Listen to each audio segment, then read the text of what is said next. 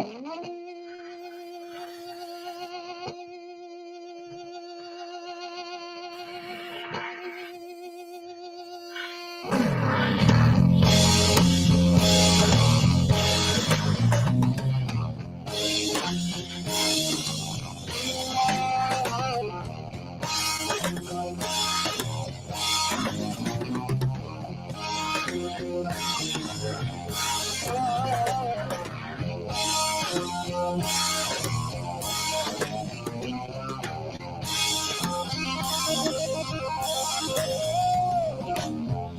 know you're a cute little something.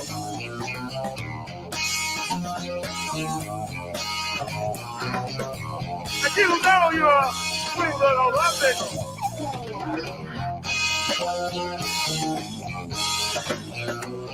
Our father take you home. Why do you go home? The doctor be alright. Oh, God.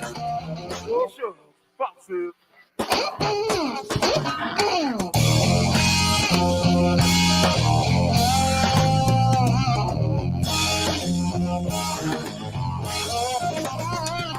I see you on the scene.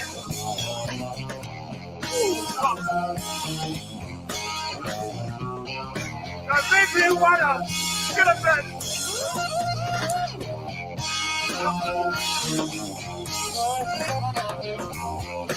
I'm gonna take a bow and cut the words. Oh, I want to you no more. The doctor be alright. Oh, foxes.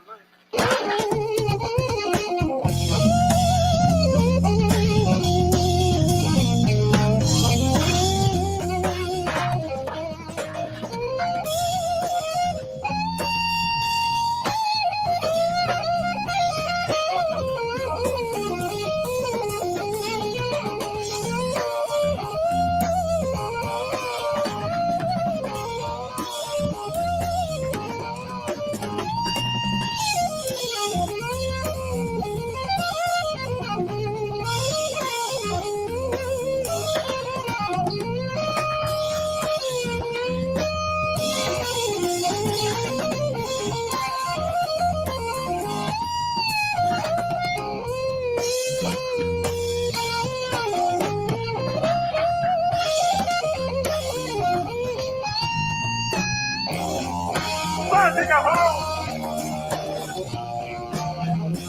I will do you no harm.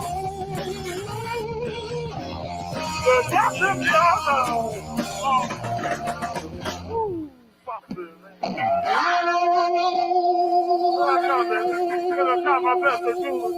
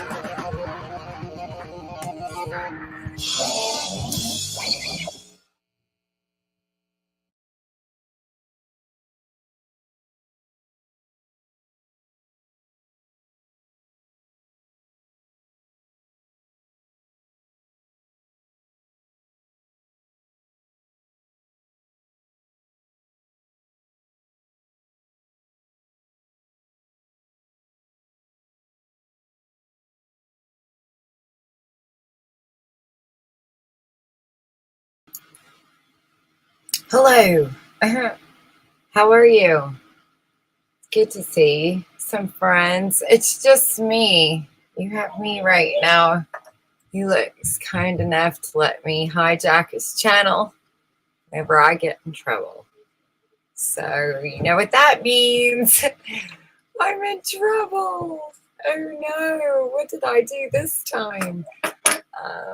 The same thing I always do. But I have a couple books to start out with. It is, I understand. I have a couple books, some vintage kids books that I found that I thought would be really great to read. I'm going to start with this one. It's from the Sweet Pickles group. And I'll give you the date because we clearly do know how to behave, and yet our controllers do not know. This is from 1978.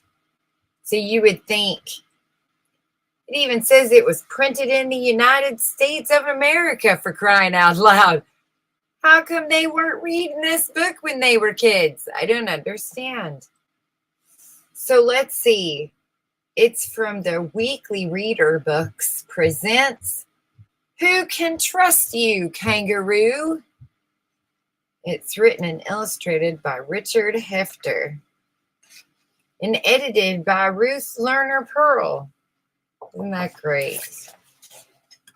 Just 1 second.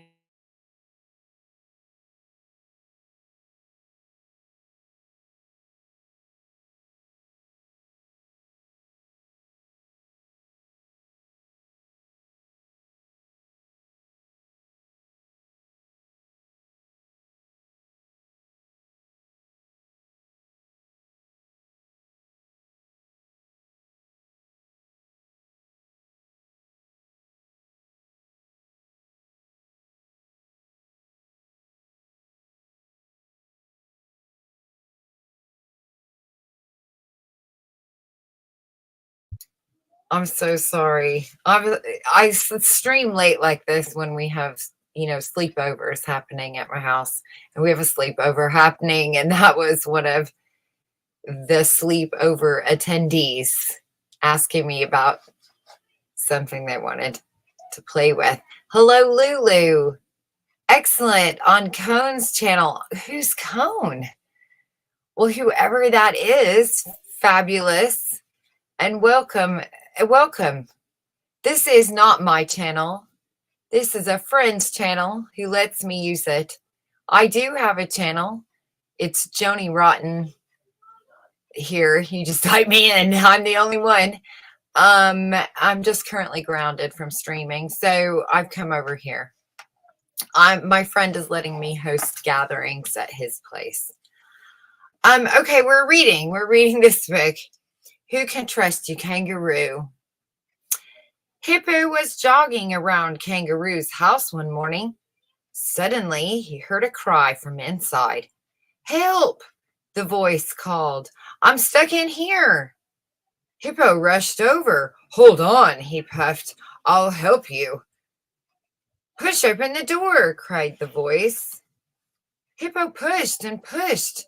The door flew open with a crash, and Hippo went tumbling in. Splash!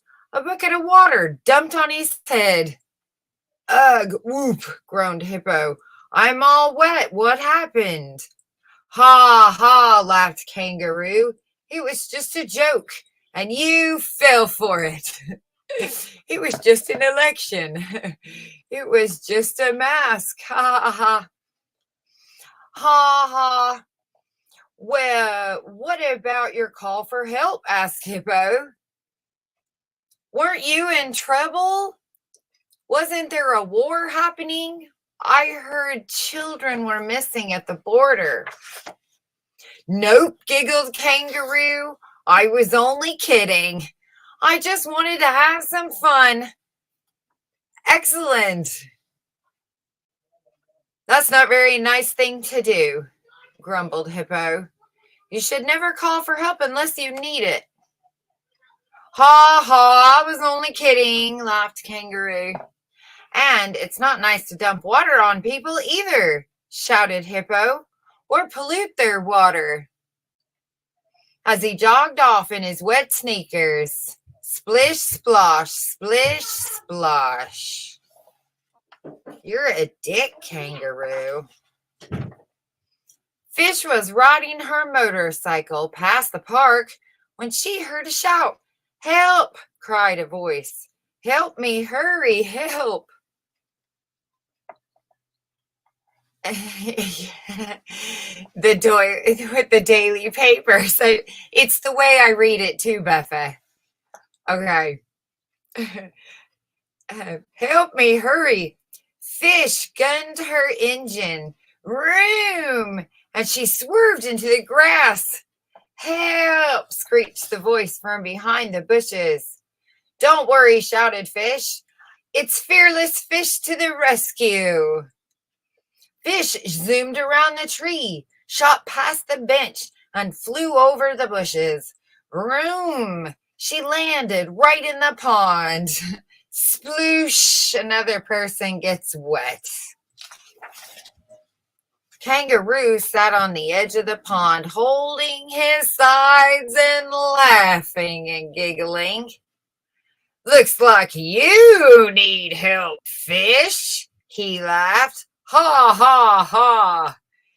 You have cancer now. You need help. Ha, ha, ha, said Kangaroo, the owner of a pharmaceutical company.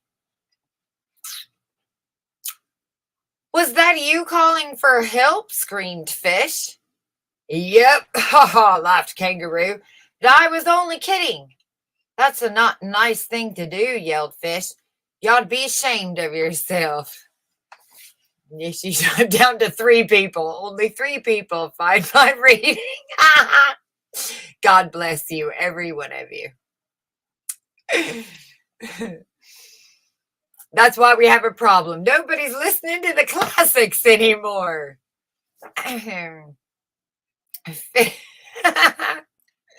That's okay. I'll entertain myself. Fish dragged her motorcycle out of the pond and sputtered off. Room! It may not be nice, snickered Kangaroo, but it sure was funny. Kangaroo left the park and started to walk down 5th Street. Wonder what I can do next, he thought. It sure is a quiet day. I wonder what other scam I can pull. What other firework can I shoot off? What other traumatic event can I create? It's a very quiet day. There's not even any cloud seeding taking place. Lulu's still here. Excellent, Lulu. Welcome to the Rotten Club. That just sounds like a lot. Is it war day yet? It's Thursday. We were declaring war. Is it Thursday yet? No, it's only Wednesday. Fuck. I can't wait for Thursday. It's too quiet. He turned the corner and he walked past Hippo's house. Oh, no. And Rabbit was next door working in his garden. Kangaroo heard Rabbit humming to himself as he worked. Oh, boy, he grinned. I've got a great joke to pull on Rabbit. Watch me pull a rabbit out of my hat. Thanks, Buffa. Kangaroo snuck around the garage very quietly and started to pull in the garden hose. I see.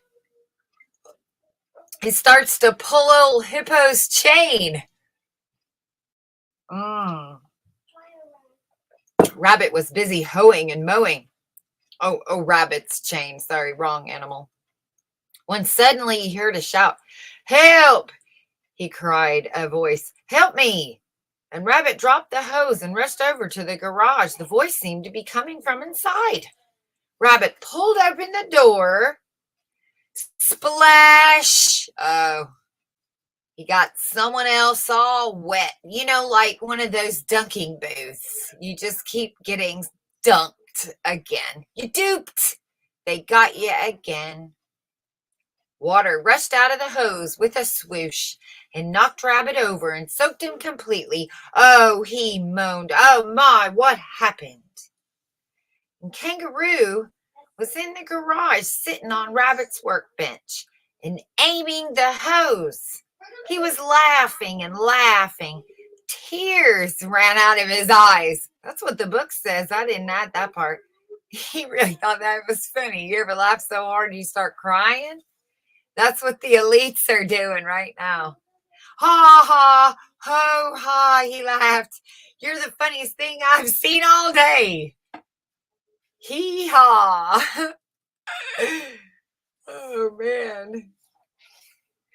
I think it's rude and dangerous, yelled Rabbit. And I must ask you to leave my garage this minute. You're trespassing, you douche. That's a crime. I was only kidding, though. I didn't mean it, laughed the narcissistic kangaroo as he trotted off. I was just kidding. Don't take it so seriously. It's just business. Kangaroo was passing the car wash when he had another idea. I know, he grinned. This time for one more great joke before supper. The last supper. And I know just what it is. He looked into the car wash. It was closed for the day. Kangaroo pushed the door open and peered inside. It was dark and empty. He went in. He broke in entering because he's a con man and a douche, and they just don't give a crap about boundaries.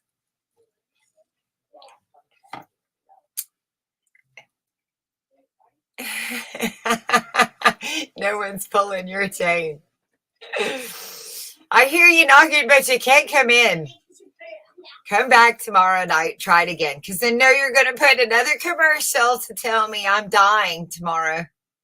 I'll gladly give you cancer on Tuesday for a few bucks today, says the doctor. This would be great, he giggled. I'll just sit here in the dark with my hand on the water switch. I can see it now. And he starts imagining, he starts visualizing it. He's manifesting it. He's clearly, where is his tie?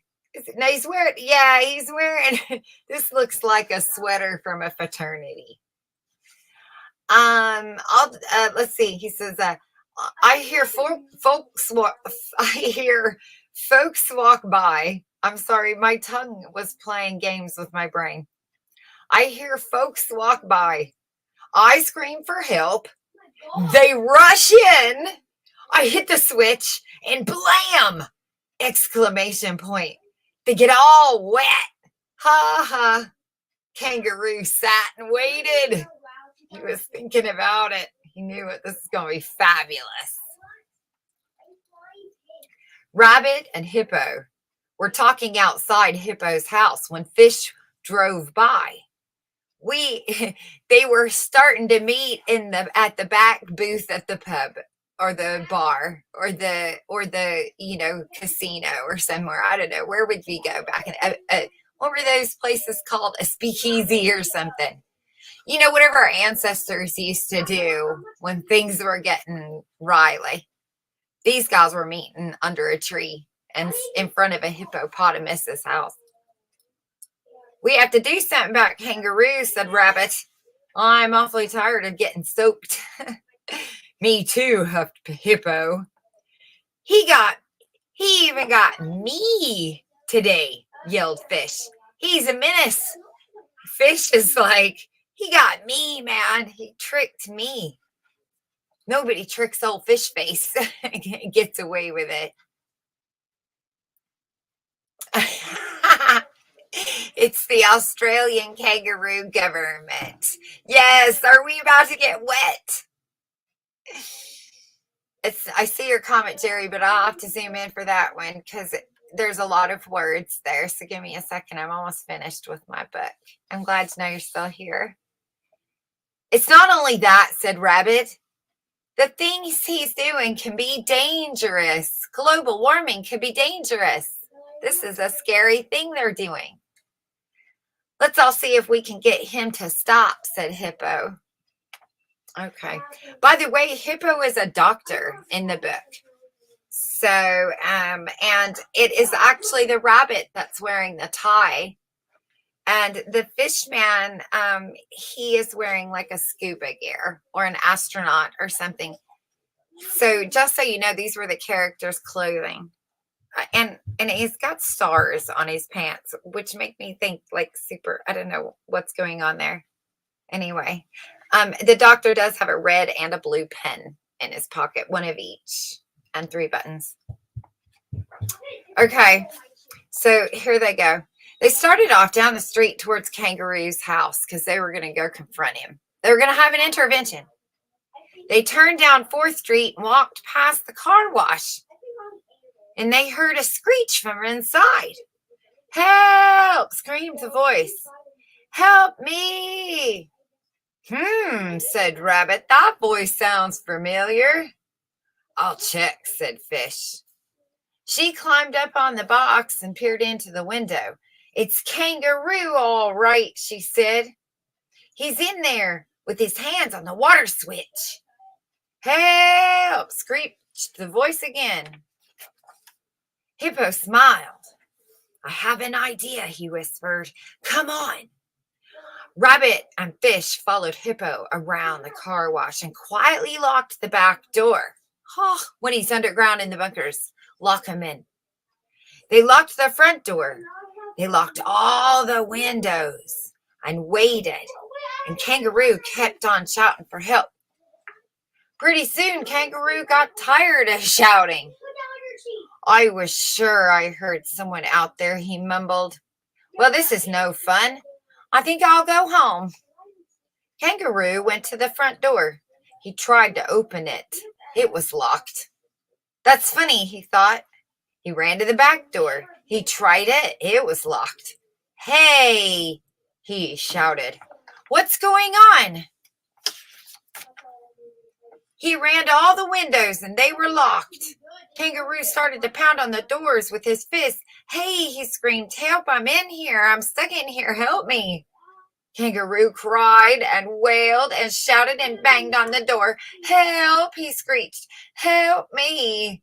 He wailed and yelled and kicked and pounded until his voice was hoarse. That sounds like my ex-husband when I finally kicked him out for being a piece of shit.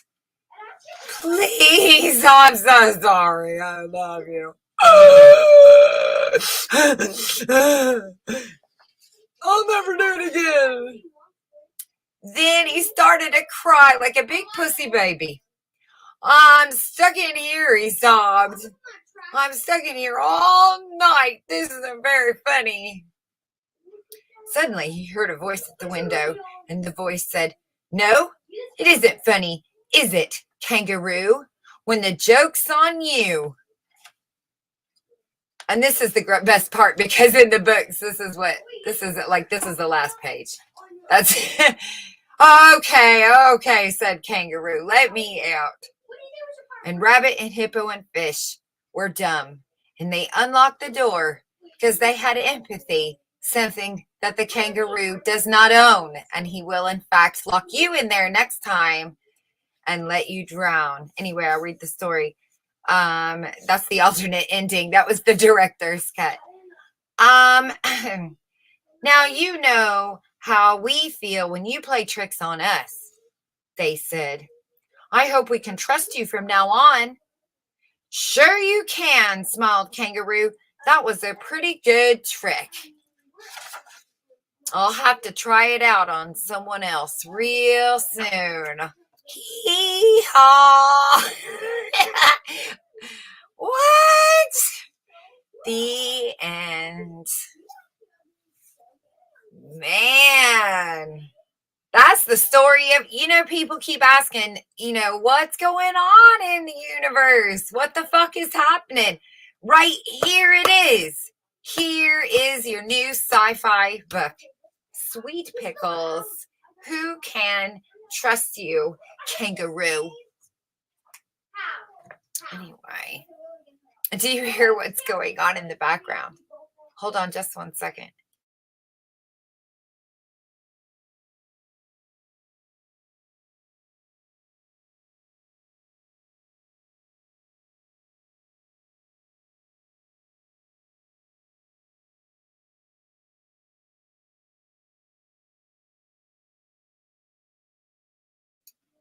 Okay. They're funny. Okay, let me see. What are you saying? Okay, Jerry says, ye kangaroo are like that, especially the big red fellas go around sticking their chests out, pumping up biceps and shadow boxing as they go. I got that image in my head now. Oh, do do do do do do do do do. Definitely. Down the billabong. Boxing kangaroos scare me, but just don't ever engage in the first place. Yeah, right? You just stand still. That's a good point. You don't interact with them in the first place. I mean, isn't that what we're all trying to learn, if anything, is how to spot a douchebag from, a scope distance? That's how fucking good I am. I can see them with my rifle scope. They don't even have to come near me. There. Bogey, 7 o'clock. I see him. Red flags all over the fucking place. Narcissistic prick. And we see him coming. I can smell him in the air like a dog. Ooh, asshole. Buffa, there's an asshole somewhere. And Buffa takes a little lick of her finger in the air and she goes, 300 meters west. Okay. It is. It's efficient. It is. And it was, yeah, here's his NASA. Trust us, said the government on a piece of paper I was given in church mass. Was it midnight mass, Buffa? On Christmas? We were allowed to tear it up or place on a basket in exchange for a candle our church did something like that too. The way that they did it was they gave everybody in the church a candle, and they said, now, close your eyes, squeeze real tight, and think real hard, and click your heels 2 times together for a miracle that you want in your life, right? And something, and then they, like every good preacher does, he gives a list. Do you want to repair a relationship? Do you want to, let go of this, whatever fucking crazy miracles we're all trying to. And so, everybody had to do that. And then when that miracle happened for you, you were to bring that candle back and light it and lay it on the altar, right? In front of the cross with some rocks at the bottom that they got outside and erected into the church for, whatever, because it's in a gymnasium style building. Welcome to America, in the Bible Belt.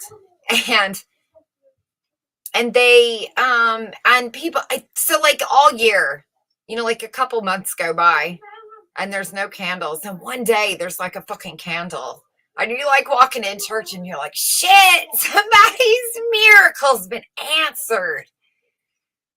Oh, somebody's wish has been granted. Prayer was answered. Miracle has bloomed into existence, right?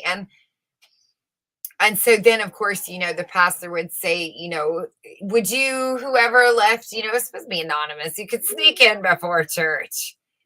And of course, if it's a man, they want to get up in front of everybody and give the whole story, which now means that I'm 30 minutes late to whatever I had planned later.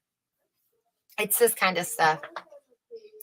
Or if it's something to do with, they're one of those type, then they would, either not even say, which is the really good kind. Maybe you put it up there, but you don't say nothing. You just sit there and keep your secret. But then there's those that'll say it was me, but I can't talk about it because, like, maybe the person is in church there or something, and they want to. It's a dig. It's what it is. It's a to the person. It's a dig. That's why being anonymous is very important to this process. I believe why Jesus was so adamant, or whoever wrote that part. That anonymity should be a really big component. Oh man. And I stopped my cast still. I probably still have the fucking candle. Do you know what I'm saying? At some point you just think, what am I doing? Why did I even take the candle? Peer pressure. I know that miracle's not going to happen. Well, it won't happen if you don't wish hard enough. You don't pray hard enough. You don't really ask. You know what I'm saying? Ridiculousness that is. These stories that we're told. And then for some reason, people can't take it out of Sunday school and recognize it in politics. They're still crossing their fingers. It's the Republicans this time. Oh my God, Trump's going to fix it this time. This president knows how to get it done. This prime minister's got his shit about him. He's got his finger on the pulse. Another cross your fingers. Hope to die. Stick a needle in my eye. I promise. I promise. Fuck off. When have any of those people ever been right about a darn? When have they ever followed through with that Coke machine in the lunchroom? They can't get you a Coke machine in the lunchroom. That goes way up into like school boards and things. And the school board isn't going to agree to a Coke machine until the one kid says, do you know that if you put a Coke machine in the school, you could make $350 a week if you cleared out a Coke machine at 50 cents a can. And they brought them some stuff, fucking statistics, and the teachers got together and you say, you know what that means? We could remodel the break room. And so they all decided that could give them a raise, or that could let them spend the money on something else frivolous that they didn't need. And they all signed off on it. Vending machines became a thing in school, and schools got 30% of the money. Earlier, though, in the early days of vending machines, you would have a vending machine and you yourself would fill it with sodas. And you didn't have to have a vending machine operator come. Does anybody remember that? My dad, man, I wish I still had it. I wish it was still around. There was a Pepsi bottle vending machine at my dad's work, and for 25 cents, it might not even have been that much. It might have been a fucking nickel for all I know, because it was just bought there. And the fellas just that's where they pop it in, get us. But they filled it themselves. They took the money they made, they bought more sodas, they put it in the machine. And I just remember, being strong enough, being big enough that I could pull the bottle out myself. It was very hard to pull out. You had to really pull on it. And I was probably, really like about 6 or 7 that you really get it. You can pull it out. Just, you know what I'm saying? Anyway, that's just me having a moment down memory lane. Rambling, because that's what I do in here if you're new. And my friends leave comments and they send me off down roller coasters. And then I come back after I've extinguished that ride and I go, oh, Jerry, rotten Proverbs, with a laughy face. Clearly, Jerry's a fan. Jerry is a knight in the rotten kingdom now. So, funny. Definitely sniffs them. Yes, Buffett. She does.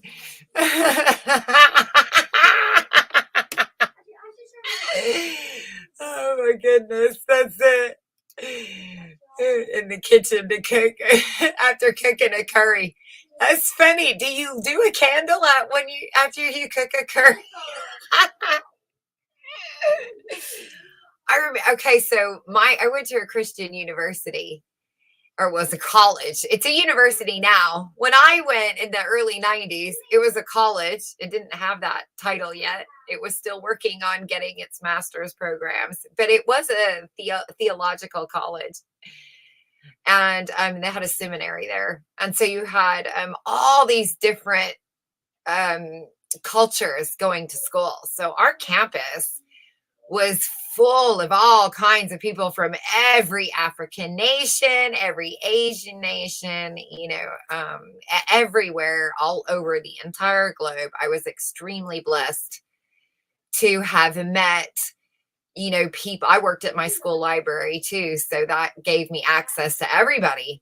And so I was teaching preschool at the time while going to school. So during the summer, I had 4-year-olds, and we did an entire travel around the world. And I just asked people that I knew from college to see if they would come for an hour or 30 minutes.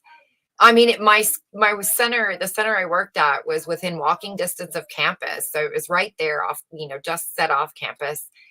And so it was even close enough to walk to. And if they would just come and talk to the kids about where they lived, maybe bring something that they might have that they could share with them. And I mean, I had the best response ever. But this gave me a chance. I'm getting to the story, Buffy. Buffa. This gave me a chance to also try a lot of different foods, because people like me, they would invite me to eat with them, or, where our dorms, you had all these different cultures. And there was an Indian couple that, took a, took a like to me. They had kids. They were a little bit older, and they were asking me if I'd ever had Indian food, and I'm like, no. And they go, okay, come over and eat. So I go over there and eat. Oh my God, it was delicious. And then because I liked it so much, they were always inviting me over to eat. So I got to eat a lot of neat things. And then, of course, when I lived there as an adult, that town, there was a lot of Indians in that town because of that. And so then, they would have birthday parties. And while all the other moms are eating pizza, I am just totally loving the buffet of all these weird, unique, funky foods that they're all handmade. They didn't come from Pizza Hut. And I would think to myself, why do these other moms not want to come try this food? They were truly scared of it. It was such a bizarre thing. I even said to my friend, so why don't you go try some? And she goes, I'm afraid if I don't like it, it'll be rude to throw it in the trash. That's a legit. So she would rather just not at all. And I said, you should try it. It's actually pretty good. It's so funny the way people think sometimes. Anyway, I'm back to the comments. So there's my curry story. I did eat a lot of curry. I liked it. It was pretty good. Looking. And what does you say in teaching? Oh, right, because you were a teacher. Sets the class up for others to confess. My favorite was looking for a missing gold chain. 30 children looking, and 2 found it in 30 seconds. That explains. Yes, I'm sorry, I'm behind. Let me catch up.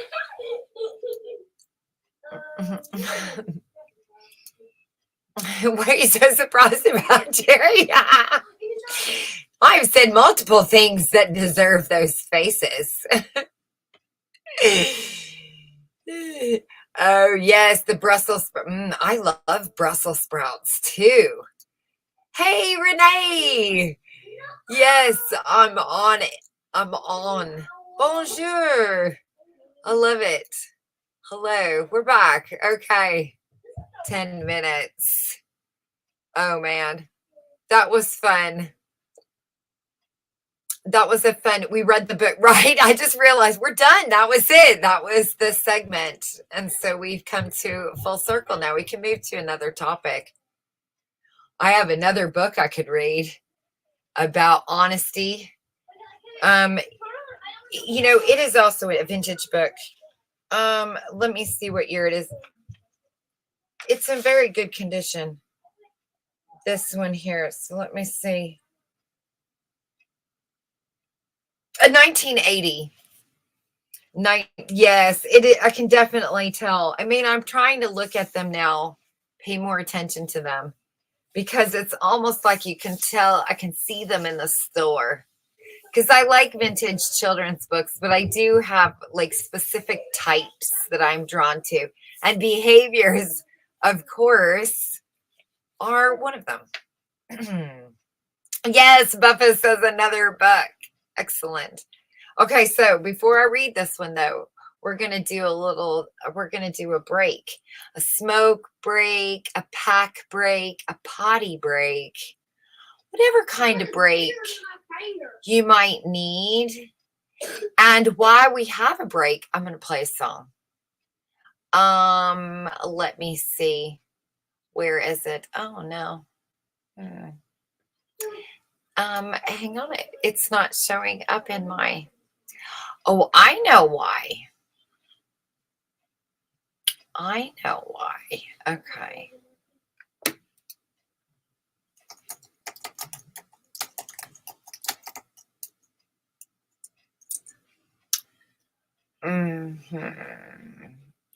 Okay, here's why. All right, give me a second. So I'll just play this. Oops. And yes, it's snack, all of it. Okay, so enjoy this tune. I really like this tune. It's one of my faves.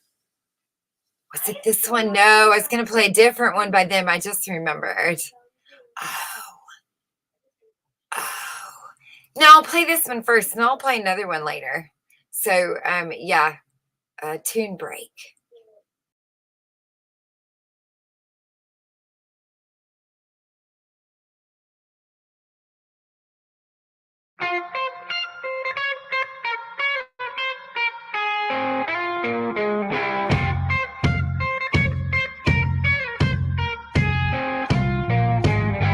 Oh, I must be the devil's daughter. What a dark father to dwell in me.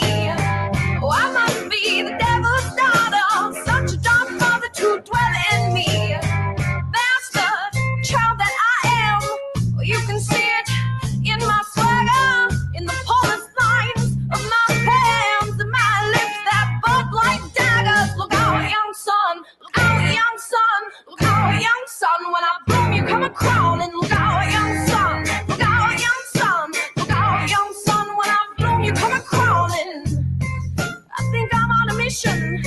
Should I then shield my eyes from the furtive looks of babes and arms and the cries of their poor mothers? Look out, young son. Look out, young son. Look out, young son. When I bloom, you come a crawling. Look out, young son. Look out, young son. Look out, young son. When I bloom, you come a crawling.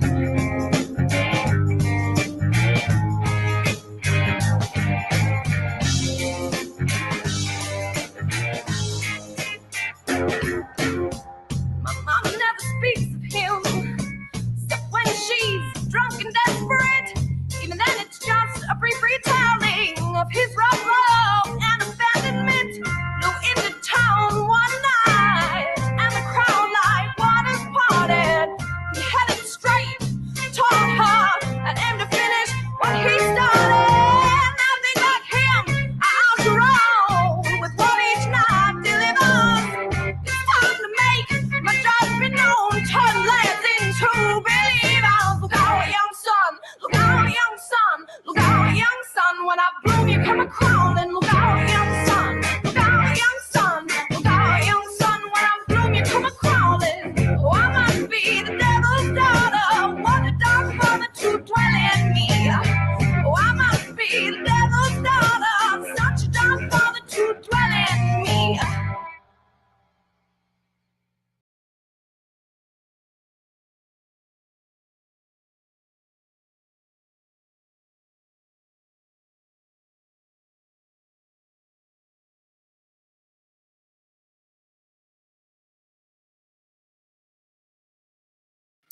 And we're back. I love that song. That's just a fun song.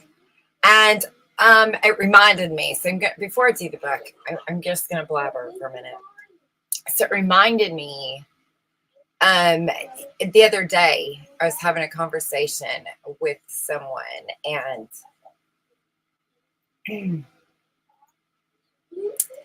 I just forgot what it was.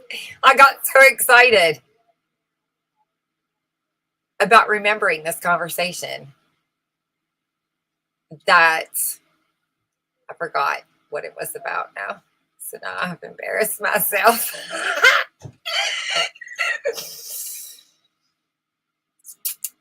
What was it? Darn. I hate when I do that. You know, that's very frustrating. Somebody left me a comment the other day. It was very nice. Because when I do my readings, when I'm reading my rotten articles, and I don't read them first. I just dive in. I go, that sounds like an interesting article, and I give it a little skim, and I go, what the fuck does that say? I can't read this no more. I gotta stop, because it's a lot more fun to read them, you know, raw, because the thoughts that come into your mind are just more authentic that way. At least that's how I like to research things. Since I share my research here, then that's how you get me.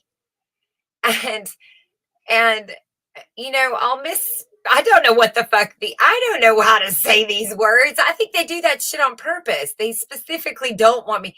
I remember one of my favorite bands. Well, I don't know, band singer Jamiroquai. I remember one time in an interview, I heard somebody ask him, "Why did you name it yourself that?" And he said, "I thought it would be funny that parents wouldn't be able to spell it at the record store. Like their son would go, 'Dad, I want this CD by Jamiroquai,' and the parents wouldn't be able to spell it." It was just something. I don't know if he was being funny or what, but I'm sure it was some MTV or something. It's forever and a day ago. You know, when he was first out, before Napoleon Dynamite, before the virtual, probably around maybe. Anyway, and I thought that was funny.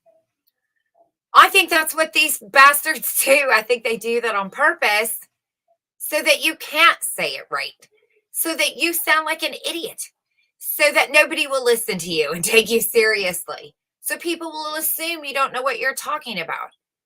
Oh, you don't use the right words, Joanie. So how can you say you're an expert in human behavior if you don't know who so-and-so's theory is?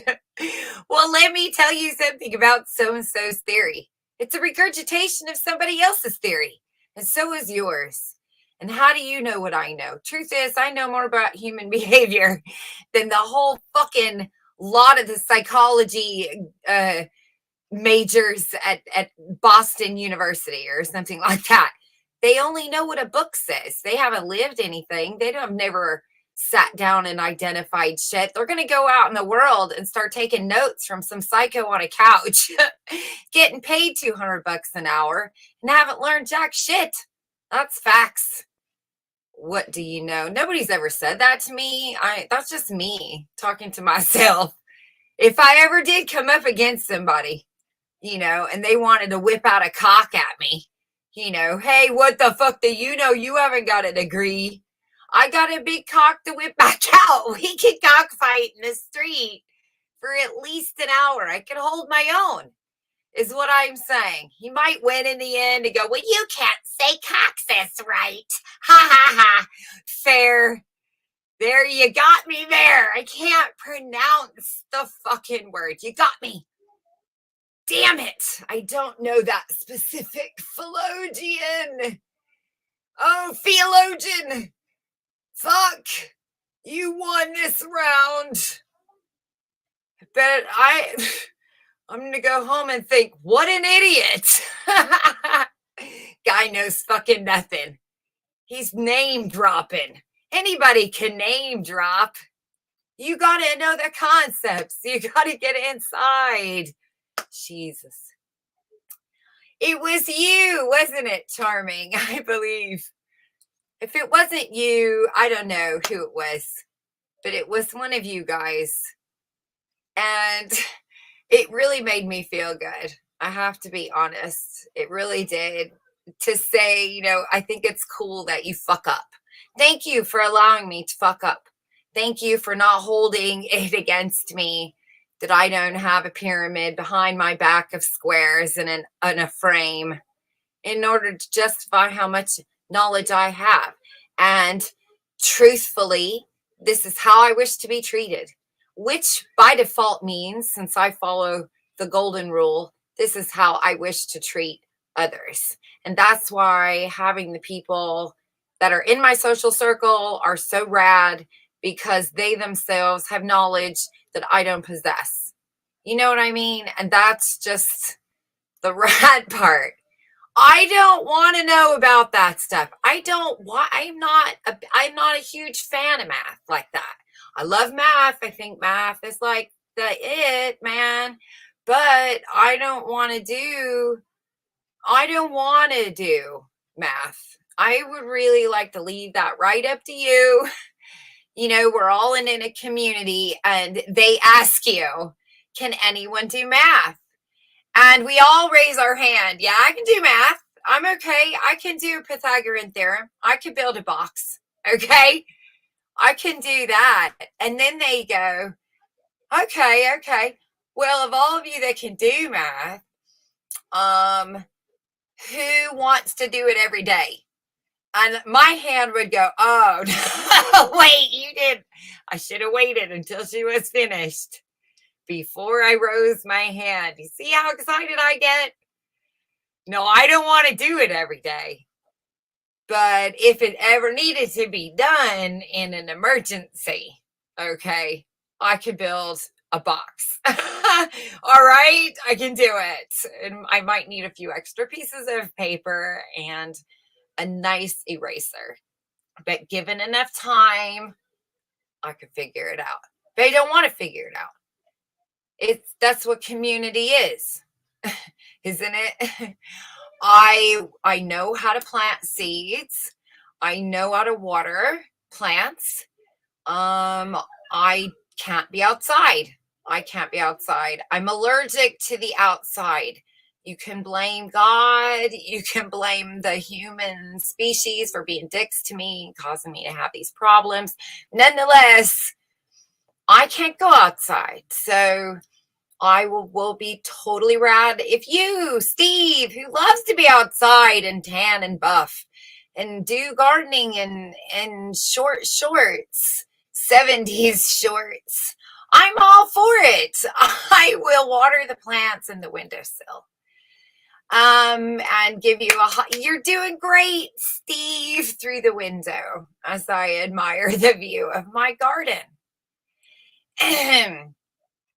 And Steve goes, that's rad, because I love vegetables and planting things, and I love being outside. But I don't particularly like being inside, and I don't really want to cook. And I go, well, then we are made for each other. I can do all of that inside stuff for you. I think that's the fire with the ice, is it not? I'd trade places with you. It won't be easy. I'm not saying I want to do it. I don't want to do it. And I will do anything in my power to prevent myself from having to do those things. But if I had to do those things, I'd be all right. I think that's the right kind of mix of thought, of taking our role, being okay with who we are, and being aware enough of our environment that we, I might not be, I might be eating, the same plant for the rest of my life because I never bothered to learn how to grow anything but a carrot. So, I'm not saying it'd be easy. I'm just saying it's nice that you don't have to. I think that's what I'm saying. And to me, that goes along with like a gender role kind of thing. Because why the gender role? Why? Who ever wanted to be equal? Whose idea was that? Whose idea? No one's idea. No woman said, I want to be equal. You know what she said? I don't want you telling me what to do. I don't tell you what to do. I would really like it if you didn't tell me what to do. That's the Lilith story, isn't it? That's what I want equal here. I am so okay with giving birth to babies. I love doing that. I am absolutely fine with you going off and, Boa, dangerously going off into fight dinosaurs to bring us home a T-bone steak. I'm good with that. I don't think animals think like that. Ducks don't go, I want to be able to do, ducks aren't thinking that way. Ducks have, they're not thinking like that. It's just us. And really, I don't even think it is us. I think that's a controlled us, that's a programmed us. That's them telling me that my role, my location in time, my placement, my sex, my age, my color, my whatever spin they put on it, right? That's that's my placement. That's what you are now. Oh, I was this. Oh, I was a latchkey kid. Then I was a slacker. Then I was a soccer mom. And then I was what? What's now? No, I know. I remember one. Stacy's mom. That was us, remember? That was my generation. I'm supposed to look so hot that my son's friends want to fuck me. Do you remember those films? Right?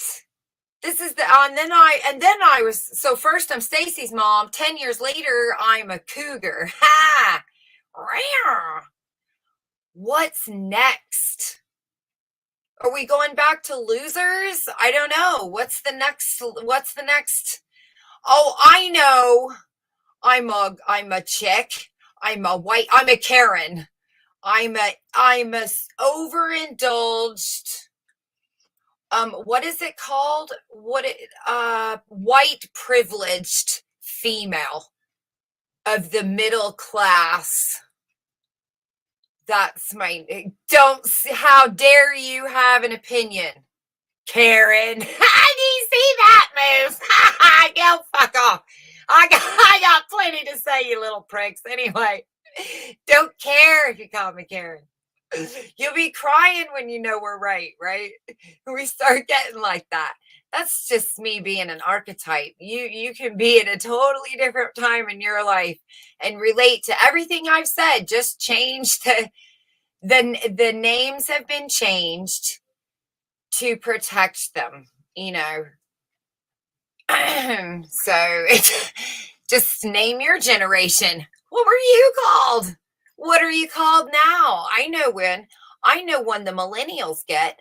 In fact, I'd be embarrassed to be a millennial. An aging parent millennial, a late millennial or early millennial, if you look at it like that. The ones born in the cusp. Do you know they get these commercials about how stupid they are? Don't be like your parents. And they're telling you not to become your parents. And the parents are millennials. They're the cuspers. They're the late nomads and the early millennials. They have that group in insurance commercials to sell you insurance. Don't become your parents. And it's been running for like 10 years. It's a long time campaign. And it is a direct hit to millennials. And they make them out to be, because they're cuspers, because they use a cell phone, but they still want the wall phone. you know, it's brilliant. It's brilliant marketing. So they've got a title. Don't become your parents. Why? I don't know. They're the ones aging into, it's a commercial exploring the millennials as they're moving into their middle aged, as they're becoming out of their young adult and going into middle aged. Don't become your middle-aged parents. And they were showing the Okay Boomer, which was another cusper group. I wonder, so why are they selling life insurance to a group of people that are transitioning into the next stage of their lives, or car insurance or any insurance? Because their premiums are about to change. Because they're now going to qualify for new things. They're also going to have more liabilities. They're also going to start having teenage kids who are going to be on their stuff. They're also, look at all of the money this group, as they're moving into their new developmental stage. Look how much money they're going to make us. Yay! Just in time for Christmas, everybody. Bonuses! Fuck! I've had that campaign in my pocket. I just want to thank everyone for recognizing I couldn't have won this award. I've had that thought right there in my pocket for weeks, just years, really. I shouldn't lie. I knew it was going to be great. When I first started talking to boomers, when I first started getting the digital statistics of the boomers, I thought to myself, you know, here's a group. They're the transitionals, the children, right? They're transitioning into a new stage of life, and they're a cusper, a transitional generation. I knew it was going to be a winner. So I do not have anyone else to thank but myself for the idea. You're welcome. Now fuck off. I've got a party to attend. I'm due at the Rotten Kingdom in an hour. That's my alter ego. Sometimes I really have. I see you in there, William. I just want you to know. Okay. And I apologize for just wandering off, everybody, but not really. This is what you come for. Oh, Jesus. And I'm never going to say that again, because I just realized that I've said that before. Because I picked my own shit apart like a stupid idiot human being who is way too self-conscious of herself and only able to allow certain things to be part of her social profile. That annoys me. So it's out. I've tried it. I went on stage with it. I said it a few times. I don't want it in my act. I'm not a fan. Oh my God. No, okay, let me see what you guys are saying. Fuck whatever story I had come up with. You know, I'm being so very rude to my guests. You'd think I was having my own one woman show. Maybe I am. Maybe I am. Okay, it was you. Okay, excellent. Yes, thank you. And here's another weird, quirky thing about me while we're at it. I will accept that compliment from you, because I don't accept compliments from everybody. A compliment is something that you only get from me when it's truthful. That way, when I do give one, it has a whole lot more power. You know, when I say something about a person or confess something about them, like, you know, you are just a cool person. I don't just throw out cool person, or you've heard me say, you're my new favorite person today. I don't just throw that fucking thing out. You notice I don't say it all the time. It's not in every one of my performances. right? It's only when it really mean it, when somebody says something for a minute and I think, fuck, you're my new favorite person right now. That was just a bing. That was like you just, oh, I felt a tingle, kind of thing. And I'm just like, yeah, you're my new favorite person. And then somebody would make me laugh. It just tickles me at the right time. I don't like to just pass out my compliments willy-nilly. So I don't accept them from everybody either, because most people do just pass them out all willy-nilly. So, but coming from you, somebody who in their own right is an asshole, somehow it felt lovable. So I much appreciated. It did make me feel good. So, fuck you for making me have a moment where I had to think about it. Feel like I'm in therapy. That's it, the MILF and the yes. Oh my God. I did have a guy, he was an MC that he hosted open mic nights, and he would introduce me as a MILF. Everybody's favorite, he'd say, my favorite MILF, he'd say. And I says, can you please lay off that? But what can that's him, fuck him. He wasn't going to change because somebody didn't like that or found that to be. I didn't find it offensive. I didn't give 5 fucks. I'm up there to tell some jokes and make some people laugh. I'm not there. Who gives a fuck what he wants to introduce me as? He likes me. And since he hosts the open mic, if I want to practice stuff, I can just call him anytime I want. In other words, I have his phone number. And he'll put me on and not let someone else on. That's the kind of, so who the fuck am I to give a shit what he calls me? You know what I'm saying? My ex-husband did not like it. Let's just say that. I was like, fuck, get it. Okay. You don't want anyone to know I'm pretty. Look away. Fuck off. Yeah. That's funny. Oh my God. I didn't watch it, but I did see a movie in one of the streaming things the other day that was called Karen.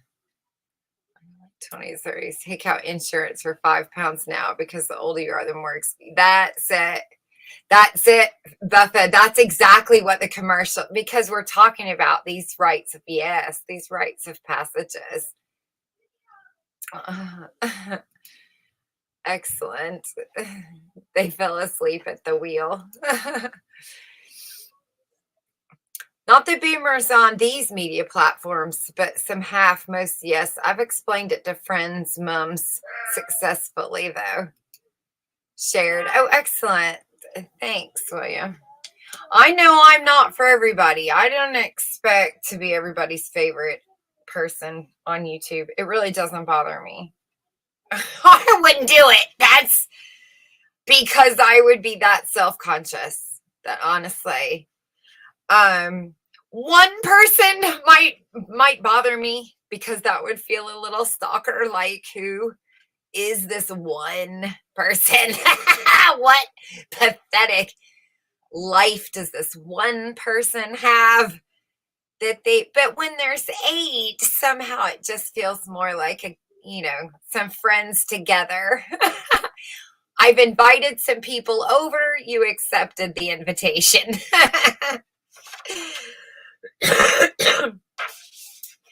Not as creepy.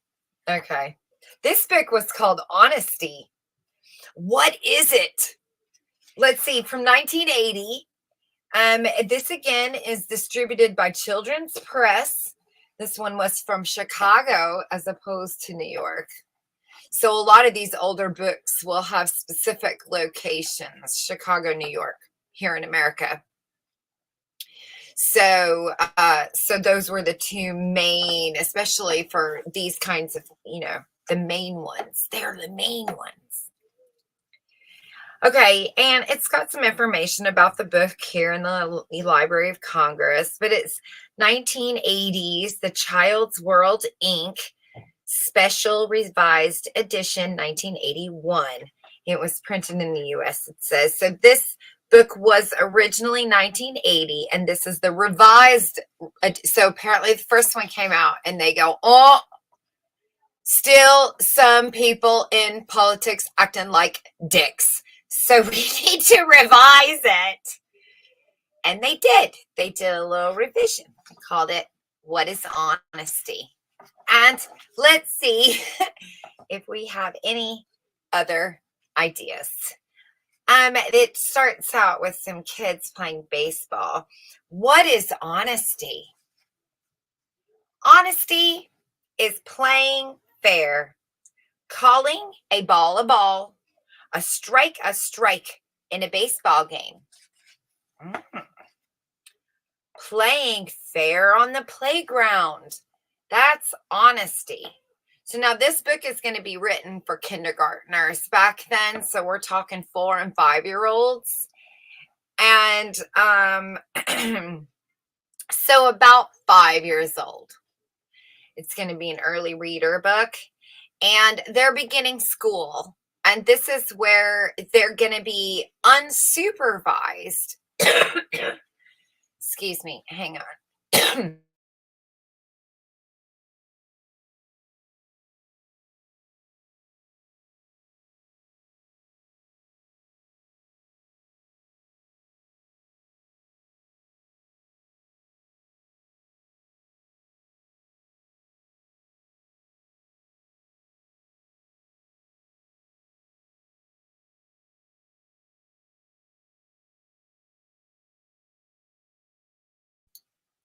Buffer. Oh my God. That is just like the most beautiful thing I've read. That's like 2 tables in a coffee shop. You're right. We'd have to get the guys to pick one up and scoot it over. Get that one over there. Okay. I'm sorry. Okay. Yes, everybody give Uhlicks a thumbs up for hosting me.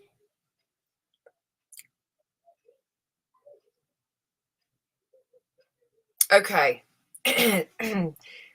So we're talking about the age that this is geared towards. And the reason I'm pointing this out is because the meaning of life theory and all, we learn how to play fair at 5. And this is the lesson of this. This is one of the lessons we're learning at that one stage in our life. If something goes wrong in that one stage of our life, if we don't learn fairness around age 5 on the timeline of your growth and developmental chart, you lose that ability to be fair. The further away from 5 you get, the harder that is to do. So now imagine if we lived in a world where all of the controllers are raised, where they're overindulged and they're given whatever, and they've never had to be fair. No one's ever had to teach them how to be fair. Every school is just a bullying playground now. We've got 5-year-olds on, a giant playground with 40 other 5-year-olds. There's like a corral, a herd of children, of little children on a playground with 2 shepherds sitting on a park bench or maybe under the, leaning against the wall near the door where a couple kids are standing there in timeout because they weren't taking turns by the swings, which there's like a line now because there's 100 fucking kids on the playground. And I gotta stand there. Do you know what I'm saying? Do you see what's happened? Okay.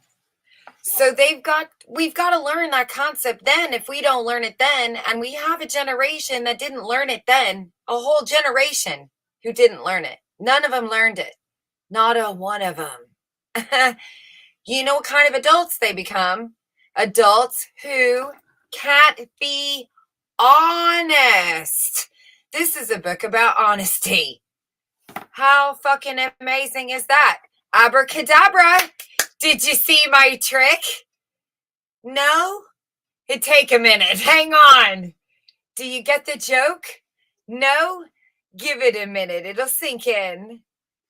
You're about to see it. And that's a zombie apocalyptic idea. That's why the writers are pulling it out of their ass, because they're all going, you know what? If the world was all a bunch of 5-year-olds that didn't learn how to be honest with each other and play fair, what kind of future could we have? Those kids would probably be eating each other. And then we have zombies now. I mean, that's as simple as it gets. You can't get any simpler than that. But the behavior of, and now I have a whole generation, because that cycle's not going to come back around for 100 years. Do you see what I've created? I have thrown a wrench in the system. I'm now controlling these gears. Me.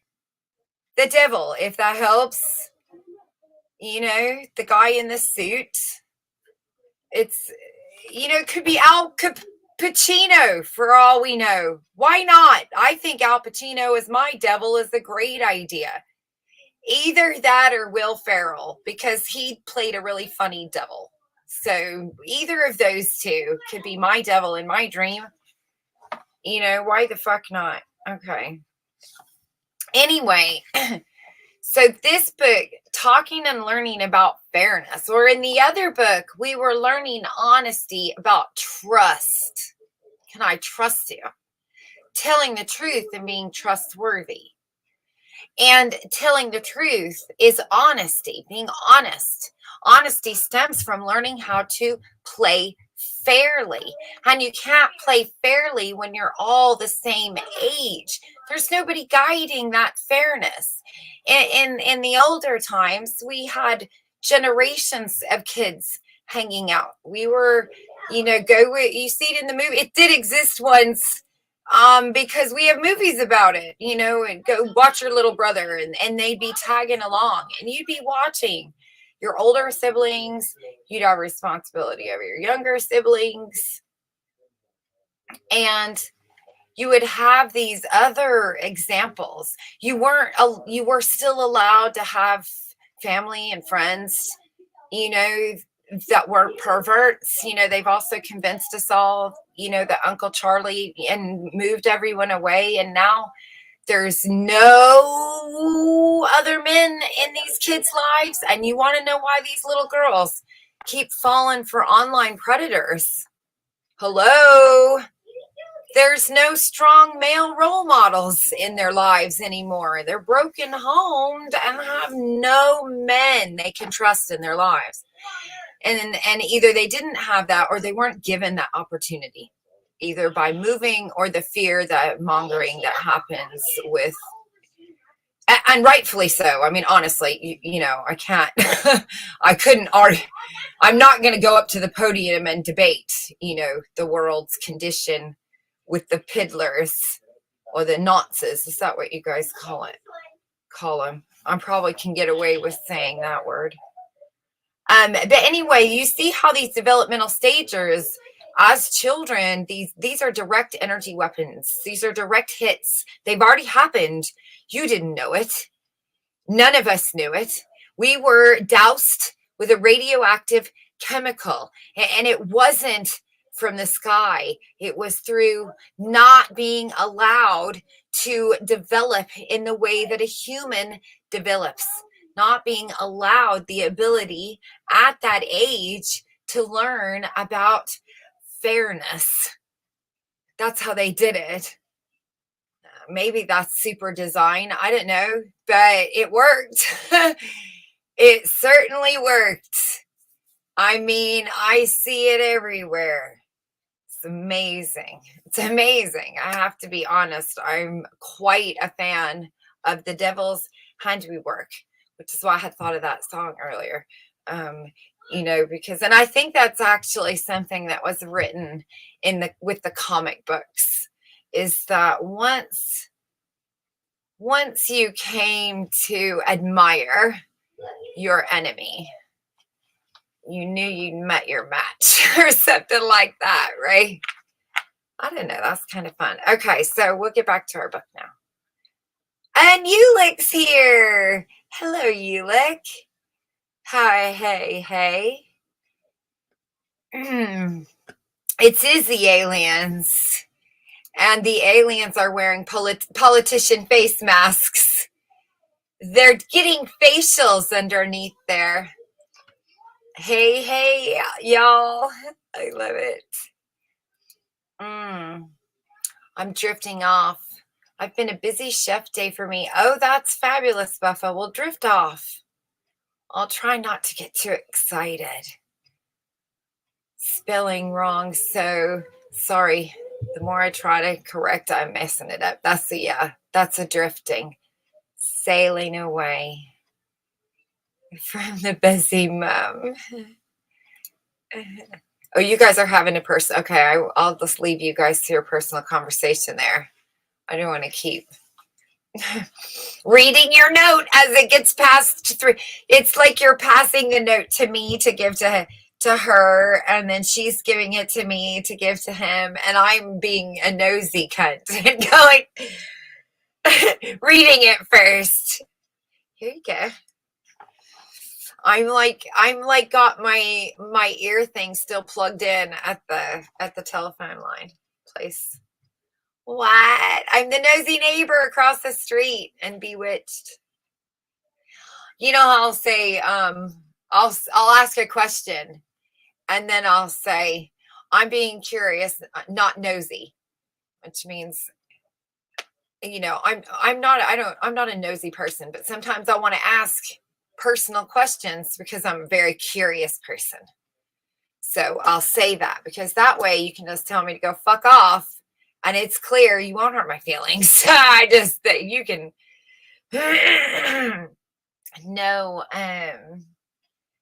no worry there. I'm not asking you because I don't really even want to hear the whole story, because some people take that as an opportunity to give you a life down, and yeah. Okay, our book, Honesty. Playing fair on the playground, that's honesty. I'm having visions. When the teacher says line up behind each other. Sorry.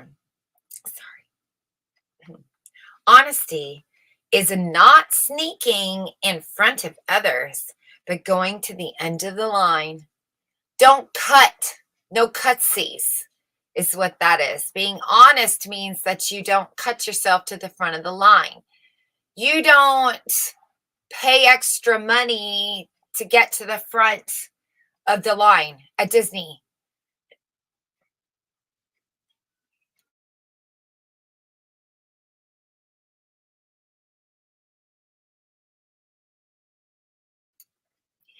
And, you can't pay, you can't buy a wing at the hospital and get a kidney either. That's something you can't do. All right. No cutsies. Honesty is telling the truth. And sometimes telling the truth is easy.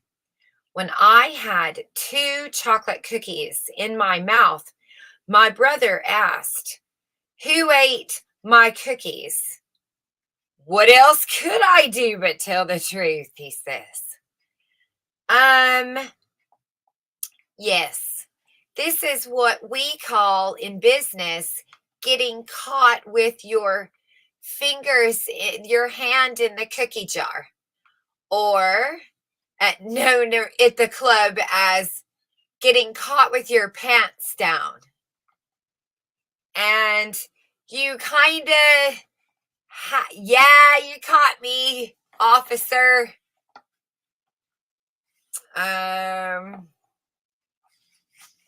I do have outstanding parking tickets.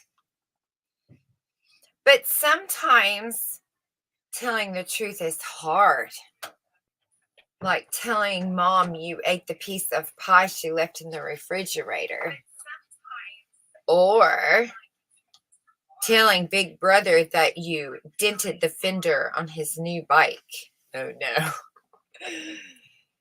Hello, Uhlicks. Hello. Uhlicks has joined us. Oh, Jesus. Well, we'll either sit out there and watch kids painting in the dark and smoke, or back down there as the worst. What is this book? I'm reading the book Honesty. Oh, for who? What's this based at? What age? Mm-hmm. Who's this geared for? Like 5-year-olds. 5-year-olds. Mm-hmm. And it's talking about what honesty means. It means playing fair on the playground. So playing fair, being able to take turns, being able to make fair choices. Bert and Ernie, where they have Ernie, eats more pizza. He gives himself more. That's fair. That's a lesson in fairness. Do you remember that? Bert and Ernie, I'll find it. More? Yeah, I know the one. Yeah, and then he drinks, but you have more soda and I have less soda. And so he drinks it. That's how he makes it even, by taking his to make it even. He just drinks his own and says, "Look, now we're even." You just drank half of it. Okay. It's telling your big brother that you dented the fender on his new bike. So it's owning up to your trips on planes. When you clean your room, honesty is taking your dirty clothes to the hamper and not hiding them under the bed. So being honest is not hiding things, sweeping it under the carpet. I think I call that stupidity. It's going to be, you know what I mean? Okay. Yeah. That's money laundering? Washing of something where I remove it from my hands. What's that called? Business deals. Yeah. Now you see it, now you don't. When you break your dog's water dish, honesty is not blaming the dog. Oh, but that's hard because they'll believe the dog. Do you know what I mean? They'll believe that my little brother ate it, not me. I can blame it on him. I could drop crumbs on him even. Being willing to admit you really started the fight. That's honesty. Who started the fire? We didn't. Get it?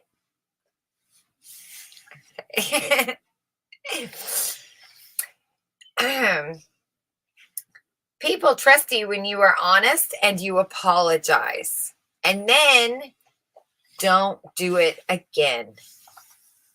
Honesty is saying, I tracked in the mud, rather than blaming it on your little sister. When you're at the store and no clerk is around, honesty is not taking a piece of candy or chewing gum or anything. Don't steal. That's a good idea. Don't take things. When you find a set of basketball cards on the playground, honesty is taking it to the lost and found and not keeping it. Telling your teacher, this is the age that most theft is done. And that's why a lot of times that happens. That's like cutting their hair. It's something that a majority of children do. Not every child, but a majority will experience taking something because they're at that age where they're learning the concept, and they're not going to be able to learn it unless they practice it and check to see what the outcome would be. Telling your teacher you need to help instead of looking on someone else's paper, that's honesty. So don't cheat either or plagiarize. 5 years of age. Mm-hmm. Bit early to be telling kids that 5 years of age. You know what What? I mean? The concept of. I mean, would they know what cheating is at 5 years of age? Well, yeah, because I wouldn't say you'd know about money even till, you know. well, what I what mean? do you Never think? mind. What do you think cheating would be? And remember, this Well, is to a 5-year-old. 1980. Yeah, but not to a 5-year-old. I don't think you'd be. I'll tell you what I do Uh-huh. know about 5-year-olds is even doing art projects. So we doesn't necessarily have to be a test. So even in doing art projects, there are certain kids that look at other people's projects for a couple of reasons. One group likes to mimic them. Two, one group likes to make sure theirs isn't anything like it. And then there's three, those who like to compare theirs to yours. So they're looking and to see, oh, I did wings too. That's cool. I'm going to put shoes. I'm going to put boots, right? So you get a cooperative. Yeah. These yeah. are the concepts there. So learning the idea of, at this point, it's okay, but it's not okay. You can't be copying. You can't be copying from someone else. They do understand copycat. That's the age Yeah, that they but if go, you're you're just copying me. Stop if you're copying making me. sure you're doing the right thing, you know what I mean? Mhm. Is that cheating? What do you mean? I'm the pictures out there. You're out there asking me to draw something, and I'm just looking at his over there. Sure. Rather, yeah, is that cheating? So you're at the saying No. it's wrong for me to do that. You know what I mean? But when is it all right? When is it wrong to do that? Well, that's what they're practicing. Yeah. That's the age Well, they're is practicing it? these things. Because at one point it was okay to walk up and grab a candy bar off the shelf. And your mom would give me that because you're a baby. You were grabbing Yeah. candy bars all day. It's not till a certain point that you understand that that's now stealing. You don't understand it before. Yeah. This is an age you practice it. And at that point, you're learning these things. You've gotten to a point where now you're taking toys from other people. So you're learning, don't take something, put that back, give it back. And that's a form of learning stealing. So first, they're just taking it and we put it back. Then we start telling them, you don't do that. You don't take it from the other kid. And then they start to learn that taking it, period, even without resistance. So shoplifting is wrong. So there's the progression of that process. Mhm. Yeah. So 5 is the age you start. That is a magical age. Mhm. 5 is 5 is half of 10. 10 being a completion cycle. So there's 10 physical stages in a human developmental lifetime. And so 10 is a God's number. I think Noah's 10. So 5 in math anyway is a magical number. And so I think that's why the age also, which also lends itself to the meaning of life, that Jesus was 5 on a conscious level. Honestly. Yeah. Everything he was teaching, everything he stood for, everything he before was that, even everyone was- fishing like a 5-year-old, like a 5-6-year-old kid. Yes. They It's were all, beautiful. no one knew the difference. They had to be taught, like, Yes, he was telling the you exactly. laws had to be brought yes. in, or all that. Had to He be showed taught up to- and said, hey, guys, we can't be stealing the candy bars. It's We not all right can't to be- do that. Right. It's Oh, not well, all it's- right. And he fits there in the timeline. He does fit there that way. So that's kind of fun if you follow along. Mhm. All right, said when mom leaves money on the kitchen table, honesty is leaving it there. And when mom calls from another room, are you eating your salad? Honesty is not saying yes when you're really feeding it to your guinea pig. So this is talking about when there's no one around. Mom's not in the room and she's calling to you and asking you, are you brushing your teeth? Are you, did you wash your hands? And your answer being, yes, mom, when you knew it was no. What age do you remember your kids doing these things? It was right around these ages. Funny. Leaving it there. And when mom says, did you bathe Rex today? Honesty is admitting you've forgotten, even if it's for the 5th time. I forgot, mom. Oh, Timmy. But now what's really interesting about that for the 5th time is because parents should also be being taught that at this age, they can't remember one day from the next. In fact, something happens to 5-year-olds when they go to sleep. They have memory wipe. It starts to show up at this age, but prior to that, every day cannot be put onto the next day. In other words, if you tell a 4-year-old not to run at school, he will forget the next day. He will go to sleep. The brain will lose that ability and he will in fact run. And if you punish them, they don't learn to walk. Well, they learn to be afraid. When you say that, yeah, right, okay. Okay. That's fair. Yeah. Just quickly, everything. Why don't we have to learn to walk every day when we grow up? If you have to learn how to... It stops at a certain age. You can hold that memory. What age is the earliest that you hold memories? Most people won't remember. You're not a matron system or that like walk. You don't, let's just say you do that automatically, but you have to sign something there. Yeah, you have to remember. So where's the difference? You have to learn what's all you're putting something in. Would you learn that naturally? What you're saying, or you're putting that in there?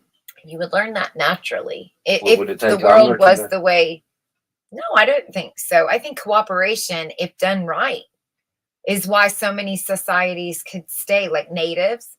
Because when you use cooperation, I know they like to tell us they fought all the time. I don't know. Okay. Cooperation or community. Cooperation allows for peaceful times. So you can kind of cradle yourself. Fighting is chaotic times, and so you're always building the fortresses. Cooperation allows you to swing in a hammock. If I have no enemies, I don't fear. Do you see what I mean? And the best way to have no enemies is to be cooperative, is to learn cooperation. So I believe that because babies were born in a community that used cooperation, they therefore learned cooperation and continued the cycle to their generation. If you have everything and you don't learn how to steal it, right? Right. You don't have to learn how to steal anything. Right? You're the king's son. You have everything. Everything's yours already. So it's not taking. You're not stealing. It's mine. So he doesn't have to learn how to steal. Dad. He doesn't have to learn that. You silly pauper. Well, that's what I'm saying. If that's not, so that has to be learned. Right. And if they're never given that by the time they've reached age 5, it's gone. And that's why the princes become kings. This is already their shit. It's already it's simple as that. You live there and you're his servant. We were watching a show that was talking about some of that idea, and there was a guy who's gave his son a British, it was a businessman. It really doesn't even matter where they were from. I think it was during I don't remember what, the gold mine. No, I don't remember. Anyway, some show we were watching.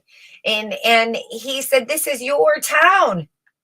This is his son's town. The saloon is his. The barber shop is his. The whorehouse is his.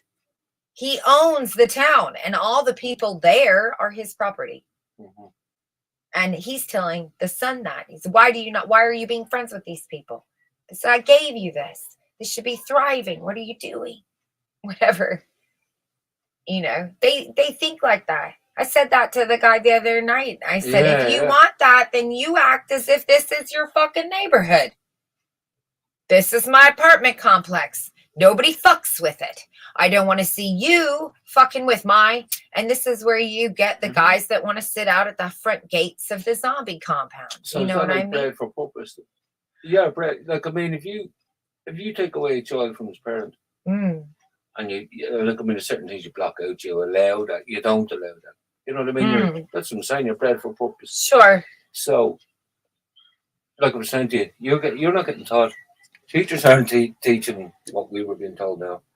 You have liberal teachers, i.e., where they were conservative before. That now, for the first time, has changed. Where you were being taught that. That's probably not getting taught anymore. Maybe that is. But in other things, that's what I'm saying. They're liberal. They're not teaching you conservative values anymore. They're teaching the whole system has changed. It's moved on. They're not conservative ethos anymore. That's where the chameleon has come in. For the first time now, the libertarian is the one teaching the libertarian mind the children. And that's where you're getting that you're trans. So. You want to hold down the fort for a minute? Not really. Oh, okay. I have to go check something. I will be right back.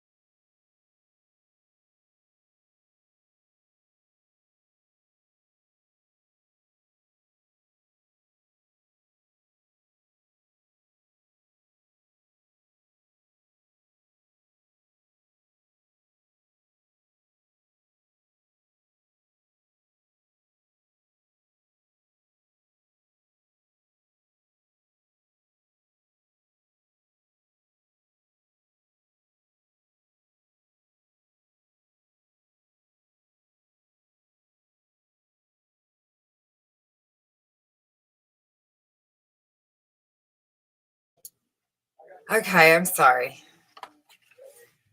That was something I had to handle for a second. Okay. Then it says, when you buy an ice cream cone and the clerk gives you too much change, honesty is giving it back.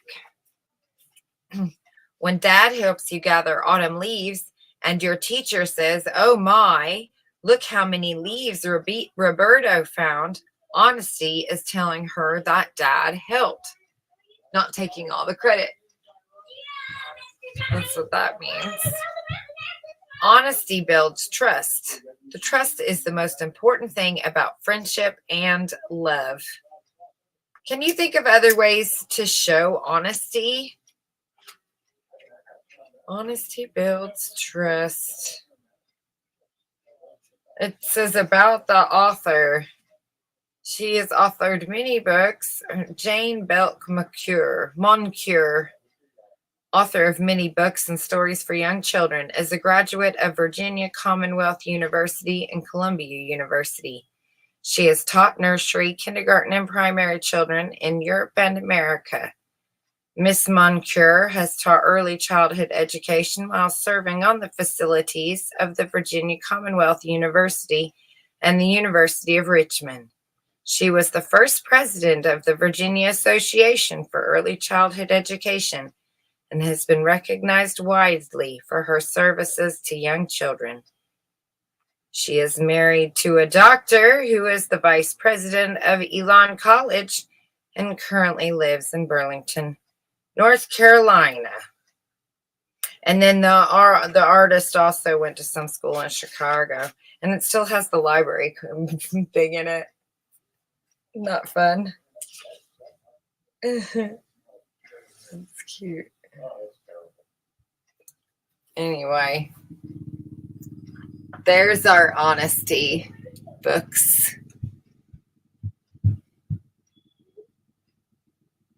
Linda left you a comment. Sorry. That's okay. That's okay.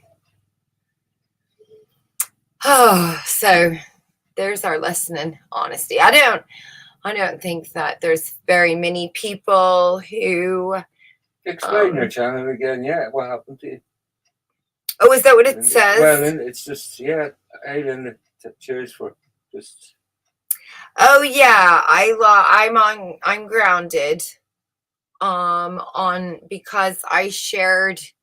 Oh, the title of the stream was Ireland was, is, and always will be run by bastards, which I thought was a great title for the clip that I played. But I didn't say anything. I just played a clip that was from another channel that was saying things, and they hit me with medical misinformation.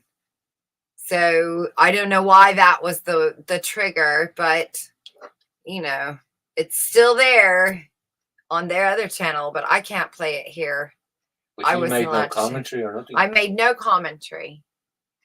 And the original video is still up. I just clipped a segment from another video. So I wasn't hit with a copyright. If I'd been hit with a copyright, I would take that hit.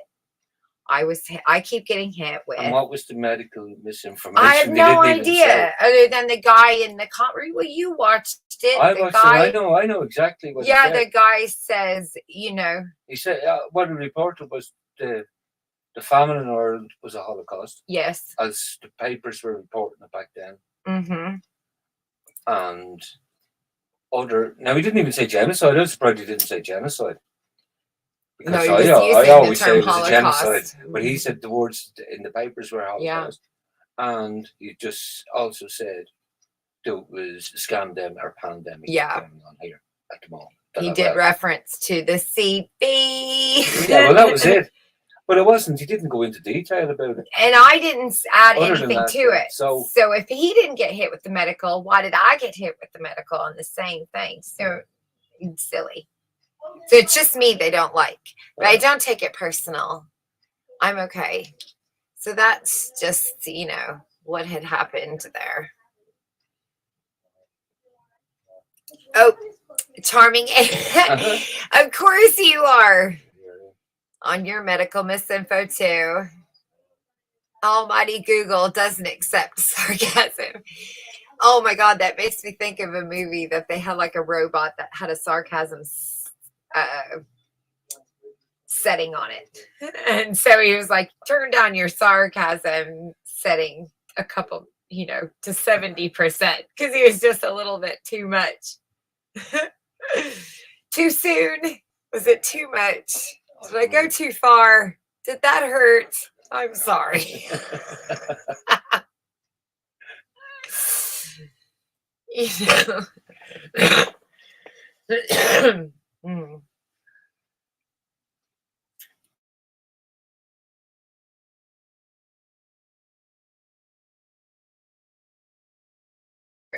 Okay, back to you.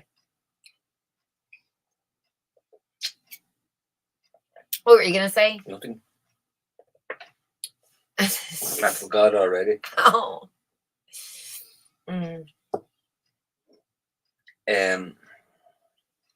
You can throw a link out there if you want. Oh yeah. Be ideal if anyone wants to talk. I strange times we're living in. Just Mm.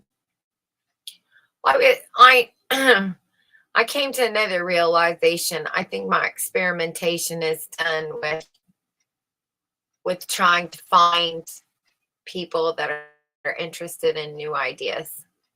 I just don't think I'm going to bother anymore. It's word of mouth now. I'm closing the doors and I'm not selling shares in the stock. It's a privately owned business, the Rotten Kingdom. Invite only. I just realized that the majority of people out there truly want to believe in fairy tales. They really they have to have Santa. They need it. They need it. And I think that's true. They said, would they say you could show it in their face? They don't want it.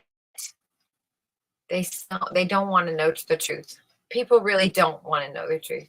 They don't want to explore. I'm not even saying I have the truth.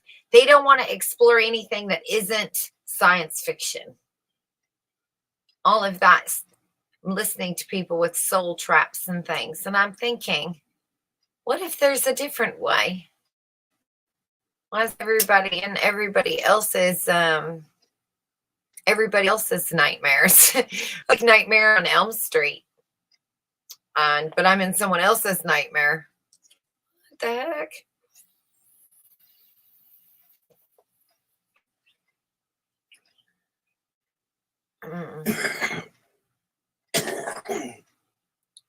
Satire.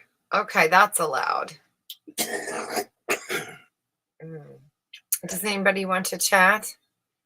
have you got problems? You want to share them? Do you have problems? Do you want to share them? The doctor is in. 5 cents. You charge 5 cents for whining. I see your sign over there. I do. Or is that whining or whinging? Whining. Whining. Whining. Yeah. 5 cents for whining. And then I have a little paddle there that says for the bear behind, or for the bear behind of a little deer. It has a bear and a deer on it. It's a little paddling board. Do you notice that's like a fraternity board for spanking your kids? How the fuck would I know what a fraternity board is?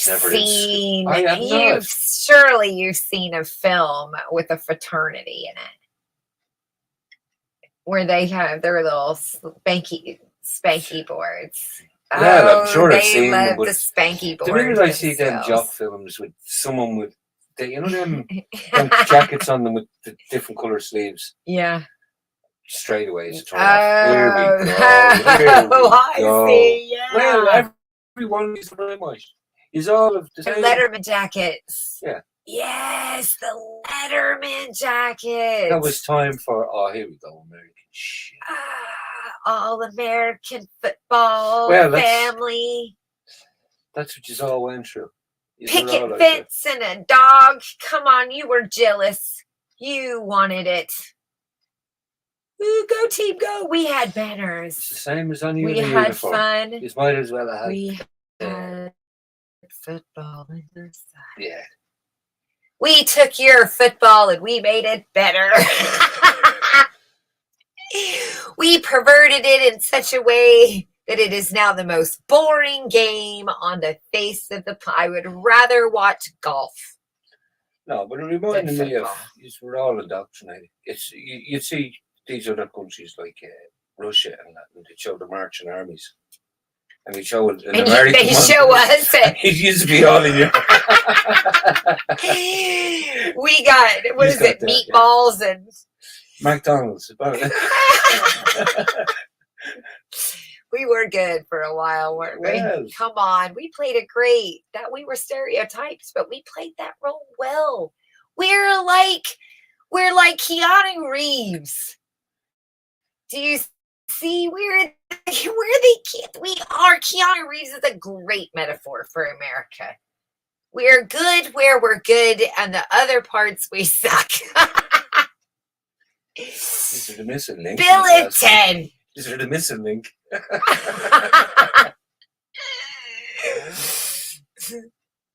We got an extra chromosome. I swear I had an extra chromosome around here somewhere. Check your pockets.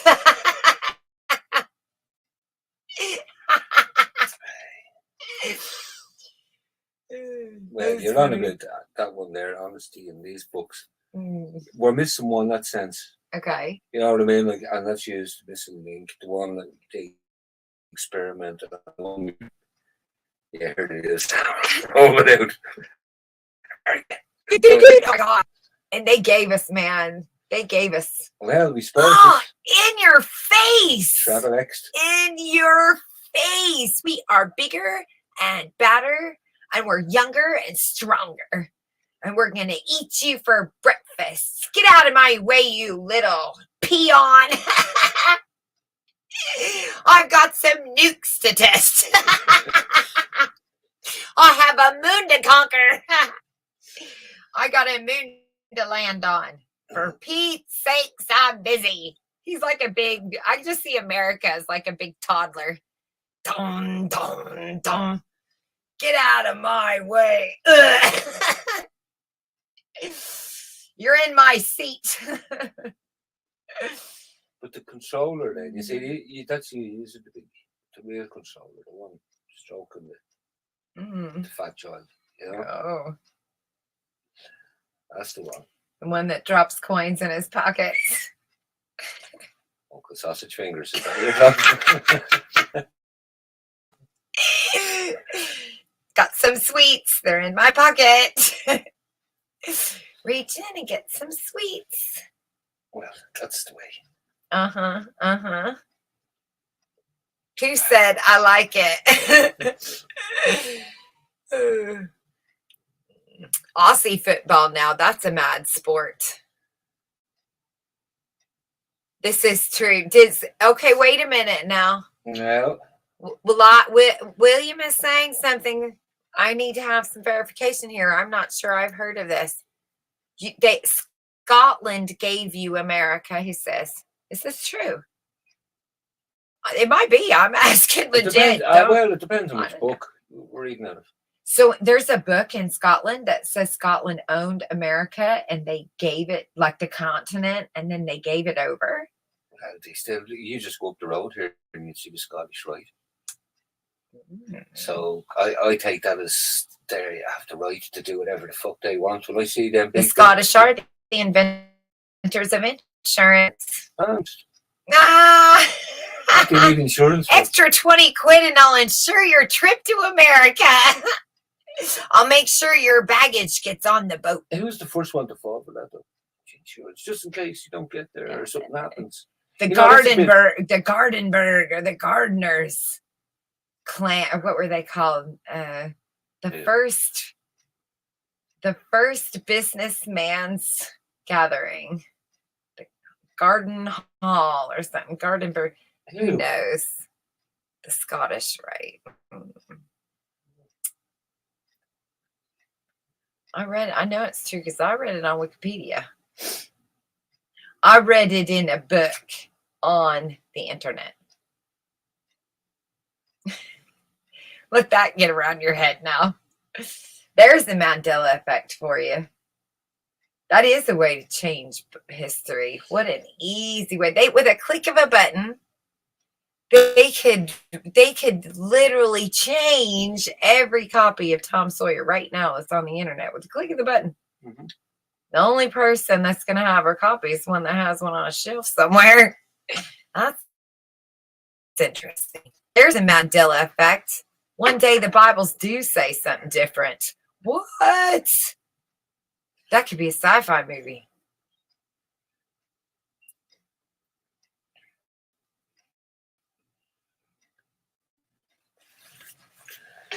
can take off my jacket. I don't think it's go back out to that. The birdies all in, the baby's in. Yes. Yeah. Excellent. He said he invented the TV. The Scottish invented the TV. There's John That's Logie interesting. Baird, was he? Is that a name? John Logie Baird. Well, it was the name I was given. Is the Was it inventor of the TV? I think it was established. Wow, I I think. didn't know that. I'm not sure. I was unaware of this. I thought it was invented in America. How American of me. Well, to patent it, I suppose. You know what I mean? Mm. To put their name on it, and someone to send pictures, probably. Of course. I don't know what it would work, you know, but like having Right. fucking. Who gets to the patent office first, would it? It's a race. Well, that's all it is, isn't I'll it? race you to the patent office. And they're off. Well, I suppose we think it's as simple as that. It's all universities and all that, I suppose, fucking. That's why do you think they invent so many things? Some people. It's not that they're brainy people. Some maybe, you know, like I mean, I have 100 ideas every day. They're thieves.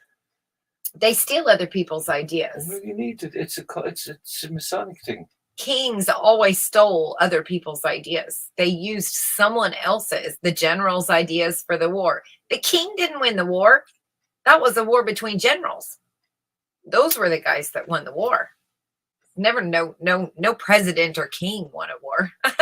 That's ridiculous, right? So who's declaring the wars? The people that like to play the game of the wars. And if they're both sitting across the table, then choosing to blow up Peru or whatever state they've decided to. Am I right? Hang on. I'll read Okay. this. We're talking probably shy completely. Are we? Okay, thank you, William, for letting me off the hook. I love Outlander, and according to that, the Scots were instrumental in that in the independence. They're a canny lot. Independence, Linda. What independence? In America?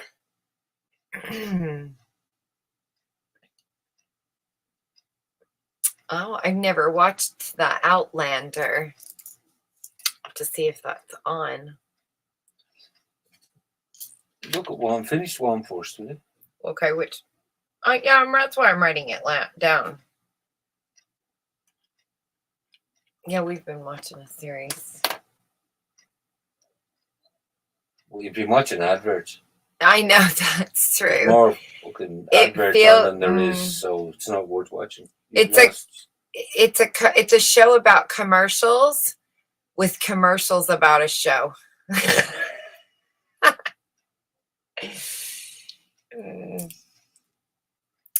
The king. Well, isn't that's a lot like, do you remember when you were in school and you'd be chosen for team captain and you had that hard call to make when it was your turn to pick people to be on your team? Because you got your best friend there, but then you kind of want to win. And if I don't pick Bobby first, he's going to pick Bobby. Bobby can kick a ball. So I pick Bobby because I want to win. And now my best friend is mad I didn't pick them first. Why is he mad?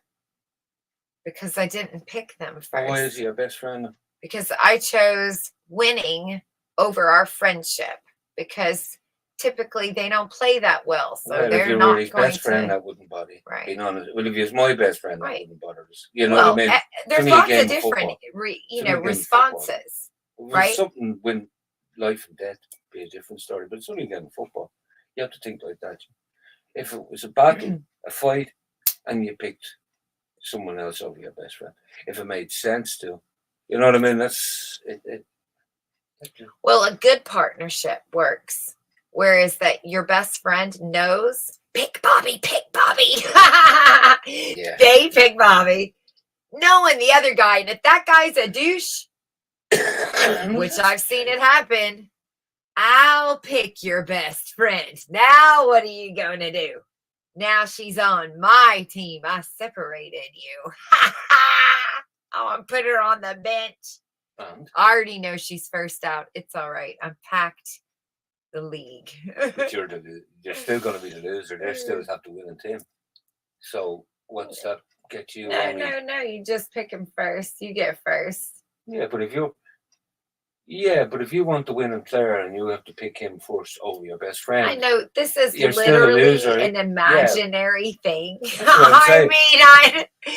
I mean, we could go back. You're right. I know. I mean, we'd have to pick Bobby and then their best friend before they got it, because they're now going to pick the second best person. Who's that more you'd say here? I'm just telling you, I've seen kids pick first. I have flashback memories of it because I found it interesting to happen. I saw it so many times. I was never first picked. I was never last picked. So I got to watch the whole process as if without caring. Mm-hmm. Do you see what I mean? Observing it from a third party perspective. I was going to play regardless of what team I was on. I'm not going to lose, and I'm not average. I refuse to do that. Pick teams like that. Well, I'm not going to do that. That's not my job to do that. You know what I mean? That's a certain person. That's someone who wants to do that. That's like someone, and you're an observer, yeah? Well, that's like someone as well. There is people that like to do that. They're little generals. You know what I mean? Let me do it. Let me do it. They want to be picked first. I want to do No. To pick her. Yeah. No, not pick me.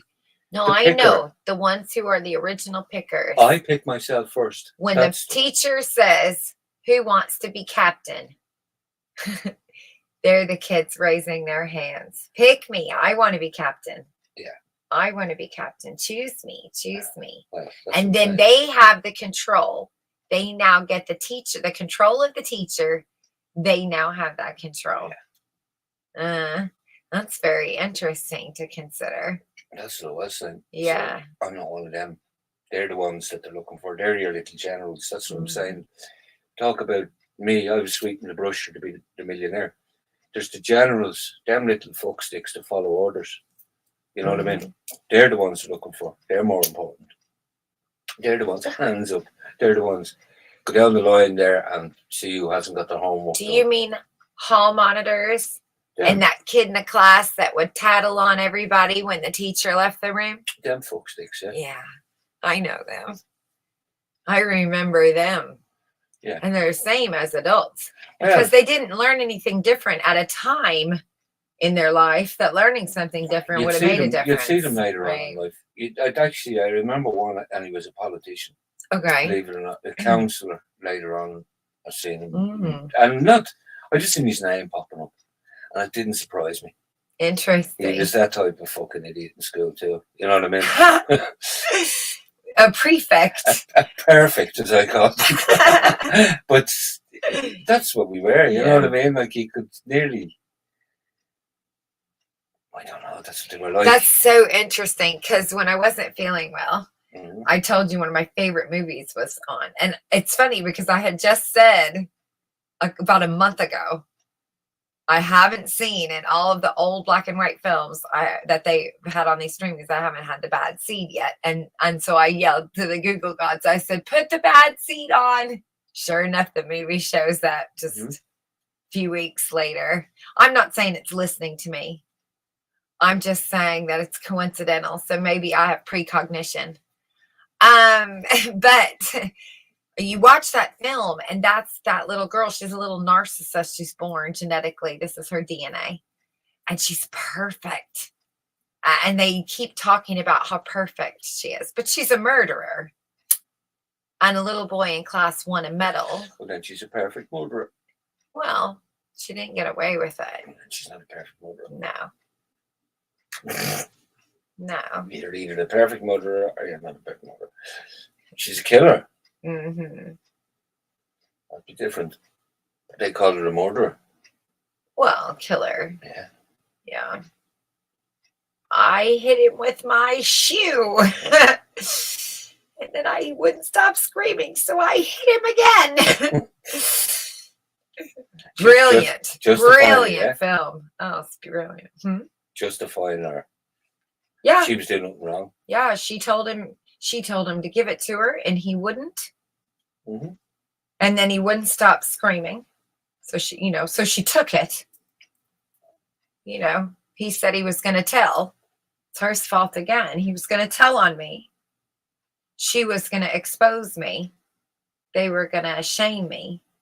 This is narcissistic thinking. So I had to hit him again.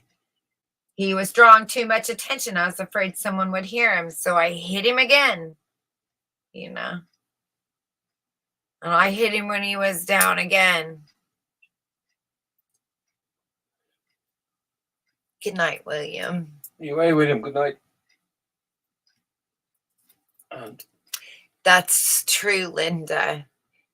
I do know these things. This is stuff that gets barely talked about, but is out there.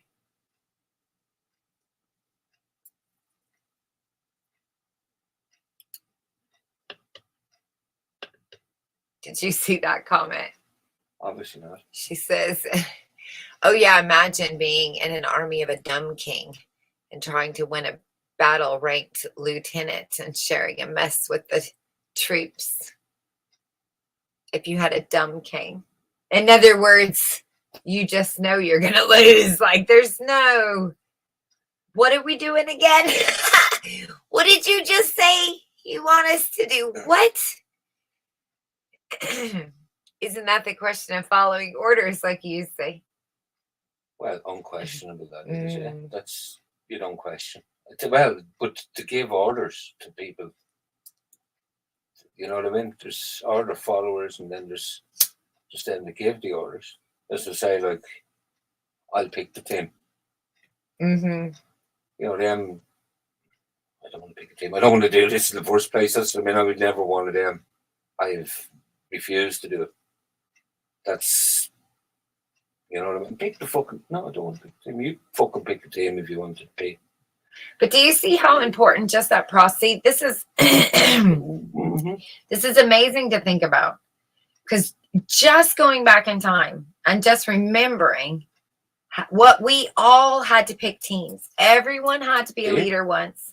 Everyone, I'm just saying, it was part of how we were, all of us, no matter what side of the world we are, no matter what age we are, whether we speak any language, whether we've ever had any education, whether anyone, it's a developmental thing for us to start building our team. If nobody was telling them to do that, children would naturally do this. Lord of the Flies. It's a natural instinct we do at these ages. So now at this process, as this process is happening, it's allowing children to get to that. Are they a kid who wants to be picking the team? Are they the kid? This is the early signs of who's going to be a good salesman, who's going to be a good leader, who's going to be a good follower, and who's going to be a good I'd like to see rebel. when they have assessment boxes, what they take off, what they go looking for. You know, that's small things, because your choice at 5 for that, how you react to that, is how you'll react as an adult. Well, something about stealing like that. When kids practice that stealing, oh, Charming's coming up. Hello. Can you hear me? Yes. Hey, how's it going? Good evening.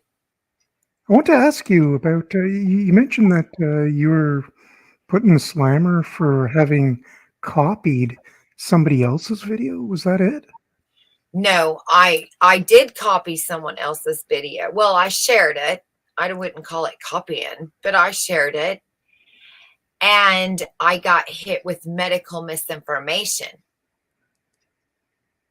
And yet their copy or their original is still on the air? And people wouldn't mind me sharing it. They're that kind of group. Yeah, I noticed that pattern with myself too. It's pretty peculiar, ain't it? So you're I getting have that medical misinformation on anything and everything. not everything. Okay. Um, I've only had a problem with that with respect to how shall I put the new covert identification. Okay. I think that's what's happening with me. Yeah, and I've got some theories on that. Oh, tell. Um, well, in general, I would like to share you my theory on why, or in answer to your question this evening. Ultimately, you're asking, why can everybody share crazy stuff, but you can't? Yes. Ah, I love it. I- I don't think it's personal to you, other than that you offer free discussion. Mm, And so in your format, because you do that, the, you know, almighty Google doesn't want that. the Google God smite me. Is that what you're saying, That's Charmy? it. Because you permit free and open discussion. That's it. And so that's probably the main trigger to their algorithm. That's my theory.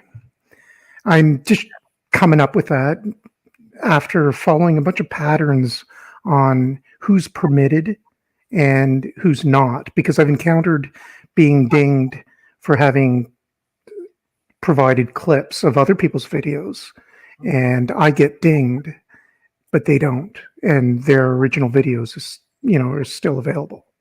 Right. And I'm just trying to put all the triggers together, and my suspicion is that it's quite simple. If you offer free discussion, then you can't. Like, you got to be shut down. I have to be offering something of value, like a book or No, T-shirt. no,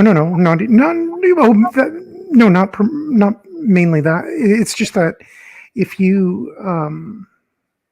allow, say, me or anybody else, any stranger, to participate and say make comments Right. on underneath your video, and you don't edit them, you don't delete whatever you don't like and stuff like that. If you allow free discussion, whether it's through the chat or the comment section or just coming on and discussing as I am now, they're not going to like that.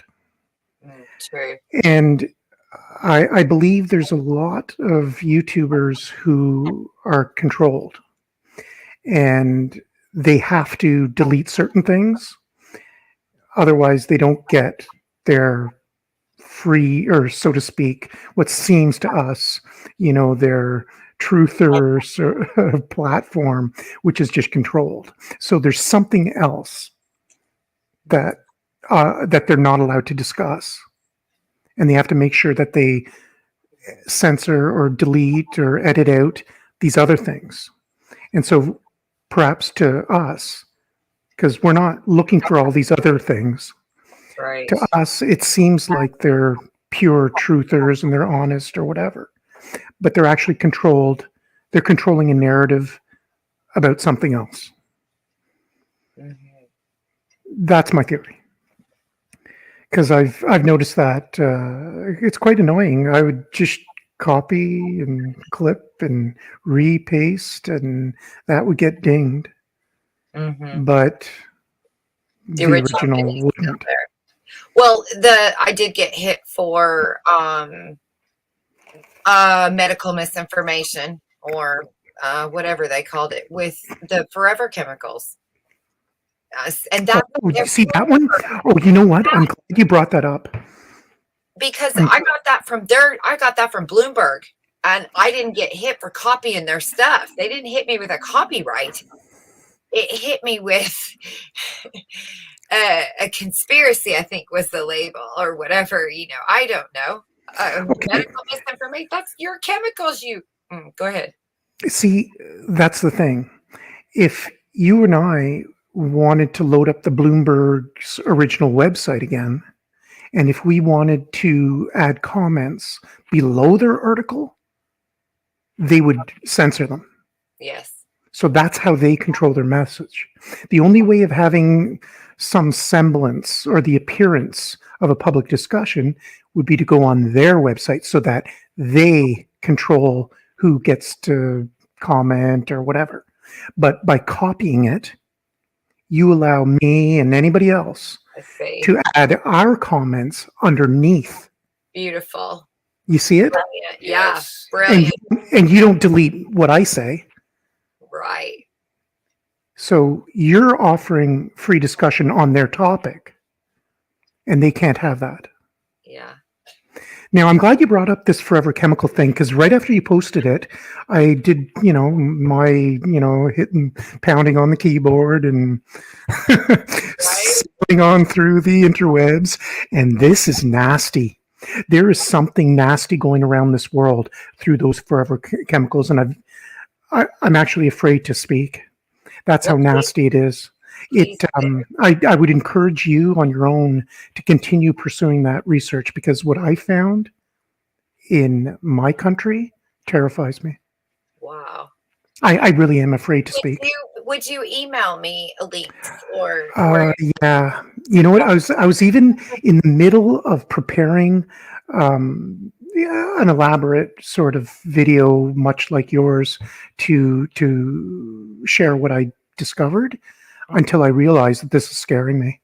Like, wow. I'll forward you a couple of links and some other articles, but there's a lot of it that comes close to home. There isn't a place where I can go in my country that doesn't have something that's not as they present it.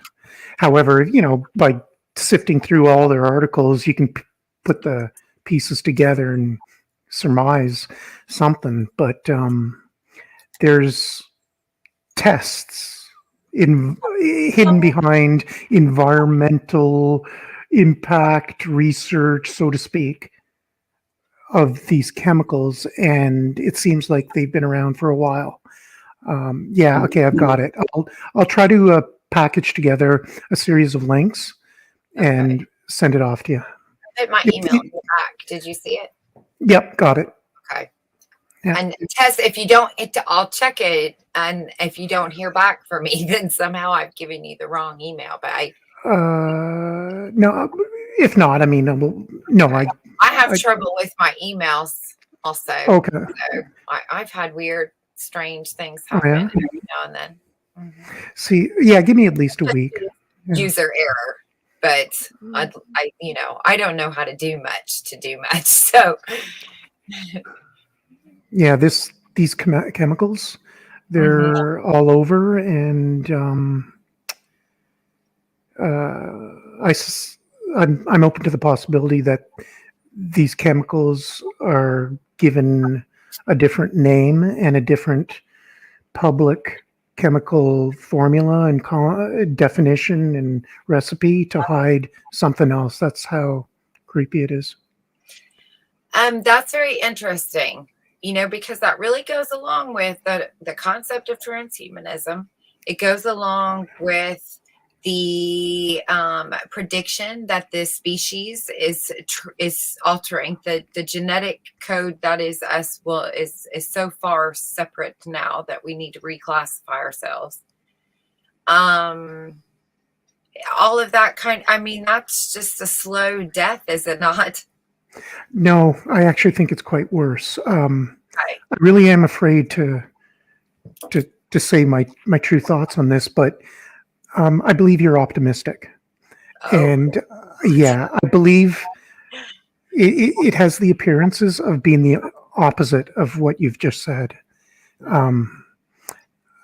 It's quite fearful. I don't know. Maybe I'm too paranoid, but this is one of the few times where I'd rather talk about covert identification and get my channel taken off. This is the type of thing that no, seriously.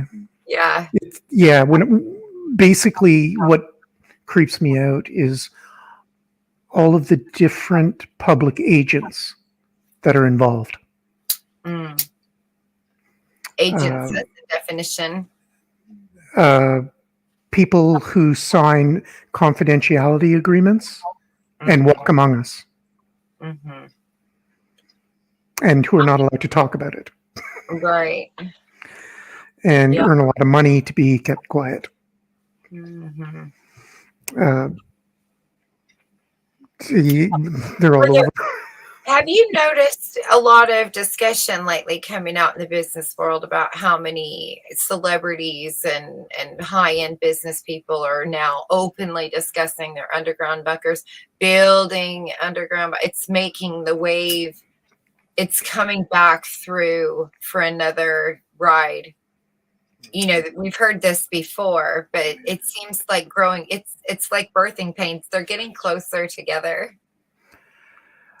I I haven't been paying attention to that recently. I mean, about 5, 10 years ago, once I started noticing that coming up as one of the other, nutty themes, I kind of stopped paying attention to it mainly because, how should I put it? Half of it is to provoke fear and to divert our attention from better ways of protecting ourselves. So ultimately, bunkers are not going to save us, Right. to put No, it mildly. And they need, conspiracy theologists like me thinking that they can. And right. then we go tell two friends, and then they tell two friends, and then we make ourselves look crazier and crazier in public. Well, But here's how I know an underground bunker, because they can fly over my house and tell me what breed of duck I have in my yard, what plants are in my yard. They have the technology to do. They brag about it, and I don't see why they wouldn't have it. It makes perfect sense to me. And so why do I think that I'm going to be able to hide guns on my property? What makes me think I'm going to be able to have a little cave under the ground? I mean, they're going to know. exactly. They're going to be able to find you. And if they just wanted to cover you with dirt, well, there you go. How much food you got, man? Buried alive. I'll take my chances out here with Mother Nature. Thank you. I'm good. You've got the right idea. Yeah. There's a lot of that out there, like the chemtrails and contrails and that sort of thing. Half of that is to instill a lot of fear. But I kind of think that a lot of what we're presented publicly, whether it's through YouTube and all the other things, is to make us appear crazier and crazier to our neighbors, essentially. But there's nothing we can do to protect ourselves from chemtrails and contrails and that sort of thing. If we're worried about getting poisoned, there's quicker, easier, and cheaper ways for whoever's controlling the planes to do such a thing, if they want to get rid of us. But bunkers, I think you've got the right idea. Like there's no bunker that's going to help you. Right. Well, the Bible tells you that, and it's their book. The Bible's a funny book. I like it more and more. I know, right? Well, I see. It's the more and more. And I must say, like you've triggered me to think of it more intelligently. I really appreciate that. But ultimately, the Bible, if you want, you can use it as a user manual on what to do, what not to do, and how to protect yourself from backstabbers. There you go. And how to anticipate and be prepared so that you don't have to pull a knife out of your back. You can maybe dodge a few bullets. That's interesting. Now I just had a thought. Would you not see the Bible as equivalent to, say, Aesop's fables? Each little fairy tale has some type of lesson you're supposed to learn. Yes. Collection. Yes, but I also see it as um, a little bit more cryptic in that Fair. it contains Da Vinci secrets. Code. Well, I'm not too familiar with the Da Vinci Code and that, but I'm open to it. Da Vinci Code having occult secrets of its own. But ultimately, I believe all these scriptures contain secret knowledge that's hidden, Yeah. and it's hidden for an intelligent reason. I've got my own theories on that, but ultimately, I'm open to reincarnation being some sort of reality, and these scriptures being used for various people to preserve knowledge that they know they'll forget. Mm. And the way it's preserved is kind of like crossword puzzles and all these ridiculous codes that Ciphers. exactly. Mm. And it has to be in front of everybody um, to filter out stupid people and to make sure that the stupid people keep printing it generation after generation. Right. You see? So, on the one hand, stupid people have to believe it's true because you need them to keep it so that when you grow back, When you it'll grow, always be on the shelf. I thought So, of that little guy's head in Men in Black. It really hurts when you do that. yeah. He shoots his head off and it grows back. Mm. Yeah, but I think you snap back. I think you go out, take an outer, you go out a little ways before you come back.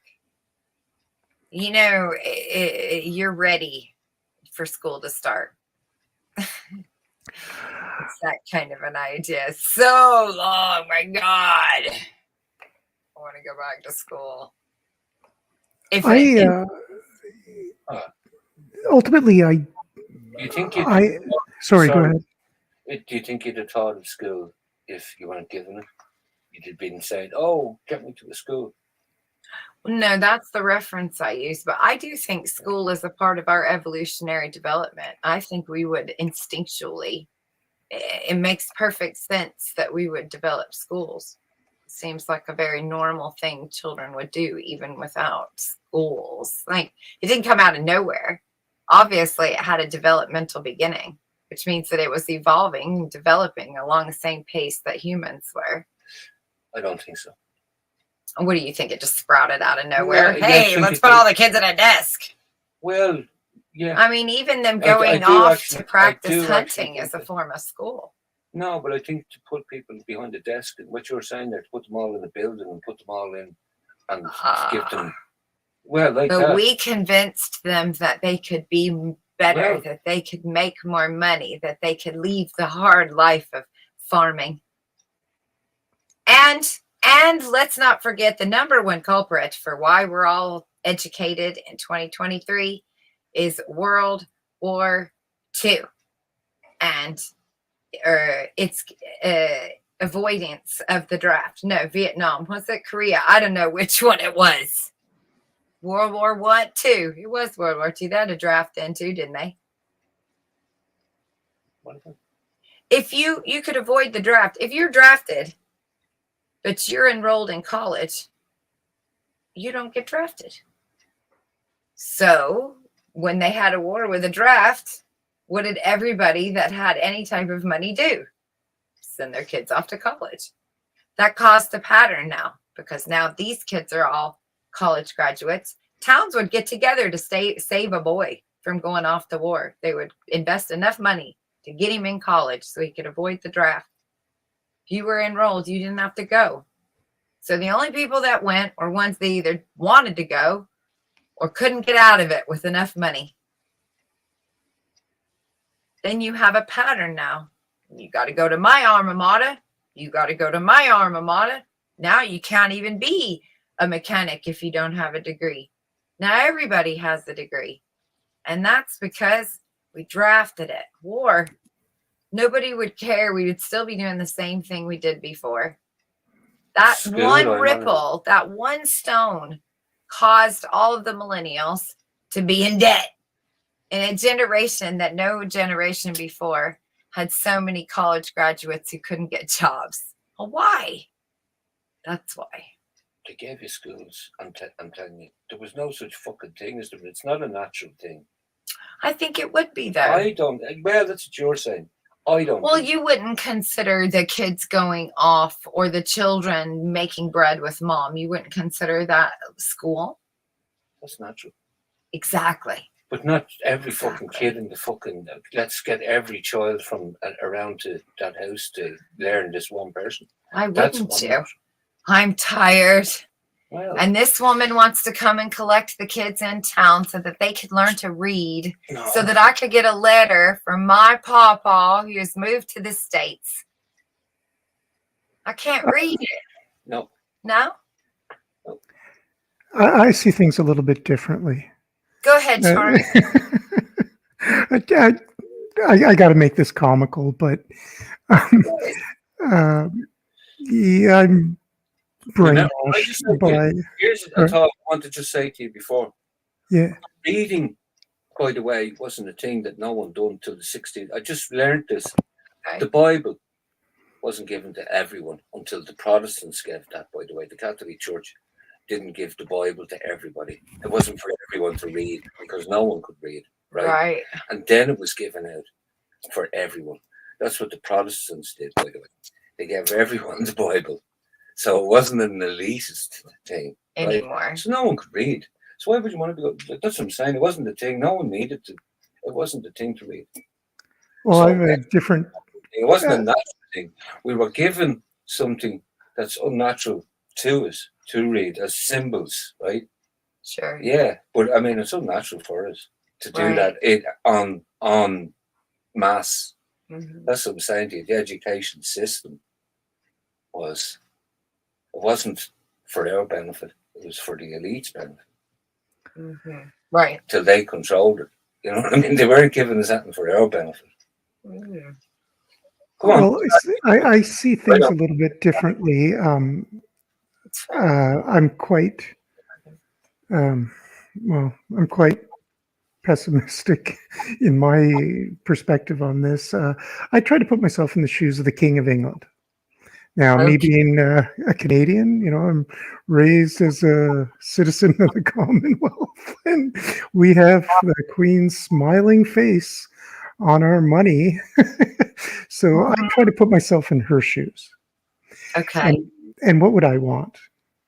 Now, I would swing things in the opposite direction. You see, when it comes to the Bible and et cetera, I think it just took this amount of time for all these crooks to get their story straight. So once they got their story straight, then they allowed us to read it.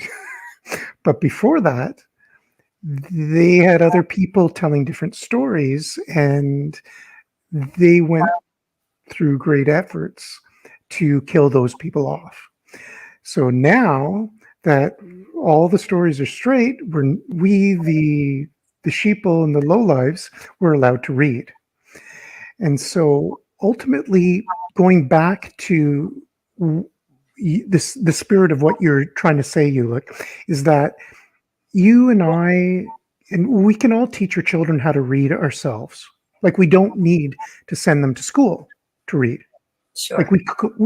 Like I'm quite confident we can all agree on that. We may not be the best teachers, but conceptually, everybody could teach their kids to read themselves. Mhm. So school as a formality is not necessary, and it's not natural. Mhm. Sure. But from the perspective of the Queen of England, you can't have an educated population who's able to go off and learn and educate themselves freely. So the purpose of school isn't to educate people, but to control what they know and what they don't know. And by occupying every child's time from the time they wake up to the time they crash and fall asleep with whatever, most of it is distraction, lies, perversion, stupidity, and some of it is true, and some of it may conceivably be useful. But ultimately, the end game or the end goal of a school system is to make sure that you have their minds controlled and limited, so that when somebody goes off on their free time to learn something else on their own, or they learn something that's outside of what they're supposed to know, whether it's from the radio that they're not supposed to be listening to at night, or their uncle or aunt from a foreign country who came to visit overseas and is telling them what's happening on the other side. The school system provides a medium through which the teachers and the principals and the bad guys can discover these kids early Exactly. Yeah. and deal with them as they see fit. So ultimately, the purpose isn't so much to make sure everybody's educated, but rather to control them and make sure that they don't know anything else. You see? Hmm. So, from the perspective of the King of England, forcing everybody into school and preventing them from having the free time to learn anything else works. Hmm. And it's worth the expense. Hmm.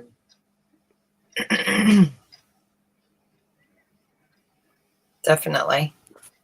It worked. The magic trick. It worked for me. I truly I believe saw everything. her in half. Had her hand over her baby, 4 weeks old. Look at that. But there Crazy. is a bit of good that a student can get out of any school system, whether it's public school or college or whatever. Ultimately, because most of the teachers and professors don't realize that is their purpose, they don't realize that they are useful idiots. Many of them could conceivably be honest teachers. Like they really want to share knowledge and produce generation after generation of young people who are better than before, etc. So because they're naive but well-intentioned, a student gets a lot of experience listening to experts and professionals who speak from a background of knowledge, from a background of honest intent to share knowledge, so that when they turn on the television and they see somebody dressed up as a professor or dressed up as a doctor carrying a clipboard and a pencil on his ear and spectacles, or reading a script on a news broadcast because they're playing the part of, the expert who's going to give them advice on which stocks to buy and which magic potions to buy and etc. They have a chance of seeing that these people are reading a script.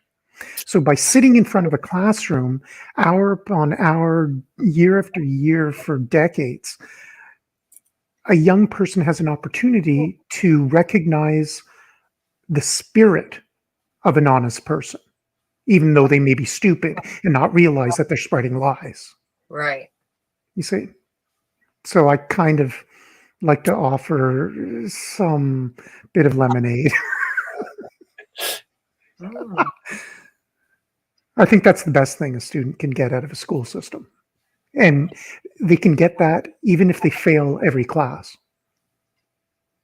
I was thinking, the kids, you're told you'll never, you're either going to amount to nothing, right? You get told that. And that used to be what the generations were told by the teachers. So they just turned out the way that their parents, so teachers talked to them the same way. And then we went right into there's something wrong with you. Where was the stage where we recognized children were being normal? Now there's something wrong with you, give them medicine. That's called being an adolescent. That's called being a kid that's stuck at a desk for 6. It's like a puppy that pisses on the rug. It needs to go outside. It's chewing your slippers and daydreaming because it's stuck in a cage. That's part of the plan. And drug them. That's what gets me hit. It's pretty sinister, ain't it? Well, It's very. we were watching an episode, a series, one of the series of Fargo. Mm-hmm. And one of the guys is a serial killer in it, Mm-hmm. and he becomes what he thinks is the boss, but all he's put in is a cog in the wheel. He's put in an office, and I thought that was telling. They do know that you're just part of the system. Yeah, he was a hitman, and he did such a good job handling the problem that they promoted him to an office. This is how we hit people today, through what audits, finding money, shaving money. Some guy in the mailroom saved us $500,000 a year. He has an office.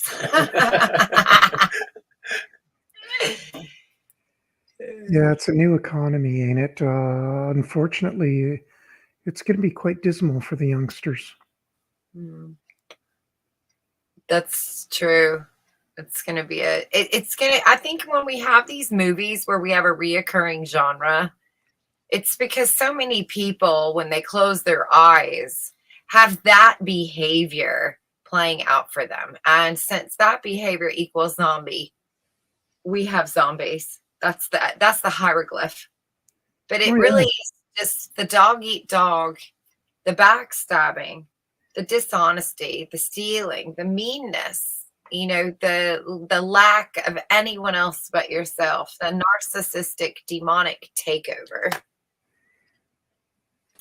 Oh yeah, television, Hollywood, it's perfect for modeling and providing examples of criminal and dysfunctional behavior passed off as the only thing that works.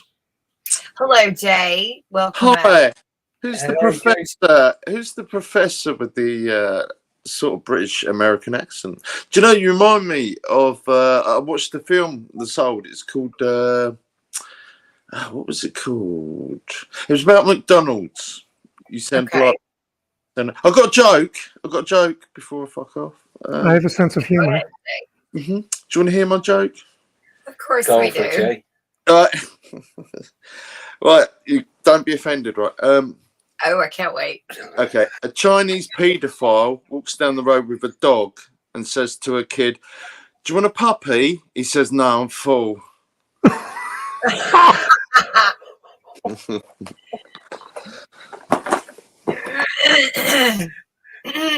That's a good one, Jay. Thank you.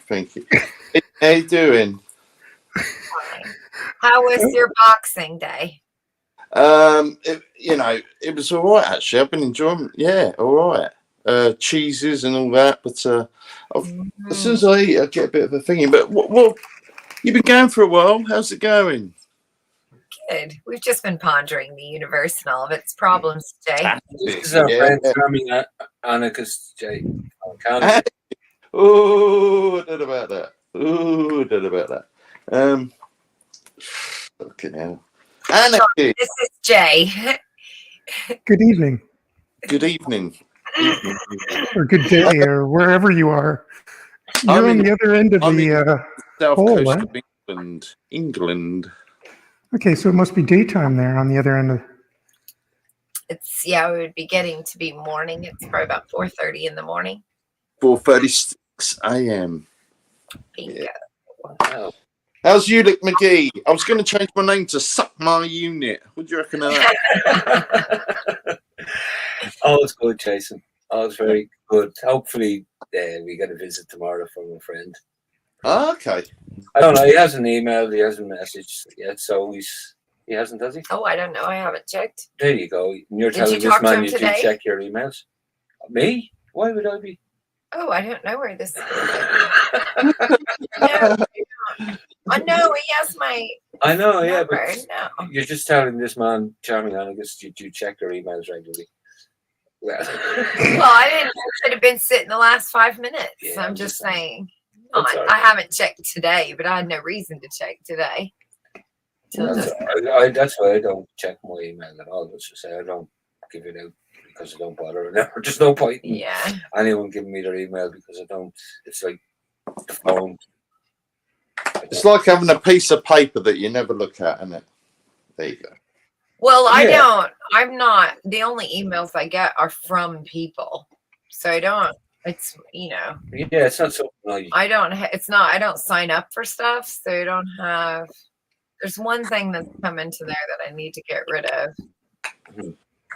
I was on some like sustainability, like local sustainability group. They have like seminars on homesteading, except Excellent. they're a little too hippy dippy for me. What? You know what I mean? They're a little too city for this country girl. Okay. So I'm not interested in joining any of their green movement meetings. I know why Uhlicks listens so much. A, it's his account, but B, it's because he needs re-educating. So why are you doing? You might as well do the other, innit? And I'll pop up for the odd bit of education. Jay, you're always an educating person. Thank you. I'm gonna get some water. Sorry. I'll be right back. I'm getting water. So I'm gonna leave you boys. Behave yourselves. Okay. Did you try the shortbread? Yes. Yes. Disgusting. Was it tasting? I bet they had the ingredients right, just not the.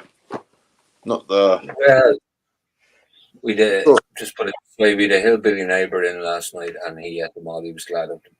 Finished them. But did they taste like the real McCoy? Even though No, no, they're being ripped off. Oh. So yeah, well, that's all.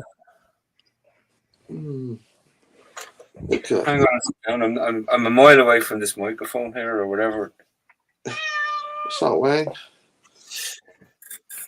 Charming, did you celebrate? Do you celebrate this time of the year? Who, me? Oh, Sure. celebrating. I don't really celebrate anymore. I'm too much of an old curmudgeon now. Did you used to own McDonald's? Pardon? Say that again. Did you used to own McDonald's? McDonald's? Yeah. I apologize. I really don't understand what you asked. I didn't catch the beginning part. Do I what, McDonald's? You sound like Mac from the Brothers McDonald's. Is that a television show?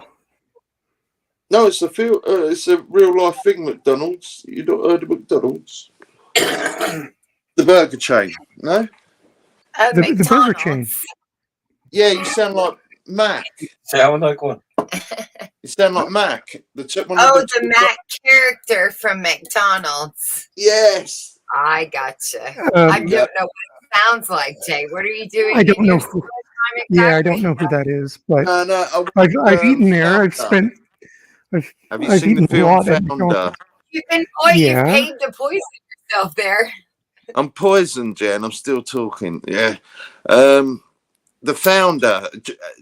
You don't watch films, dear. There's a film called The Founder, and it's 2016. It's all about McDonald's. No, I've only watched. I don't recall it. I've seen a bunch of films kind of like that, but I can't say. No, it's not me. Okay, fella. Jason watched Netflix for us yesterday, and I want to get a report back off him. It's very good. Ricky Very Gervais. Yeah. Ricky Gervais. That's where I got that joke from. Right. It's very close to the knuckle. I felt guilty laughing, but then I was reassured, don't. So About the yeah, Chinese dog eater? the Chinese paedophile. I've got a joke. Okay. Okay. Chinese guy sitting at a table at a bar drinking a beer with a Japanese guy. They're both sharing a pitcher. What language do they speak? Mandarin. English. They're at a bar. Yes, good deduction.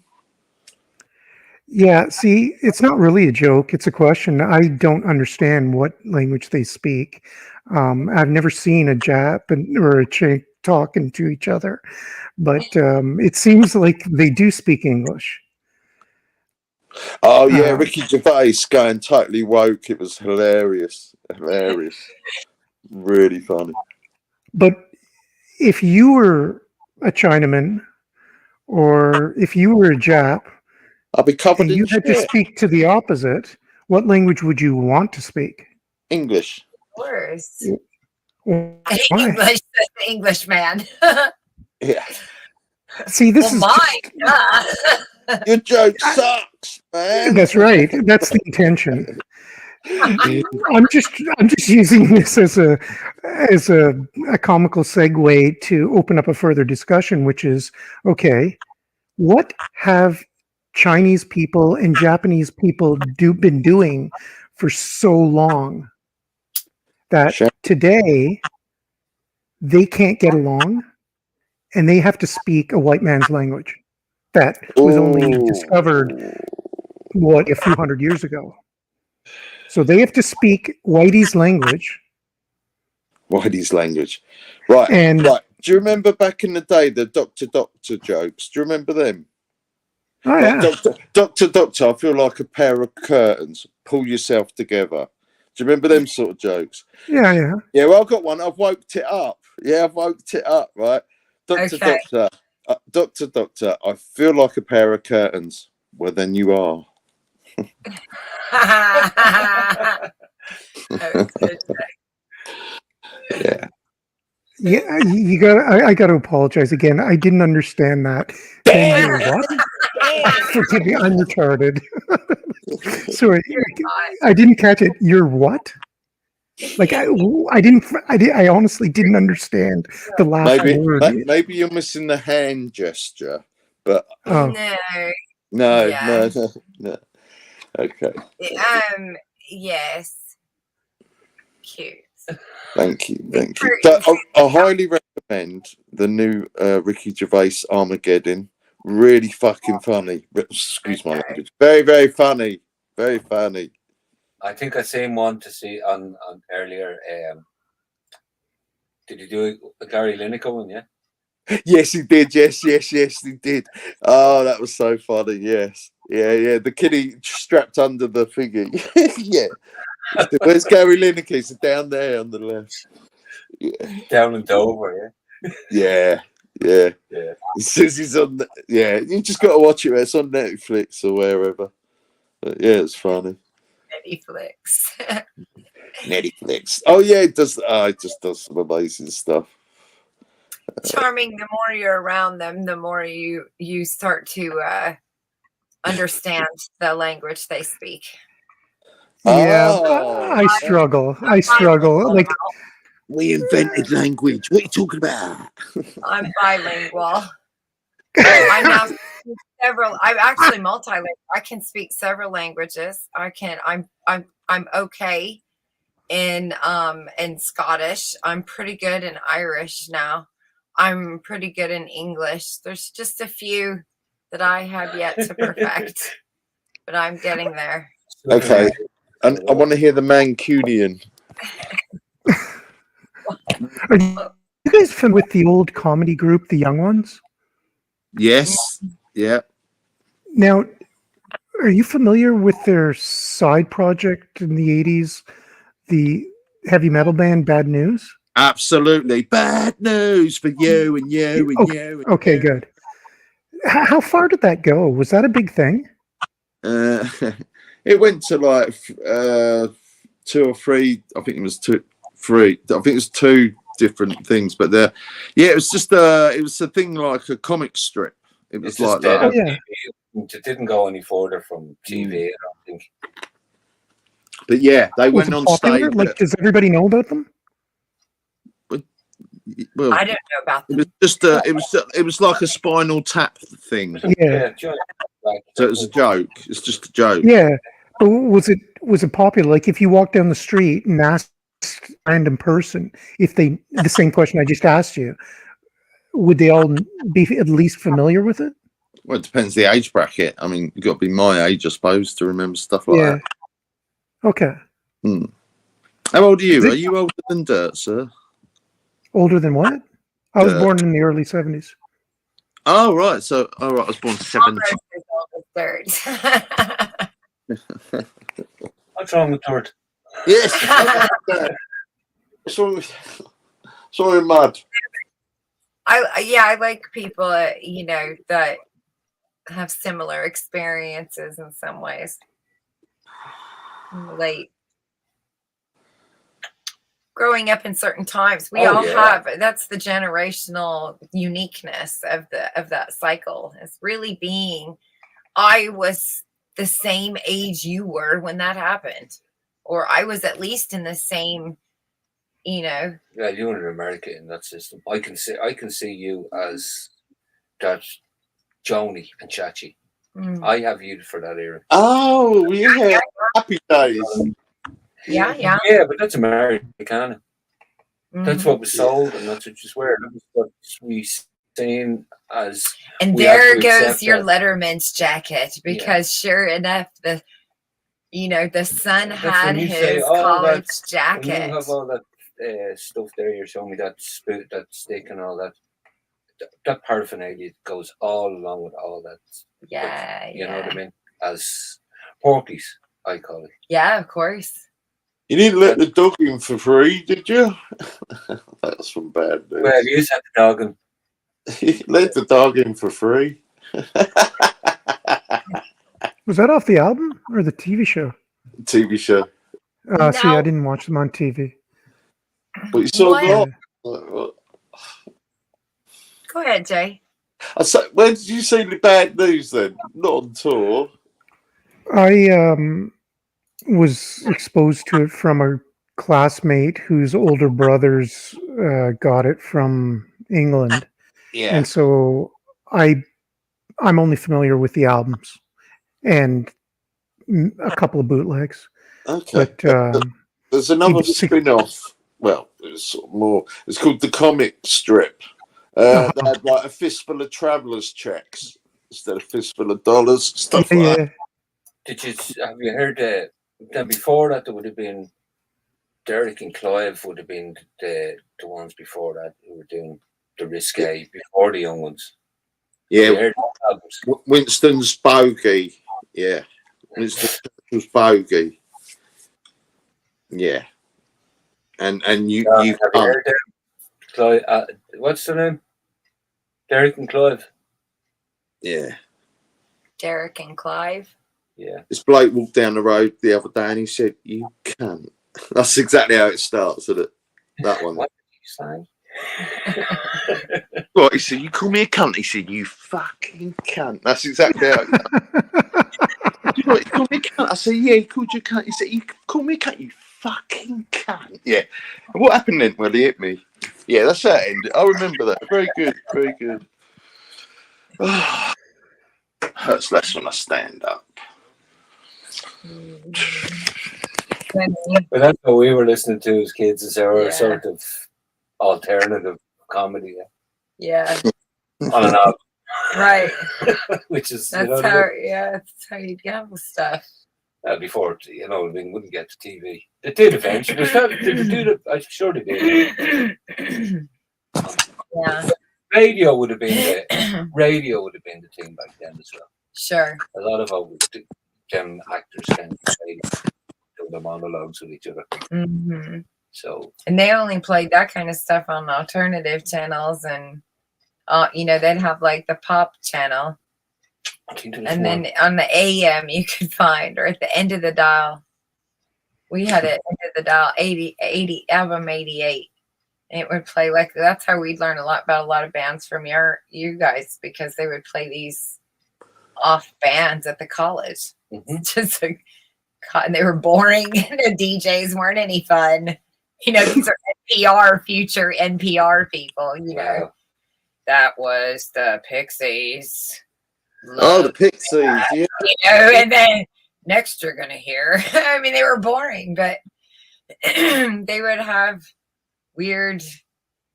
That's how you'd learn about things. Did you guys have a wide variety of radio when you were youngsters? Like, Radio Gaga. Yeah. well, essentially, could you listen to all sorts of styles, all sorts of eras on the radio? Just change the dial. Did you have much choice? Yeah, you can have jazz, you can have pop, you can have reggae, you can have it's evolved, doesn't it? I can't really It's say. evolved. Yeah. There would have been probably one or two stations maybe when I was growing up, and then you Really? had, Yeah. for pop songs and that, you had them Radio Luxembourg, but it was called Radio Caroline. That was them. Out at sea. They were out to sea. Yeah, pirate. Yeah. Yeah, that's a good film, actually, isn't it? I remember there being a pop station, so it would play pop. like Michael Jackson and Madonna. Then there was the 70s love. That's your James Taylor, and You had to have a license. and then you had a 50s channel that was playing sock hop type music, or at least on Wolfman Jack. We had Wolfman Jack, and then you had the talk radio. Well, Sports radio. Yeah, sports radio. Yeah. But I suppose country. I mean, we had country, but all I get now is country or hip hop or Def Leppard. On a Tuesday. Easy listening stations and classical stations at all? Yeah, classical growing up? music. It seemed like there was a lot Yeah. of different. You can't find classical music now. I've done really well to last this long. I only come up to tell you a joke, but it turned into two. So I'm Aw. gonna jump back in the chat and cry, right? yes, I'll guys, talk to you later. You lovely people. I'll talk to you later. Adios. Nice chat. all the best. Joe Actually, Wang. Joanie, I've been curious to ask you about what you guys read in elementary school and high school, whether it's there in the States or across the pond. I have no idea. If you told me you were from England or Scotland or Ireland or whatever, wherever, like from Europe, what did you guys study in literature class? Oh, that's Like, do you right. recall anything notable? Because the reason I bring it up is because I've come to notice that there's our generation and a few people younger than us and a few people older than us throughout North America seem to have studied the same body of work. And I'm curious to know whether that's the case across the pond, and whether that's your experience specifically, Joanie. And I'll just throw out a few things, and Yeah, you tell me if you guys studied that. too. Mm-hmm. Well, I'm from Well, Ireland, you so I go through the Okay. education system. I left it early, so I was Okay. 15 Yeah, when you- I was gone. So oh, okay. different. Okay, at 15, then it would have been different. Again, But we had a different, He's 10 years our senior too. Charming. but it would have been Okay. different. Can you remember any specific books that you remember reading? I remember, like, they were on for. Tom's. Oh, what would it? What Well, would you might have had? had to do. You had prose. It was done like Please, that. Oliver Twist. No, That I wasn't remember actually one was the Albatross. the albatross. Was Okay. one You was read that? you had to read different. For You know, you sure. had them. You'd have had a bit of. You would have had some Shakespeare at some stage, I'm sure. And, Yeah. Well, Joanie, did you study Shakespeare? You must have, right? Did you guys Yes. read any Shakespeare? Yeah. and then you had a bit of poetry. You'd have read different ones. Like you had Irish ones and English ones. It wasn't. Sure. But those were in a class. Those would have been That was in something that class, you were yeah. doing. Yeah. For to go on and then be quizzed about to make sure you had a recognition of. Well, And to poetry be would have honest, been the yeah. same. Different ones for your. Well, would you mind if I were to throw out a few titles and authors, and you tell me yay or nay whether that was part of your curriculum? Yeah, do it. Okay, I'm going to start with the worst, and what I think doesn't really matter, but Shakespeare. Like, did you read Hamlet? Of course. Okay. That was required reading. Yeah. Okay, so Merchant of Venice, King Lear, that stuff? We didn't read all of them. Yeah. They're, Romeo and Juliet, of course. Yes. Hamlet, of course. Those. Okay, And then same here. I will Yeah, say same here. that, The Taming of the Shrew. You know, like all of them. yeah. They were all on there for Okay. Yeah. Yeah. Okay, now that doesn't matter to me. What I find quite interesting is that up here in Canada, we had a lot of American writers and relatively recent American writers. So I'm going to just throw out a few titles and authors, and you tell me yay or nay. Okay. Brave New World. Aldous Huxley. Oh no, definitely. Not. I know it, but I don't know that I ever had to do it for school. It wasn't part of the curriculum? No, okay. 1984. No. Okay. Of Mice and Men. Yes. Yes. Okay. What's his face? Any Joseph Conrad? Any of his? No? Okay. What's that thing on the island? Lord of the Flies. Yeah. Yeah. That was part of the curriculum, eh? Yeah. Okay. Same here. Ernest Hemingway, like Old Man and the Sea, I presume. Okay. Yeah. What else? Well, you know what? That's Grapes of Wrath. Did I mention that? Yeah. Okay. No. Well, No. Well, I think Grapes of Wrath, though, is an American book. Yeah, Tom Sawyer, it's very American. Tom Sawyer was American as well. Would have been one of the, I suppose, Okay. ones. Did you read? More famous. Mm-hmm. Did you read Charles Dickens? Any Great Expectations or whatever? Oh, yeah. Okay. Did you read any? Sorry. Tale of Two Days by Charles Dickens. Yes. That's Charles Dickens Yes. with 2 Ks. Yeah. I love it. I can do that. Yes. Sorry. Was it Heart of Darkness? Is that Oh familiar? God, no, that doesn't sound familiar. No? I remember Okay. reading Animal Farm. I remember doing that in 3rd grade. Okay. Now, it's taken me a while to recognize this, but essentially, up here in Canada, everybody who went through elementary school and high school studied all these same books, and there's a lot. Oh, here's another one, To Kill a Mockingbird. Yeah. What did you think of that book? You know what? I couldn't even tell you now. I don't remember really what it was about. Okay. Now, the reason why I ask, like that book in particular, in my opinion, is filled with a little bit of brainwashing, a little bit of propaganda. What's the character's name? Albert Huxley or something. What is no. What's his name? Harper Lee wrote the book. What's his name? I forget. Well, actually, you know what? This is key. One thing that's particular about this book is that the main character is a man. He's a lawyer and he's defending some black guy who's accused of raping somebody or whatever. And his son addresses him by his first name, What's his name? And that stuck out. Like I found that quite peculiar because we watched The Simpsons, and what's his face, Bart Simpson, addresses his father as Homer. He doesn't address his father as father. Mhm. And I don't know about you, but I was raised in such a way that you don't address your parents by their first name. I mean, Right. did you do that? No. And have No, you ever that heard was of any, that was like, for people who didn't like their parents or had heavy-duty exactly, parents or something like that. exactly.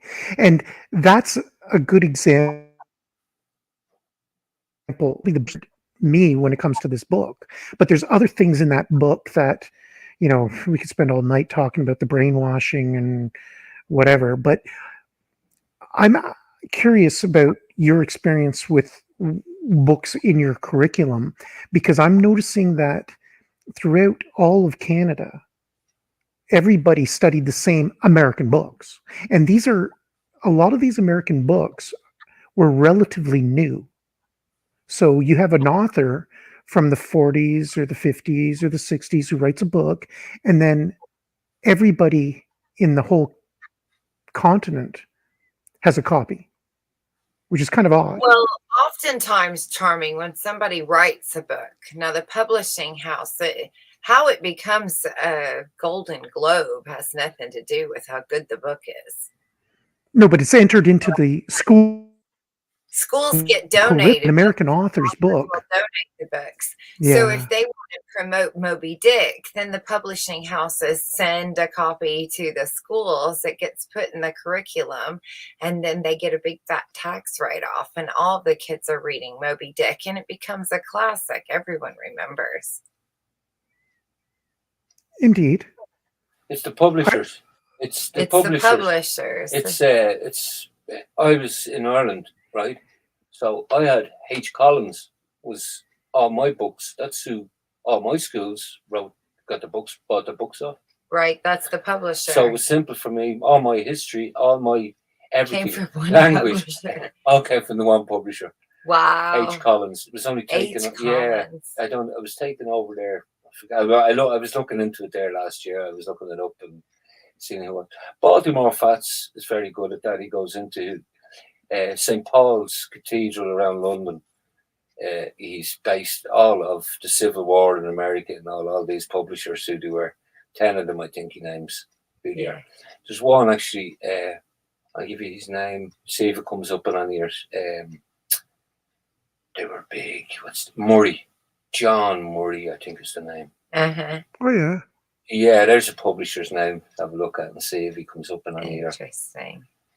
Well, But I they was were big noting in that. the first That's an author. Is it? Yeah. Well, I think Correct. He's a writer, correct? Am I? no, Is he an author? they would be publisher writers, maybe. It's I a don't publishing know. company? Yes. Is it spelled M? How's it spelled? MOW or is it MAU? MURR. I think I'm not sure whether it's Y or AY. Murray. Yeah, Have a look. that There's Murray. Baltimore Fats. Oh, okay. Baltimore Fats. Is It's it a Fats site with there an on F? YouTube. Yeah. Well, I remember now, Charming, we had something called RIF, which RIF, which stood for Reading is Fundamental. And it came around to the schools, and twice a year, we were allowed to pick 3 books to take home that were ours for free. And they still do them now, but not RIF. RIF was a specific, and Scholastic had like the little take home flyers you could order books. So I was Yeah. not to do that very often. So that was always kind of a bummer. I wanted Me books, neither.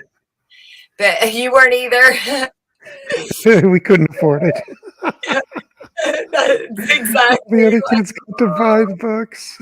Now, I bet you weren't allowed to send away for things with the cereal box tops either, then, were you? No. No. But we Yeah. got the stupid prizes in the Cracker Jack. My And dad, you don't send money in the mail. We're not sending. Dad, I collected box tops. I want a decoder ring. Anyway, but yeah, Now I remember other things like now I will say this. I was very early reader, you know, or read really, really, really young age. And I like to read, so I liked book reports and things. I can remember a lot of the books that I did book reports on. And so for me, I would continue it after you'd get exposed to it in, say, a literature class or something. And then you would go, not every book was a required read, but I remember, you know, the influence. So, say Edgar Allan Poe, you know, you hear Oh, wow. even, and then now and actually, I learned Edgar Allan Poe by watching the Vincent Price movies from when I was a kid, you know, and then Yeah. you realize that it's poetry. And I have a thing for poetry. In fact, when you said Oh, yeah. Shakespeare, the only time I ever shoplifted anything, it was Shakespeare's sonnets from the bookstore. Okay. That's how nerdy, you know, I was. I, I have a soft spot. I believe, well, short version is this. I believe he's the best English writer of all time. And his poetry alone is superb. But, Poe. oh, yes. Yeah. Yeah, like I don't know every single English writer, but of all the English writers that I know, I I would say he's the best. And for somebody who's interested in learning English, they should use his books to study the Mm. language. But Well, that's he's like the given. the most intelligent and the most influential, unappreciated English writer of all history, and Okay. So far what superior say? to Shakespeare than better than Shakespeare by far. Given to you. Giving Given to you, given he to you says. as this is the way. Like the Bible. If you look at, they're all given to you around the same time, and it's not even a real person. It's if you look, it's they'll say it was Sir Francis Bacon or it was someone else. Yeah, It's Right. like it's a university. We're pumping it out to you. It's like a monastery. There, it's like, you know what I mean. It's not one person. Don't think of it as one person. You're falling into the trap. They're giving you this identity of this is a language and how it should be spoken. It's a beautiful language. yeah, It's Shakespeare. precisely. That's all. But it's at Well, the one same person time, it's gets the alongside something 15 else. minutes of fame. Yeah. Well, that's what I think anyway. It's my Yeah. opinion of what, if you look at all that time, what they were doing, Well, I thought it was brilliant. along with your school. Sure. If you probably see all your universities being built around then, your real ones, and this is what they were pumping out. They were giving you all this. This is something now, but it's like, right, we're making capitalism now. This is what we're giving you now. This is the start of it. We've given you now birth certs, right? Yeah. We're giving you now a language. We're giving you, right, this is what we're giving you. Right. So it's, these are all being put in brackets, like schools, you know, they're only for industry. If you go on so far, that's it. Your machine replaced Well- your school desk. I think, well, that's Here's your machine. You're going to load it every day. Here's your cubicle. Go ahead, Charming. Do you see any value to studying Shakespeare? Because I don't see much other than maybe to give a student an appreciation for the history of language. I think there's a lot of value to understanding that a language is dynamic, but beyond that, I don't know. What do you think? I don't know. I always viewed Shakespeare as theater. So to me, he was nothing more than acting out Cinderella on a stage. He was telling a story that was theatrical. It's a puppet show with real puppets. Yeah, So yeah. I think How to be a court toady. I think that's kind of why I liked poetry so much, because poetry has a way of being interpreted by the reader if it's done correctly.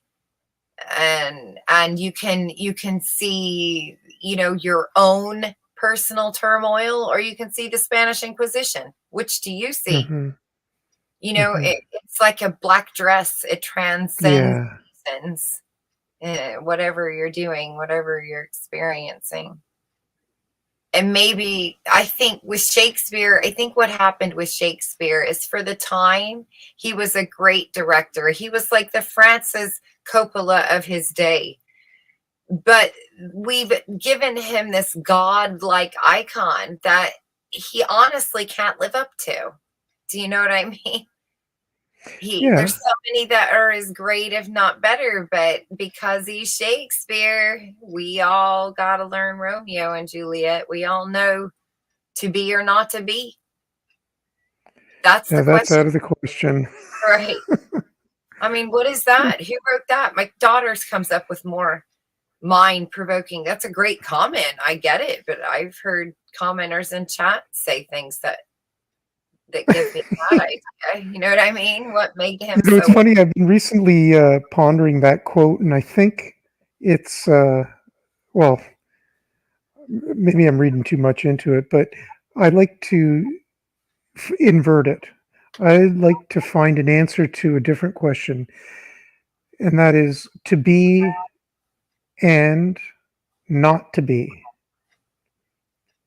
How can you find a truth that can fit both? And the reason I put it this way is because there's a lot of nonsense out there, whether it's like YouTube, much like why are some people allowed to share their crazy things? Okay. That's because it doesn't matter whether it's true or false. So when you can identify something that works both when it's false as or when it's true, that kind of leads more to intent of why these people share crazy things. That's just a kind of like, I'm just offering that as a suggestion as to how to interpret a lot of the nonsense and propaganda out there. And Shakespeare asking to be or not to be is 180 degrees opposite to the question that we should be asking, which is try to figure out something that works, whether it's true or false.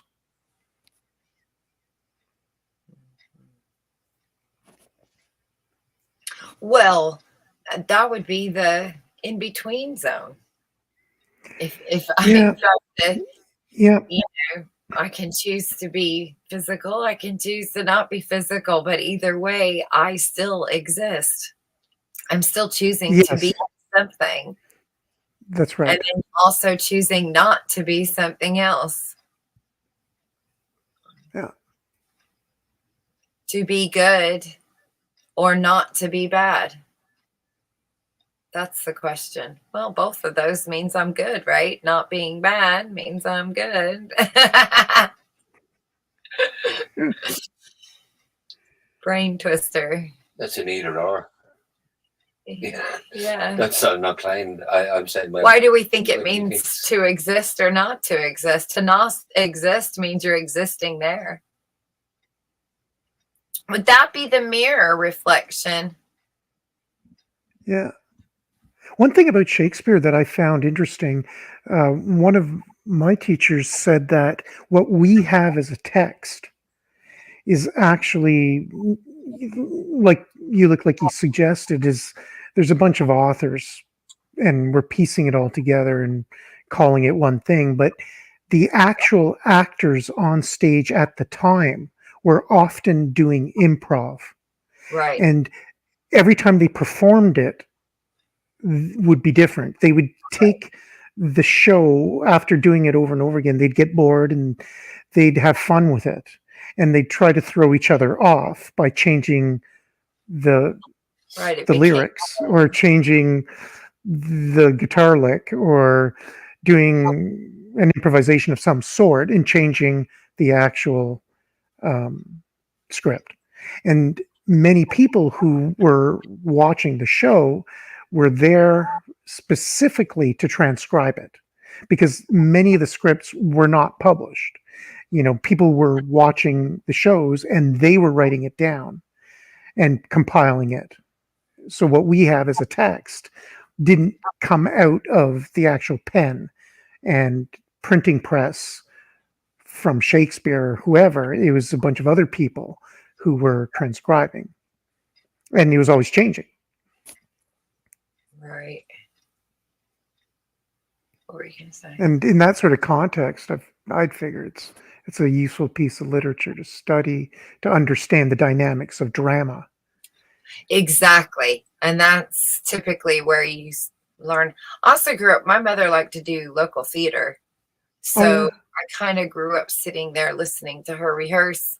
And she liked to do, and she would take me to theater. So I've seen a lot of different local theater shows. My mom enjoyed doing that for a day out, afternoon out, go to a show. So I would say, you see patterns, you definitely, and I have seen a massive shift lately. So after the 2000s, it seems like there isn't anything old left.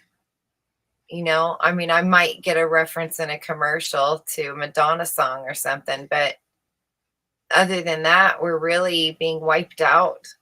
Even these kinds of books are being banned or being called racist, or it's done deliberately. Shames on our countries. But it's not done deliberately. Of course. I mean, a narcissist wants to rub you out. Everything you've held precious has been. Well, I presume you studied what's his face, Mark Twain, a lot of his stuff too, right? Right. Because we studied Mark Twain. Now. Mm-hmm. Well, those and now it's all racist for history.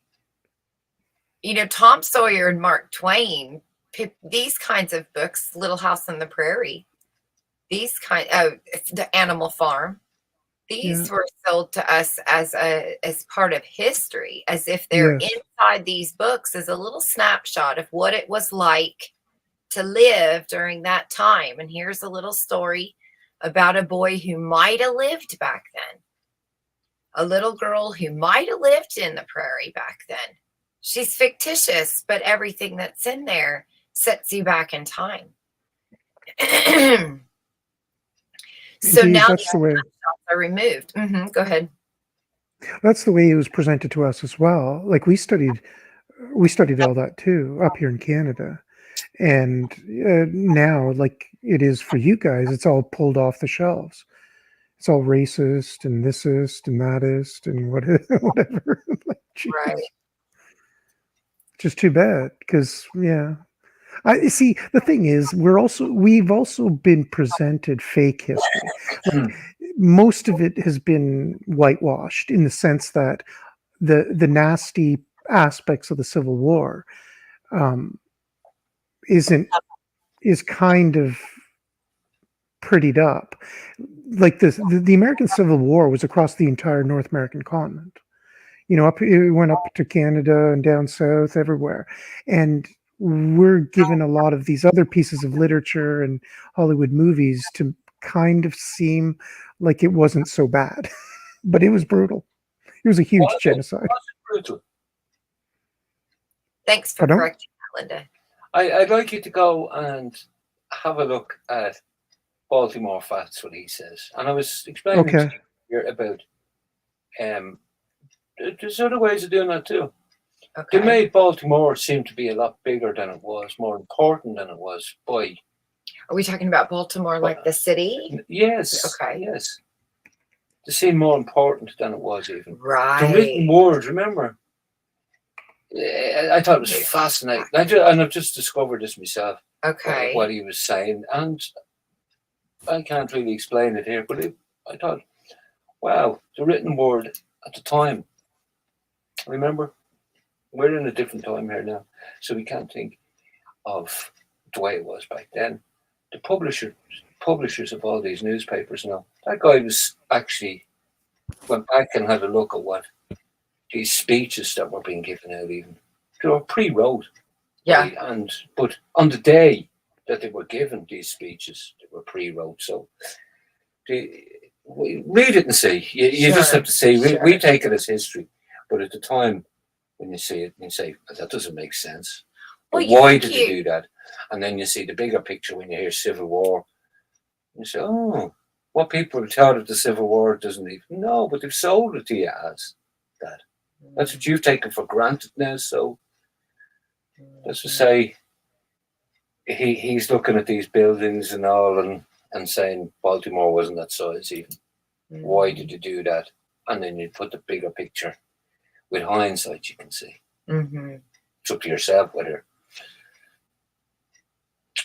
I forget what I'll he. tell you whatever. So outside of classics, I'll tell you some other books that were very much sold to me as a young child. We had the Nancy Drews and the Hardy Boys, the Boxcar Kids Yeah. kind of things. And then we had the Beverly Cleary. She was a Yeah. big author. Judy Blume was a big author. Oh, yes. Yep. Same up here. Yeah. Enid Blyton. How to Eat Oh, yes. Up Fried here.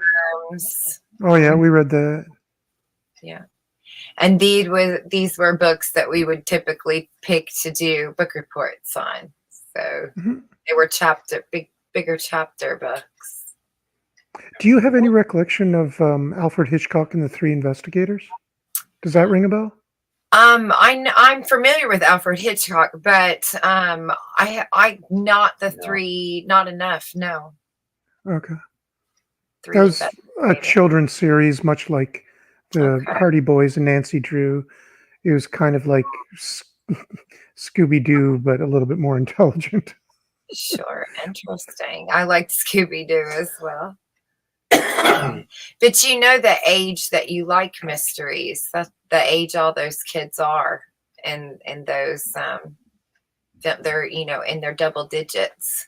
Yeah. That's the age of mystery. That's when we start sneaking around our house and pretending to be spies. That's when we start Yeah. eavesdropping in the bushes or in the shrubs behind the moms and giggling about what they're saying or about her big sister talking about that boy she likes.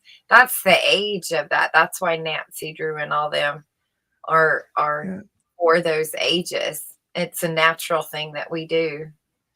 So we're learning about the world. Did you ever get into the Perry Mason series? Oh, of course. Watched that. No, but the actual books. Oh, Did no. you ever get into that? Books? No. It's a very interesting series because he started writing in the 1930s, and the series he churned out a book every year up until I think the 60s or something like that, or the early 70s, and I don't know. I swallowed them all up. I read them all, but they're all formulaic and they're all pretty much the same. But one thing that's very interesting about them is that within each book, he shares aspects of the legal system and aspects of how police behave. And yeah, so beyond the level of being entertained with a mystery, there's a lot of the American legal culture that's shared. And I found it quite fascinating. And well, These are Alfred Hitchcock books. No. no, sorry, the Perry Mason mysteries.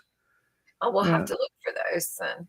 Yeah, I recommend them. They're a bit old now. Like he uses old language, which Yeah, but they're a time may- capsule then. yeah, exactly. Yeah. Yeah. Cool. Yeah, because it would be different. And those will be the books that kids will read. Can you believe? Look what it was like back then. Oh yeah, they actually had to type things out on a typewriter. Oh my God. That's It's funny, like in hindsight, the learning how to type is probably one of the best things I got out of high school. Ew. I agree. I was quite It's like, where would we be without the ability to type? exactly. I would have cramped fingers and that big nub that would be on the inside of my finger from holding my pencil. I have big callus on my finger, like a mutant finger there. Did you guys have typing as a class in I high did. school? Yeah, we did too. Shorthand was another one as well. Was on the Wasn't it? Yeah. Was that an elective or something Well, you learned anyway? I know my sisters Yeah. would have been more for secretaries. That's they Right. were, as we say, the school was for priming you for. Right. where you Well, were that more and that likely to- used to be the Yeah. case because they've taken the mechanics out of schools, they've taken the hair out of schools, they've taken the typing out of schools. These were all jobs that were They took home economics out of school. Home They took the art class out of school. They took the shop out of school. yeah, everything's gone. Wood shop's gone. We were the last generation to get any of those privileges. Yeah. The millennials didn't have any of that. They were lucky if they had a school that even had driver's ed. How is to be sports? honest. Why is sports? Oh yeah. Driver's ed. See, this is what I found quite fascinating. Like, I'm glad you shared this because, I noticed a pattern. Like the degradation of the public school system is North America wide, and it's in lockstep. It's all a conspiracy. Like, it's not like, oh, down south they got into disco music 10 years after we did, and no, it's all in lockstep through all the English speaking North America, whether it's Canada or you guys. The changes that happened here happened there at the exact same time. How do you get that to how can you get such concerted harmony in terrible degradation of a school system? There's the Germanic Prussian.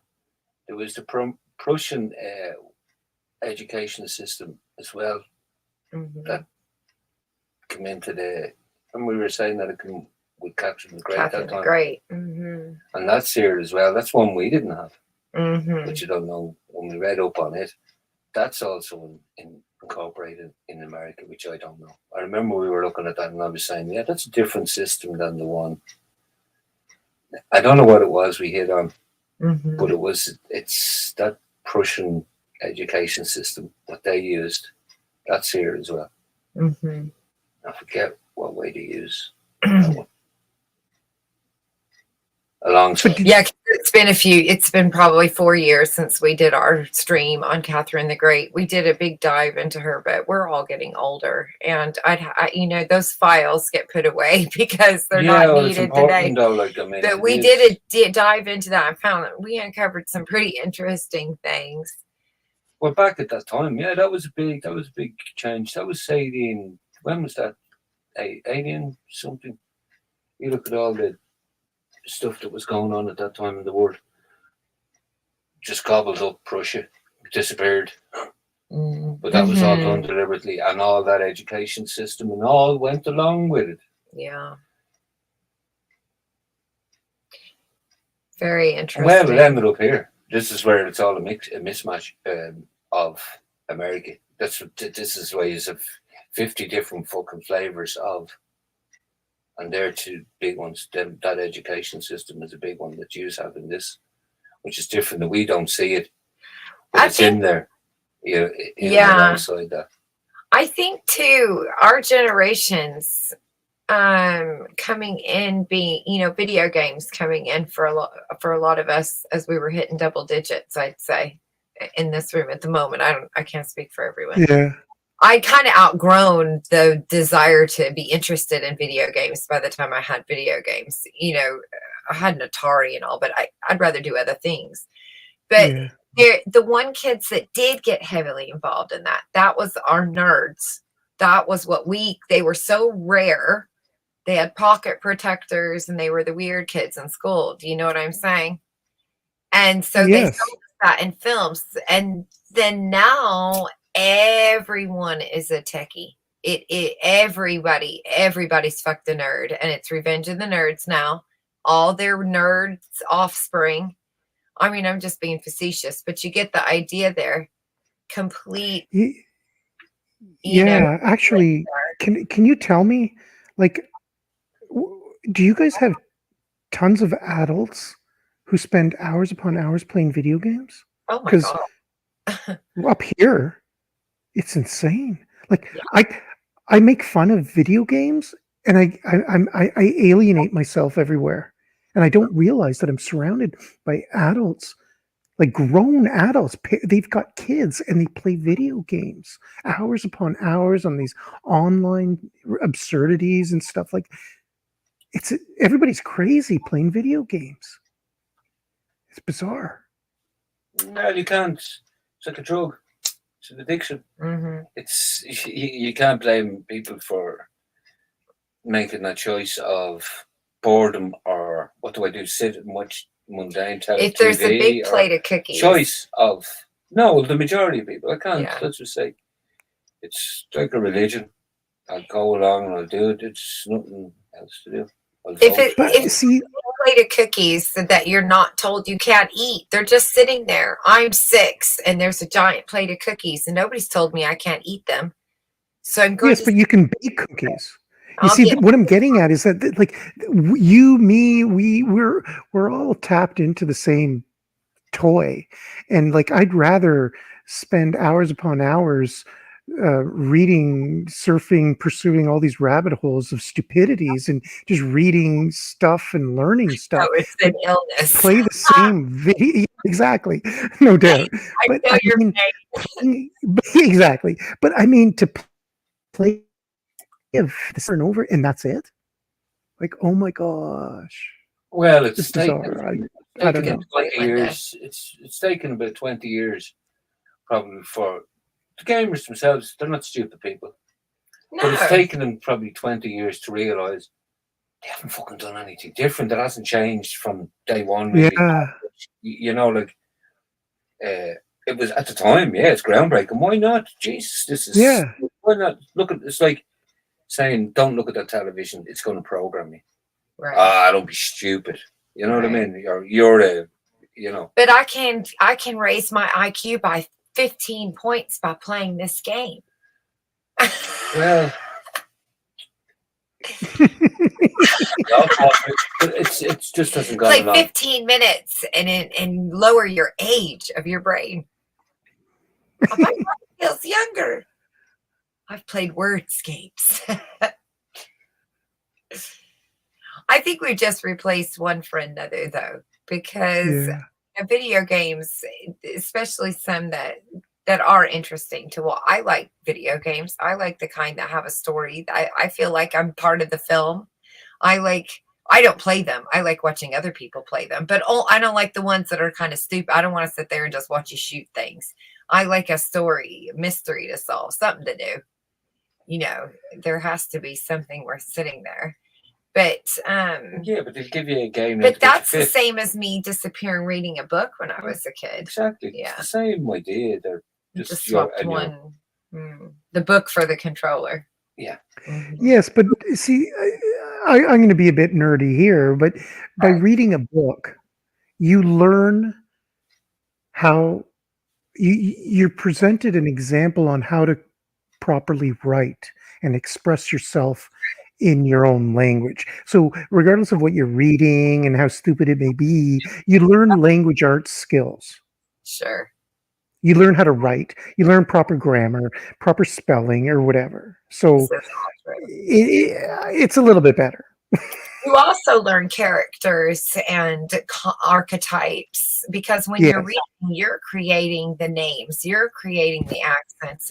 Even if you can't do them with your mouth, you can do them in your head. But is that not what these they're doing with the VR and all that now in these games? Like, I mean, the art, that's just what they're trying to. But I think that's what Charming is saying, is they're removing even my own brain to make Charlie, have a sexy voice or have a raspy voice, or somebody else is even controlling the small things like what he's wearing and the way. Because another thing I always liked about listening to an author read a book, somebody who actually wrote the story, is that they read it, they're reading it. So what that happens with people when you become friends. If you were to write me a note, I would read it in your tone. I'd have your tone with all of your little things you'd say. So when you're reading a book that somebody else has wrote and you don't know them, You're now making up these tones. You're now deciding, how is Steve saying that? How is this character saying that? All that gets removed when it's being controlled in that way. I think it's Yeah, an you know, imagination. Go ahead. I'm sorry. well, I want to share with you something along those lines. Uh, Several years ago, or at least 20 years, yeah, around 20 years ago, I can't remember. Time flies. Right. Me and a buddy produced a radio show of spoken word where we invited poets and storytellers to come on the air for half an hour and present their art. Yeah. And the way we created the show came from exactly that. He was a poet Mhm. and he compiled a little chapbook or whatever, and he gave it to me, and I picked it up. And the first thing that I thought was exactly what you said is that I don't know how to read this. And I Right. can't hear his voice. I look at that's the challenge I had with poetry. It's because a lot of modern poetry is written in such bizarre phrasing that it makes no sense to me unless I hear it. Right. And so I picked it up and I thought that was self evident. So I started deliberately reading it with stupid intonation, Mhm. going out of my way to make it sound dumb. And so I offended him and he got pissed off. And I said, "Don't you see? You can't just throw your book at me of poetry and expect me to be able to read it properly. You got to read it." So I said, "You read it to me. Don't throw your book at me." And Right. so, Don't say, here, read these. They won't say, they yeah, won't sound the same to you as they do to me. Well, Right. exactly. And so he got it. And then, so he read his poems to me. And I said, "Yeah, that sounds cool." And so from there, we're like, we came up with the idea of, well, why don't we invite all these people in the city who do this sort of thing onto the radio? And so we, for about a couple of years, we basically had people come on and read their poetry and read their stories, and Fun. it was a lot of fun. But that was exactly the intent, is to get the proper articulation and intonation of the artist. Right. I write poetry. What were you going to You say? do? I was going, yeah, but you said Stephen King. You, since I was listening to, you were watching him there the other morning, listening to Yeah. an interview, and I just, So he gives you the story, he sells his name, and then you can interpret the story if you wanted to fill, if you want to. Well, that was just, and I'm not saying that's true, but it just seemed like, because as we watched that, I think he did seem to be able to kind of let go of some of the creative freedoms on the account of there's a lot of stories. The Shining, for example. Yeah, The That was the Shining being first the one. first one Yeah. that was completely different from his Well, the own character, the vision. main character, he wanted the character to be the opposite of what the character was. Mm-hmm. He wanted the character to be more of a supernatural, whereas in The Shining, they made him human, psychotic. Mm-hmm. Mm-hmm. Where Stephen King focused more on the supernatural aspect of the film. And so honestly, I think that's what makes it brilliant, because it is realistic. It's, a slasher kind of film idea, psychological slasher. See, that's what I found the only redeeming aspect of that movie. I never read the book. I don't know, but the young boy who seems to have this sort of mystical, magical ESP characteristic to him, and got they never really fleshed that out in the movie. I didn't find. And that to me, I found quite interesting. Mm-hmm. Well, that goes back to The Bad Seed. The thing that's interesting about that film is that it's a black and white film. 47, no, what was that, 57? I want to say something like that. Anyway, and I've been 47, but she's bad. She's a bad seed. Her grandfather was a killer, and skips a generation, and then the mother is, gives birth to the daughter, and she becomes a killer. And it focuses on a genetic line as opposed to a supernatural aspect, and it asks the question, of the overindulged child, that the perfect child, and that narcissistic idea is really played out nice there, because they do, they, on the outside, they look all put together, but the flare up of the anger when things don't go their way, and it being present, being in your DNA, you're born with it. Brilliant. Do you believe Yes. that? Uhlicks getting sleepy, so he is waving good night. I'm going to say good night to you. Yeah, I am. All right. You have a good Yes. night. What time? All right, you you should stay go on. to now. You stay. I'm fine right here for a little bit still. Yeah. We're getting some yeah, sleep. Slay here. It was great to You have a good evening. you too. Yes, thank you. Used to. Used to. You too. Used to. Ask me that again, Charming. What did you say? Do I think that? Do you believe in this sort of thing being in DNA? Yeah. I do. See, I don't know what to believe. I'm open to anything. I just find it so hard to interpret and understand. But I just kind of sift through aspects of various holy scriptures, and they seem to allude to that, but not say so explicitly. And I, just by observation, I believe it is the case. Like Yeah. everything I observe would suggest that it is genetic. It's like pre-programmed. Well, I'll But give you an example of something that I learned. That there was some, I'm sure BBC World documentary and nature documentary. You know how they're classic for those. I've not been able to find it again. I have tried to search for it because I wanted to watch it again, and share it on my channel, but I couldn't find it again. But there was a killer whale, or a whale, the shamu, whatever they are, killer whales. I can't think of their name, but the orcas? thank you. The orcas. Thank you. Yes. And there was an area where the penguins, the orcas were too big to get in there. They could get stuck. And so there was kind of this little pocket of area that was perfect for just chilling, and the penguins could really kind of chill out and relax and play and stuff. And I don't know if this is true, but this is what the documentary was showing. And they're showing that this one mother orca had managed to get herself in there and get back out. And so she fucked up the whole system. And because they weren't prepared, she was able to really feast well. They then follow this whale another year with her offspring. She then takes the offspring there, the baby there. She gets in there again, comes out.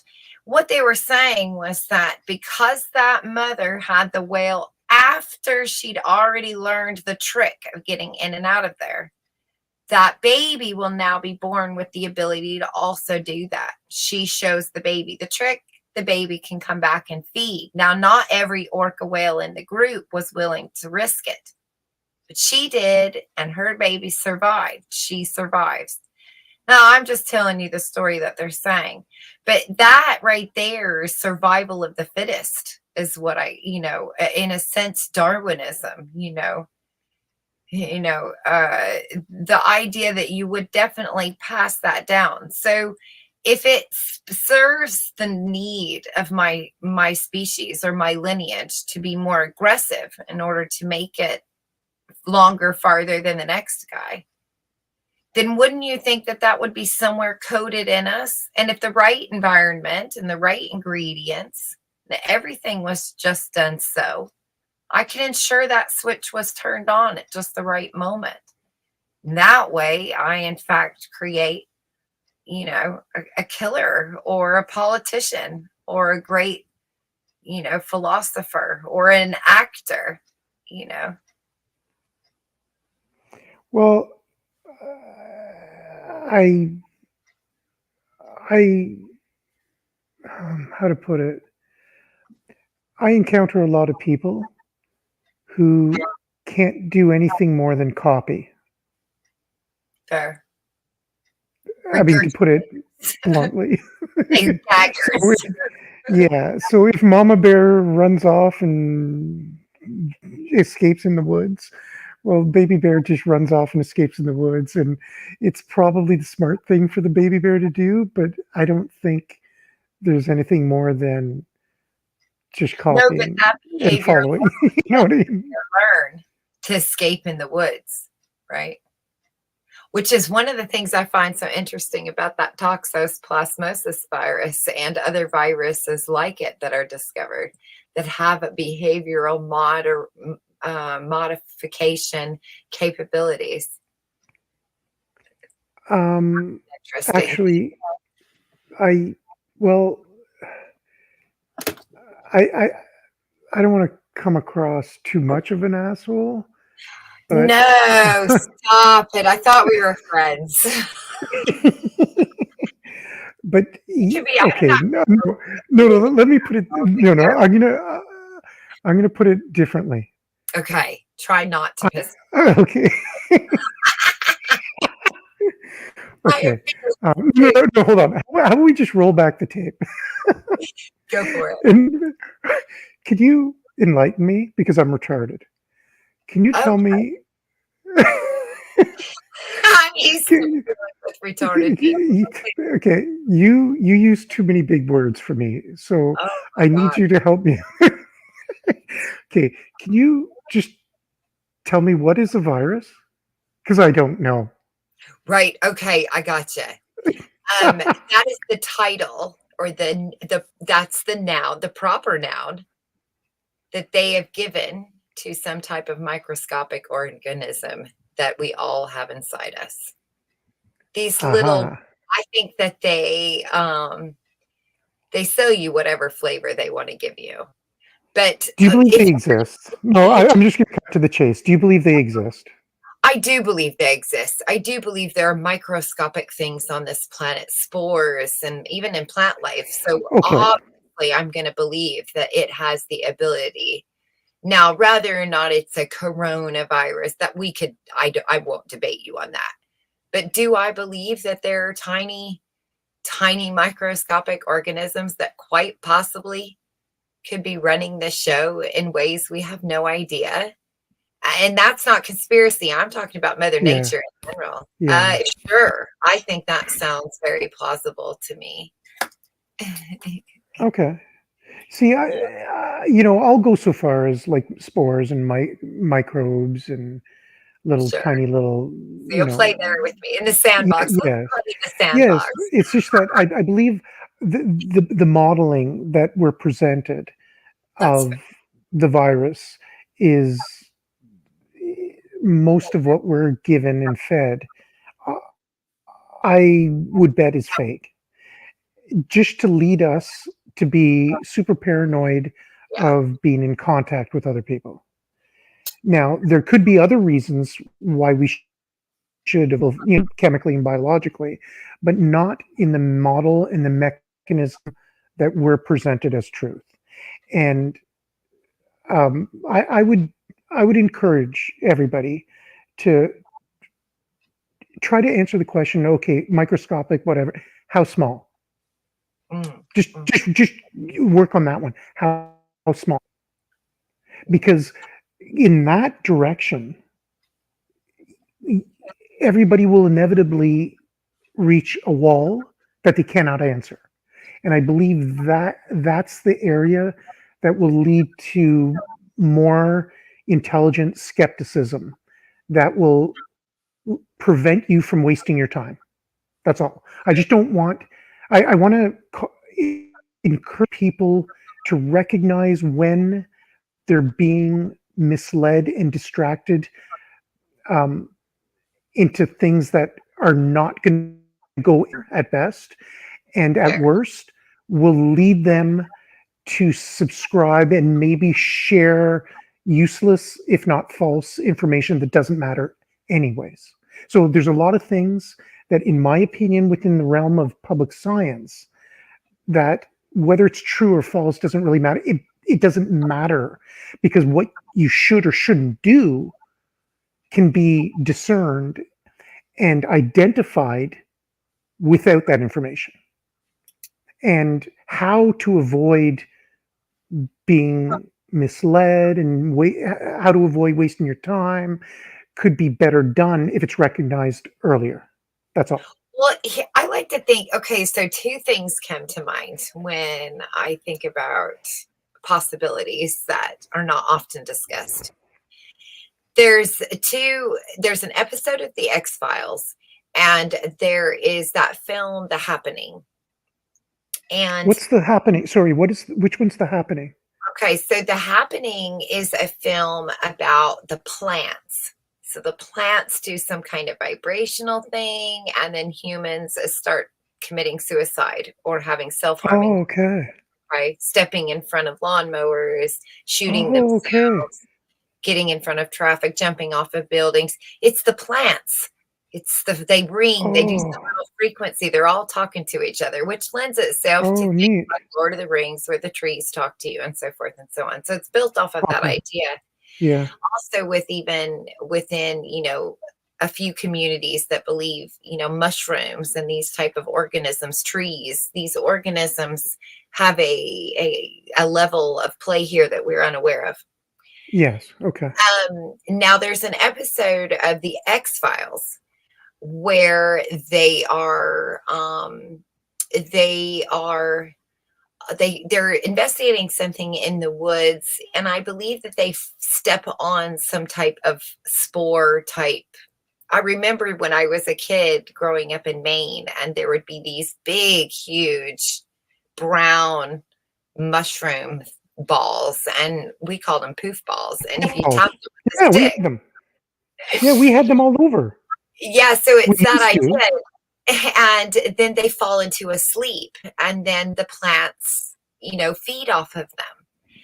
And they have to be saved before the plants finish them. And so that's in that episode. I kind of think that these are unique ideas, or a fun idea in a way, where there is this possibility of some type of spore, some type of fungus, virus, if that's the label you want to put on it. I don't know, germ. I would think they could, a parasite. I mean, technically, we're all talking about similar concepts there. Something that invades the body that you're unaware of and causes the body to react in a certain way, even if it's even if it's a histamine reaction.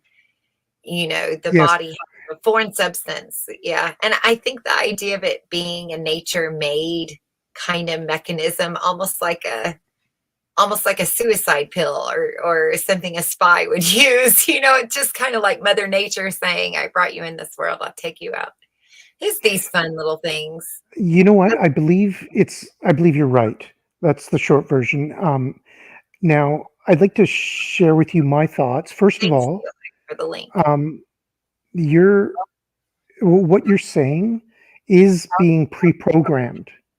We're being prepared for something like that, and it's been Yeah. going on for the past 5 years. Yeah. Now, I believe you're spot on, but it's a lot simpler than that. Essentially, what I believe is a lot of cancers and tumors that we've been presented over the past 50 years are nothing more than just one of these puffball spores of any sort of fungus or mushroom, whatever, that's just growing inside of our body. So we inhaled it, and it started to grow in our lung. And they took an X-ray picture, and instead of just telling us, "Oh, you've got this mushroom growing inside you, you just How need to rad. take an antifungal, and it'll be gone," they tell you, "Oh, you need to do. Oh, you might have 3 months to live, and you need to do chemotherapy, and that's going to hurt you, and then you're going to be on morphine, and then we're going to do radiation, and that's We're going going to to hurt drain you, your bank and then account. and Nothing for then you. yeah, and then they kill you off, and they go on to the next person. I firmly believe that the vast majority of people who've died of cancers had a mushroom or a fungus growing inside them that could have been cured with an antifungal, something that's natural. Even there's a lot of antifungals that are natural products, but that's how that's how pessimistic I am, and I believe you're spot on. Well, doesn't that go into that plays into the forever chemicals? I had this idea one time, just a thought in my head one day when I was contemplating about vaccinations for wee one. And I thought, they could give you something today and then in 20 years give you something else that would counteract with the thing they put in you. This was just a mother's thought. I'm thinking I watched too many sci-fi movies, and when I said it out loud, I realized how kind of silly it sounded. But then I thought, but they could do that, and so then Yes. you kind of start, people start to, that will think that you're nuts for saying such things. Now here we are, almost 10 years later. 9 years late, yeah, going on 9 years later, and that's actually a thing. That's what is happening. And I'm just amazed at how easy it is. And the virus, let's just talk about the virus there.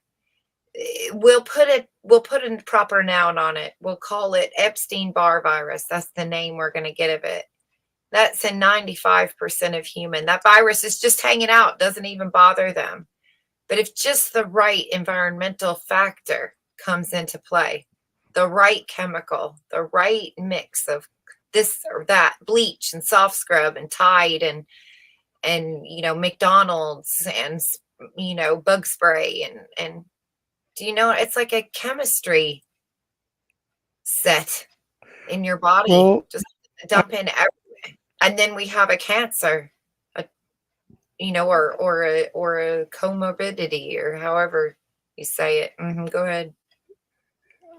That's So okay, I believe your conclusions are correct, but um, I believe the mechanisms there, as far as yeah, the actual chemistry and the biology, is wrong, and fair. what we're presented. Oh no, but I'd like to explain it to you. Like, we're presented false science that us to agree to all these magic potions, and these magic potions do us harm. But the way they do us harm is not as we suspect. So I'll just this out there to you, and these are all just theories. But Sure. ultimately, I don't believe this EBV exists. What I Fair. believe is being observed. We're told this is a virus, and we're told all these, and they're all categorized. What is being observed inside of our body is a degradation product or a waste product of something else, and we That's just have too very much of it. fair. Okay, That's very instead of fair. saying, oh, you've got sweat coming out on your skin, we're being told, oh, you have an EPV coming out of your skin. Now, what's being observed is sweat mixed in with some some chemicals that are not natural that we've been consuming all our lives through other means. And the injections mix in with it to produce something else. And we're told that this something else, instead of being told that we've got waste products of other chemicals, we're told that we have a virus. You see? So EBV what's poisoning us? Mm-hmm. Yeah. So what's Yeah. being accumulating in us is actual metabolites of other poisons. And these other poisons, I believe, are a mix of all the plastics, all of the perfumes, all of the fake soaps that we don't need but we're told to rub into our hands, all of the Vaseline, all of these Baby sunscreen powder. oils, exactly. All of these things get absorbed into our skin, into our body, and they accumulate. And then they interact with other things that are biologic, that are natural. They come together and they create uh, new things. And then those things do us harm, or they appear at the same time as we're getting sick. So when we accumulate too many toxins, our body tries to expel it. And when we expel it, our nose runs, this runs, that runs. Oh, and we're told that this is a disease. No, it's a natural expulsion of toxins. When you have too many toxins, you have toxic shock, and your body does everything, just like the dog will hyperventilate, try to pant too much to get rid of, or whatever. That's how his body does it. When his body is being stressed, our body Yes. tries to get rid of all the toxins, and so we get the chills.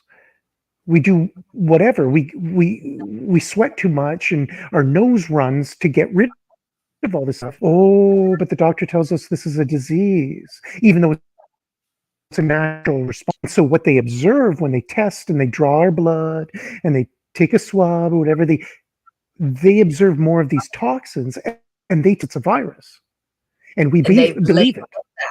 Right. That's right. They call, and they've got all these different names for all of these amalgamated toxins. And we are convinced that it's a biological thing. It's a mini molecule. It's so tiny. We can't see it. And it works because that's what we've been seeing on all the television shows, cartoons, and the movies, and the sneezing, etc. So we are fooled into believing the mechanisms and the actual substances that they're observing, but they're observing different things that come from different things that come from a combination of our body's natural way of expelling toxins. And so all of these soaps, all these fake soaps that don't need. Do you remember? Oh, maybe about 20 years ago, there was this new thing about having antimicrobial soap to kill the germs. Like, you don't need any of that. Yeah. Like, you don't need all the stuff that they sell us, but now we're surrounded by stupid people who believe they have to disinfect everything when regular fashioned soap that's been made for thousands of years, the same old way with natural products, is good enough. You don't need to kill germs. Well, who got this idea that you got to kill germs? Me, Charming, they've also tried to convince me that up until whatever date it was, babies were dying. Doctors didn't wash their hands. That's So all fake. it took us that long to figure out that if we washed our hands before we delivered, how did we ever survive? Yeah. You know what I mean? We should see that's where the theory of evolution is so good, because we can always take a few steps back and say we are all alive because our parents did not have that, and they managed to survive. They didn't have all these magic potions. So the theory of evolution tells us that we don't need this. Right. Actually, you know what? That reminds me. I'm curious. When I was a kid, my mom said that in the hospitals, a lot of the nurses discouraged women from breastfeeding because only dogs breastfeed, only cows breastfeed their children, only wild animals breastfeed their humans. God. No, they've got Was that the case? I'll Like, tell you was there something pressure? interesting. Now, my mother didn't breastfeed me. That was Yeah, 74. But my grandmother, I breastfed. Actually, Gen Xers, as a collective generation, was known to bring breastfeeding back in style. It yes, actually brought exactly. stay-at-home moms back in fashion. Yeah, Soccer we should be proud moms of was a that. lot of stay-at-home moms. I am proud of that for my generation, although not many people want to give us credit for such things. I also believe we're the generation that squashed racism, as we didn't have problems sleeping with each other, or we wouldn't have so many Yeah. mixed people on the planet. So I really find that disturbing. Myself included in my family. But the thing that, what were we saying? We were talking about The breastfeeding. the The breastfeeding. breastfeeding. My grandmother said something very interesting. So I was breastfeeding, and my grandmother's talking, and I'm telling her I'm going to breastfeed, or I am whatever it was, and my grandmother said, just it kind of slipped out. And my grandmother was Aunt B type wonderful. Okay, I'm talking like the epitome of everyone wants grandmother. All right, but what she said was, "Oh, only poor people breastfeed." Oh, Now, my grandmother grew up in the oh, Depression. And so this idea had been put into her oh mind my. that if you had money, you could afford to buy sterile glass bottles, and you could afford to buy. This was a status for how it was sold to her. Do you see what I mean? It's a status You know symbol. And what? then It's so generation, sad. You know, like the bad advice that our parents got from their parents, it's generational. Now, the nefarious effects of suppressing breastfeeding is so multidimensional. It makes me cry. You see, there's so many benefits. There's one thing I can't remember. Some time ago in one of your streams, you were talking about it. I wanted to share with you one thing Mhm. that most people do not know, and many professionals and experts suppress it. And one benefit of breastfeeding is that over the course of the feeding for overextended, well, while the child's growing, what happens is that the process of breastfeeding directs the growth of the airway. And it essentially, if everybody breastfed for extended amounts of, well, I don't know if time is the proper word, but throughout the entire growth of their children, Mhm. orthodontists would Mhm. be out of work. Mhm. It has so many benefits to training the child to properly breathe through their nose. It leads to an expansion of the airway, expansion of the jaw, and it directs the growth of the teeth. Beautiful. There's so many there's so many children whose jaws are malformed because they breastfed. And so their tonsils are compressed, pushed You mean down bottle? into their airways. They cannot, pardon? You mean bottle fed? Yes, that's Yes. so bad. Mhm. It does so much harm to the growth of the airway and the teeth. Um, it makes me cry to know that generation after generation were given bad advice by professionals.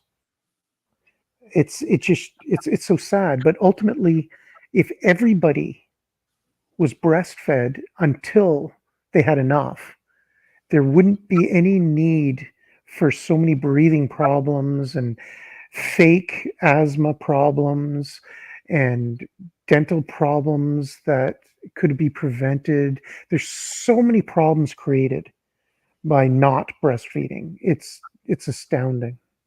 Mm. But the ability to properly breathe is Yeah. so important to the entire body.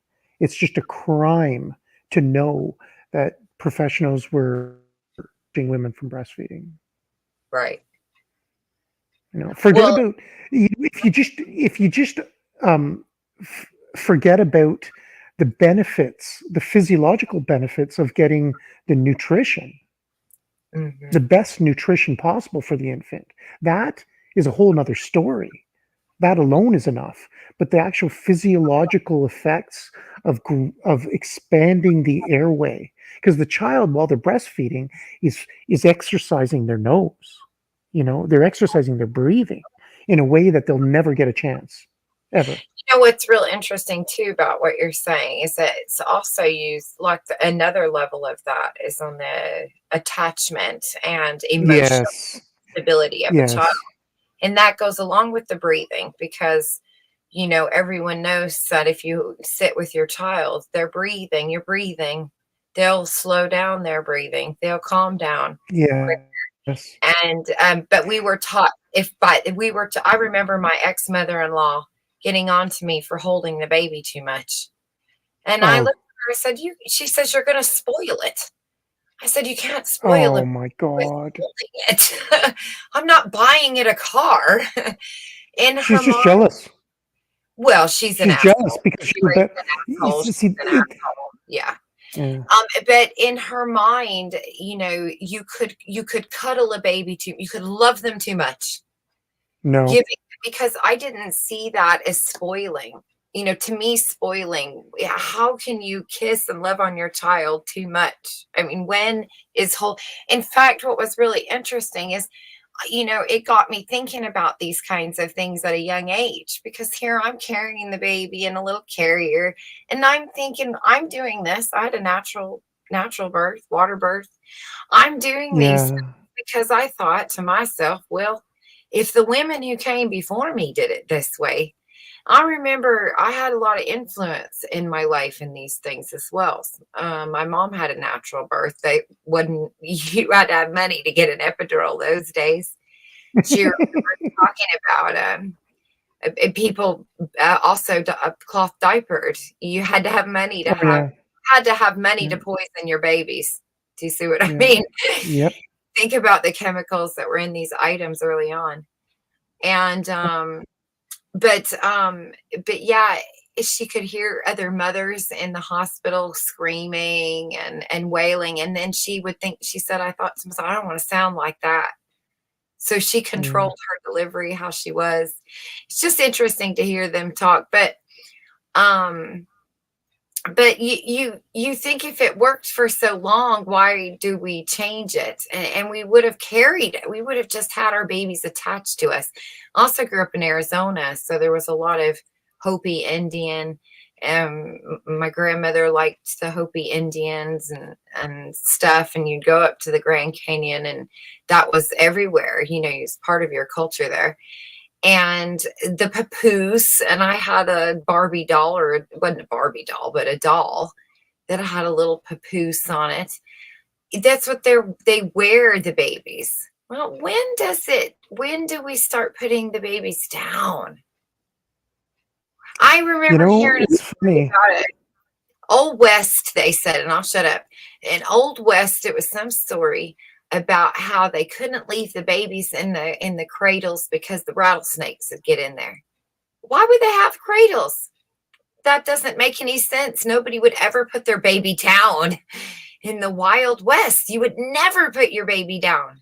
Do you see what I mean? It seems silly Yes. to. And I believe Mhm. that's the aspect of nurture that breeds little psychopaths. It's bad parenting of that sort, Yeah, not deliberate, that produces little wild animals. So it's agreed. not genetic, it's the behavior that's bad. And these are all neglected children. Mhm. And We putting their very baby down in a in a in a in a crib and closing the door and leaving them alone, it's a form of child abuse. It leads to a fucked up head. Mhm. And so I don't, that's where I believe it's the nurture. It's a repetition of copying neurotic behavior from generation after generation, as opposed to it's in the genes. You know what I mean? Oh, But well, to me, there's the two. The two are there. yeah, You're gonna have it's why some kids look just like their great grandpa, right? You can't deny that kid looks yes. Oh like their yeah. grandpa. So the genes definitely, those are known. That to me, that's the math number that we know. Is it the exponential? I'm not good with the terms, but that's the 4. We know that's a 4. The 4 is there. The That's the question, science. there you go. The question is in the X there, the unknown variables, the environmental variables, and our environments have a million variables. You know what I believe is the variable, the Okay. unknown variable that is most critical. And that is, it goes back to what you said, holding your baby. Ultimately, there's two types of kids in this world. And conversely, or parallel to that, there's two types of parents. There's the wanted child and there's the unwanted child. Mm, And I believe that's the difference. I believe we're all the product of, at some point, if not us, of parents who did not want us. I mean, mhm. that's a reality we have to accept. And I don't know about you, but I find it a bit peculiar when I encounter young people and I ask them if they want to have kids, if they want to, be a parent someday. And I encounter many people who don't know how to answer that. They're like, "Oh, well, maybe, I suppose." And I encounter. I'm sure you've encountered a lot of adults of our generation and older and wherever who didn't want to be parents. Right. And I A lot of our believe generation that, get married. I mean, the whole idea of that was even, a lot of yeah, people in our generation got married after Cinderella stories. In reality, we all came from yeah, crap. The Lost Boys. yeah, Right? yeah. But ultimately, why I bring that up is because ultimately, when somebody is faced with a child looking back at them, they either change or they don't. And they either have an intent of putting their heart, their body, their mind, and their soul into this child, or they don't want to. And the that's the variable that makes the whole difference for what that child is going to become. So whether it's What throwing about them in the a crib, I agree with you. I had that scenario with you, but there are people who wanted to have kids, and they use their kids kind of as living vicariously through them. You're going to go to my yeah, to college, me that's a lawyer, okay. you're going to go to That ballet that to class, me is, right? oh yeah, that's bad parenting. That's not Yeah, a good intent. See, ultimately, why do they want to have a kid? Becomes the variable. right. No, but Answer. ultimately, That's bad parenting. That was funny. Yeah. the way I see it is that why does somebody want to have a child? Do they want to breed a slave, or do they want That's cute, to Linda. create a child and have a independent, free person to to to become an separate from them, or do they want to control a new animal? Is this a new pet that's going to Right. be on their leash? Because You even if I don't see, want the so kid, I would challenge that. I mean, I like this discussion because now I'm thinking, well, you say that about control. What about parents that don't want the child, but use that as a way of controlling. So in a narcissistic Yes. relationship, they love that kid as much as they hate that kid. They need them as much as they don't want them. Do you see what I mean? That's just a different way of being bad, in my Right. opinion. See, I want to tie this in, like, 365 of what not to do. type of thing. Yeah. But ultimately, I want to tie this in with your meaning of life and the Adam and Eve creation story. Ultimately, the way I see the scripture of creation is that we have to accept um, one of two scenarios. One scenario is that our father and our mother made us and they absolute freedom. So the problem of why does God let people suffer and etc. It's that is the price of absolute freedom. God is not controlling us. He's Right. not. You see, and so I see it as a gift in that our job as a mother or a father, when we create life, we take on the abilities of a God. We created life, and we take on the responsibility of providing for them. But just like God left Adam and Eve absolutely naked to free to do whatever they want and gave them everything so that they didn't have to work. They didn't have to do anything. Right. They had absolute freedom. And yet, if they make mistakes, God has to set back. And the only thing that God does is observe. Mm-hmm. He does not intervene. He does Right. not hold us Good and nature so photographer.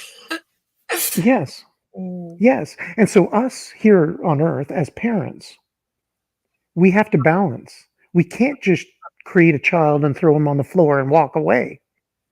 We could, but as a parent, it's a balance. At some point, we either seek to create an individual who can fend for themselves and is free to go off and do whatever, or we create an animal who's going to be on a leash and going to do what we tell them and is going to be our slave and whatever. So But that sounds like a when different kind of father. The pardon? overprotective. There's the one that goes too far, the way overprotective. I believe those parents are that's just a neurotic manifestation of something else that they're concealing. Mm. And they're neurotic in a particular way that maybe nobody will ever know other than their child. But Right. ultimately, do you seek to mind control your child, or do you want to observe your child become an individual, a creator of their own? Do you want them to have an imagination and experiment the way a free person would, or not? I love that the way you put that. I actually am going to steal that with you. I'm going to hop on board Please, the train because please I steal it feel and share it. God, the true love is that you don't intervene. And maybe you do. And maybe if we're going to just go out there for a second, jump in my balloon, we're going to go up.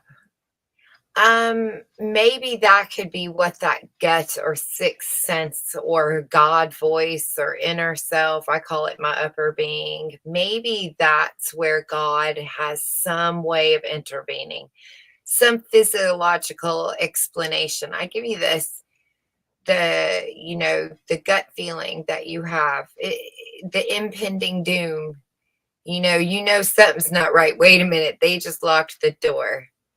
Something's not right. It felt wrong. Um, and that's your body preparing for fight, flight, or freeze. That nausea Yep. that you feel, that sinking in your gut, that's the body deciding, is it going to shit? Are you going to pass out? Are we going to play dead here? Something's not right. I hear some noise in the bushes. And to me, maybe that could be where God pops in for a second, where you get that whisper of your mother that says, sit still, let's observe, let's talk, You know what? I believe that comes from, again, nurture. So we got the tape. The first sounds that a child hears is the whoosh, the whoosh, the whoosh of the blood spinning around his whole body. And the first thing that and the heartbeat. right? And the first pressure in their life that they feel is the expansion and contraction of the mother's breathing. Mhm. Now, outside of that, the child can hear, like between the inside of the placenta and outside sound, the child can hear. So, whatever experience the mother has in terms of fight and flight and fright and whatever stirs up the mother or whatever calms the mother, the child physically experiences. So when somebody screams at mom, the child physically hears the scream, and the child physically feels her blood racing. The child feels whatever movement she makes. They also get an The injection tiered of heartbeat. hormones, right? They get a shot, a B12 shot, just like the mother does. Yeah, exactly. Beautiful. Now So the that's child, where generational trauma comes into. Mm-hmm. yeah, exactly. And so the child learns body language, learns to interpret sound, the changes in sound, the changes in rhythm before being born. So much like dogs will be able to hear everybody's heartbeat in the room and they'll be able to figure out who's nervous. We can't Yeah. hear the heartbeat, but the dog can hear whose Yeah. heartbeat is out of sync. Right. Who's scared of me? Crotch Exactly. sniff. Going That's right right. to their crotch. Well, yeah. The Yeah, dogs can smell good things too. that probably has nothing to do with it, but yeah. But No, that's ultimately, really beautiful. pardon, I didn't hear that. Said that's very beautiful. I love Well, talking. well, I'm glad because this is the type of thing that should be shared. I Ultimately, truly believe whatever. that as well. Again, that know thyself. What do you know about yourself? This is the kind of stuff you should know. These are the things Well, you you know need what? to What triggered me towards seeing things this way is the natives. Like their native is the mother's heartbeat. Yeah, right. The first sound W- you hear. Yeah. Exactly. And And we hear it that fast and we hear it slow. right. Isn't it funny that, music and dance goes a lot of the same style suddenly? Is it because I was thinking about something the other day, talking about alterations on bodies, and I think a lot. I sit and think, because I'm a thinker, I sit and think about, why do we have infertility? Why do we have these things? What could possibly have played out here? These kinds of things. And when when a woman has a baby, so if my mother has a girl, me, I'm already born at that moment. I'm born with all of my eggs. So the baby that you have is the eggs that are yours are the eggs that your mother was developed with. You're getting your grandmother in your mother. I thought that sounds very interesting to think about, because I remember when I was reading stuff about generational trauma to the body, how they're, hypothesizing at the time that this existed and that you can trace trauma, 3 generations at the time. It was probably 30 years ago. And 3 generations, they're saying that I carry the markers of my great grandmother's experience. Now, in itself, I find that really interesting. So, if you want to argue that, how do you even know they can do that? That's fair. But just set that aside and still think that kind of makes some sense, because if it's my grandmother who's having the baby born with the egg that will be me, do you see what I'm saying there? Yes, I Okay, good. my Because I've never caveman been brain. writing it. It's just that my caveman brain doesn't need the science to be that precise. Good. Okay. That just makes sense. See, I see a little bit. Are you going I to be dumb a it down. charming? No. I dumb it down for myself. See, Okay. I look like my mother. I look like my mother. Interesting. And my grandmother tells me I look like my grandfather. And there's certain genetic traits that my kids have that came through both my mother and their mother. And so ultimately, when you say your eggs from your mother and your grandmother, I believe there's a lot that you're getting from your mother and your grandmother, more than the eggs. And I believe you're also getting stuff from the other guys too. But of course. Yeah.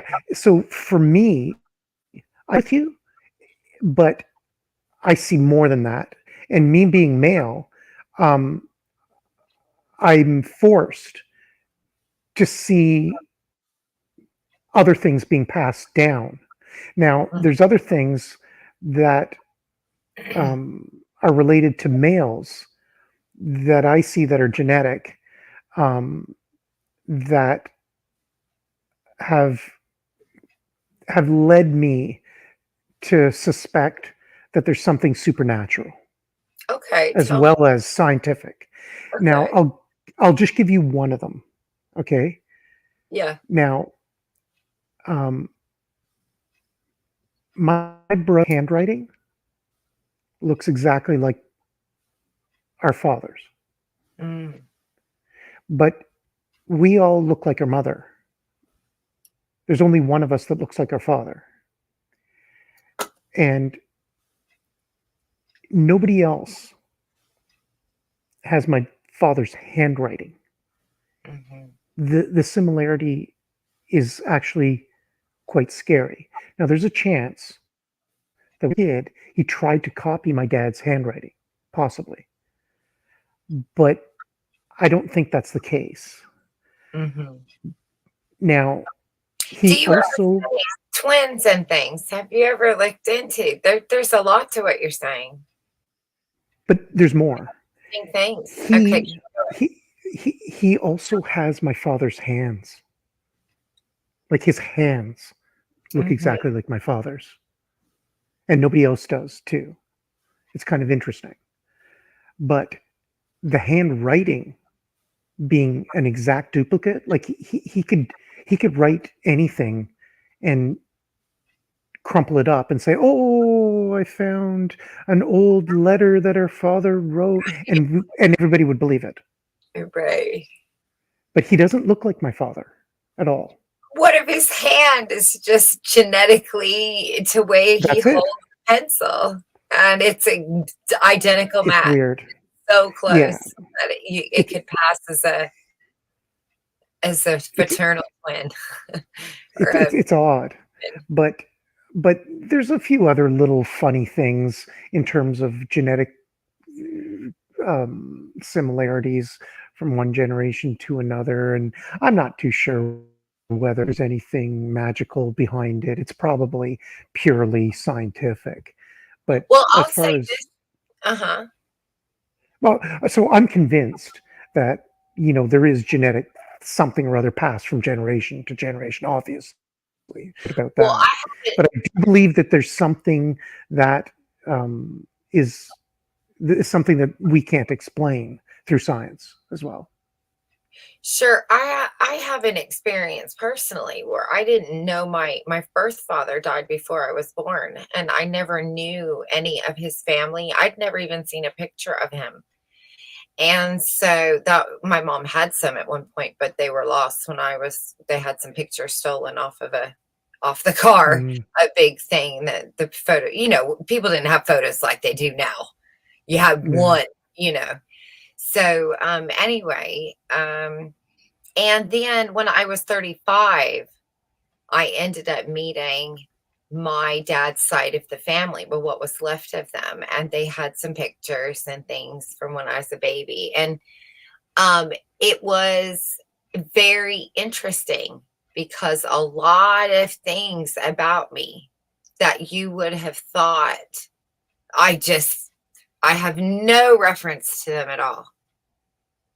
There are several, coincidentally things, and that's that twin kind of idea. And oddly enough, one of the family members had twins, mirror image twins, actually, who had a really rare epileptic seizure type disorder, but they were make-a-wish kids even. But um, I think there's a lot more in there than we know. There's these things that they like to maybe title as junk DNA or whatever. They like to have silly names for things, but I think that those ingredients, there's something to that that's so interesting. It literally can be off by a millimeter, but it's off enough, you know, almost Yes. like it makes a watchmaker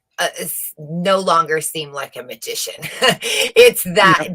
detailed. It's that zoomed in. Yeah, yeah. Have you ever met a doppelganger? Have you ever met somebody who looks like you? I've never met anyone yet. No. Have you? Have you ever? I haven't. Um, but I've had a few people tell me that I look exactly like somebody. They thought I had a lost brother or something. Have you ever heard that? Yeah, I get that. I used to. She remind me Yeah, of so and so. Doesn't she remind you of so and so? You get yeah. that kind of stuff. Uh-huh. Now, at the same time, I don't know about you, but the older I get, the more and more I meet young people.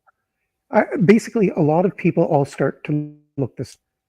True. Do you, are you? Yeah, you're starting to notice young people who look like a bunch of people that you already seen before 20 years ago. Like Hmm. you're seeing more and more of that. They're probably you think, oh, you must be the kid of or the sister of, and there's just more and more, right? Do you notice that? Um, I don't. I No. don't know if I understand what you mean by brother or sister. Of you Oh, just in no, general, like you could be so and so's twin. Yeah. that sort of thing. Yeah. Okay. Yeah. Yeah. I think but then I have to. I do see what you're saying, but then here's me throwing a wrench. Is it possible though that that's not something that happens due to our age, as opposed it just feels coincidental?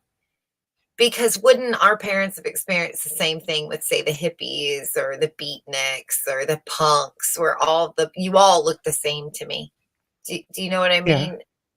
Yeah. I Could think that be it's actually a up natural there? thing.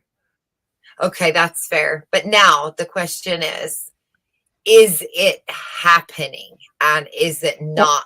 Is it more than just a natural thing at the moment? And we don't notice it because, well, we're blinded by the natural thing. I think it is happening, and I think it is natural. I think everybody is more and more genetically related. Yeah. Like we are seeing the children, the distant cousins, people we know. Whether they know it or not is another question.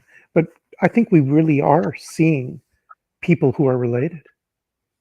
Do you think this 23andMe and ancestry stuff has contributed in a way of that? Attributed to what? In what manner? What do you mean? Um, just it's allowed people to connect to, say a cousin or, somebody that they wouldn't otherwise know, and therefore we're seeing a lot more similarities in that way. There's more people. I'm I just don't know. asking. I've never experienced much with that. I've never tried those.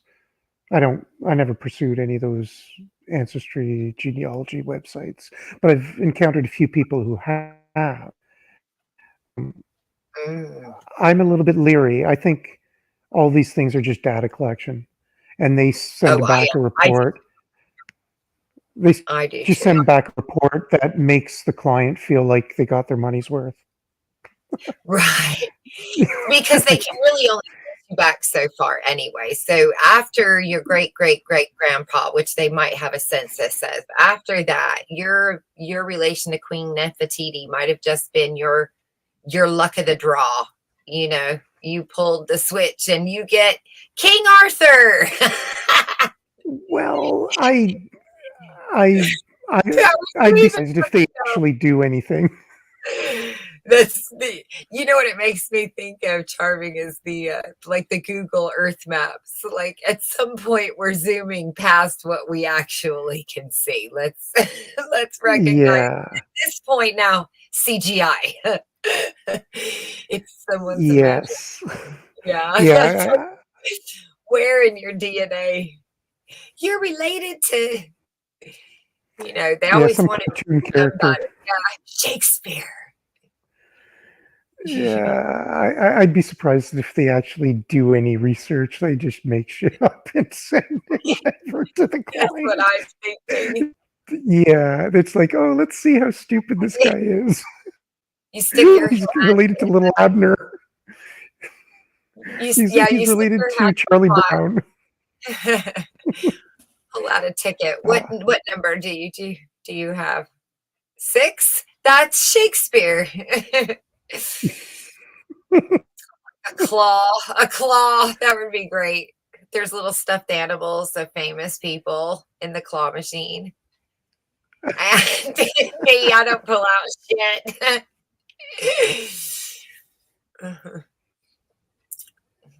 I don't have yeah, any that's how I do it. related to no one.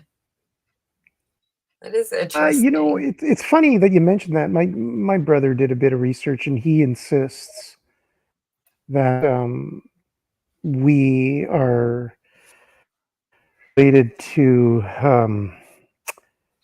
royalty. Well, yeah, like we're descendants of the brother of a very famous king from Eastern Europe and from like 1,000 years ago.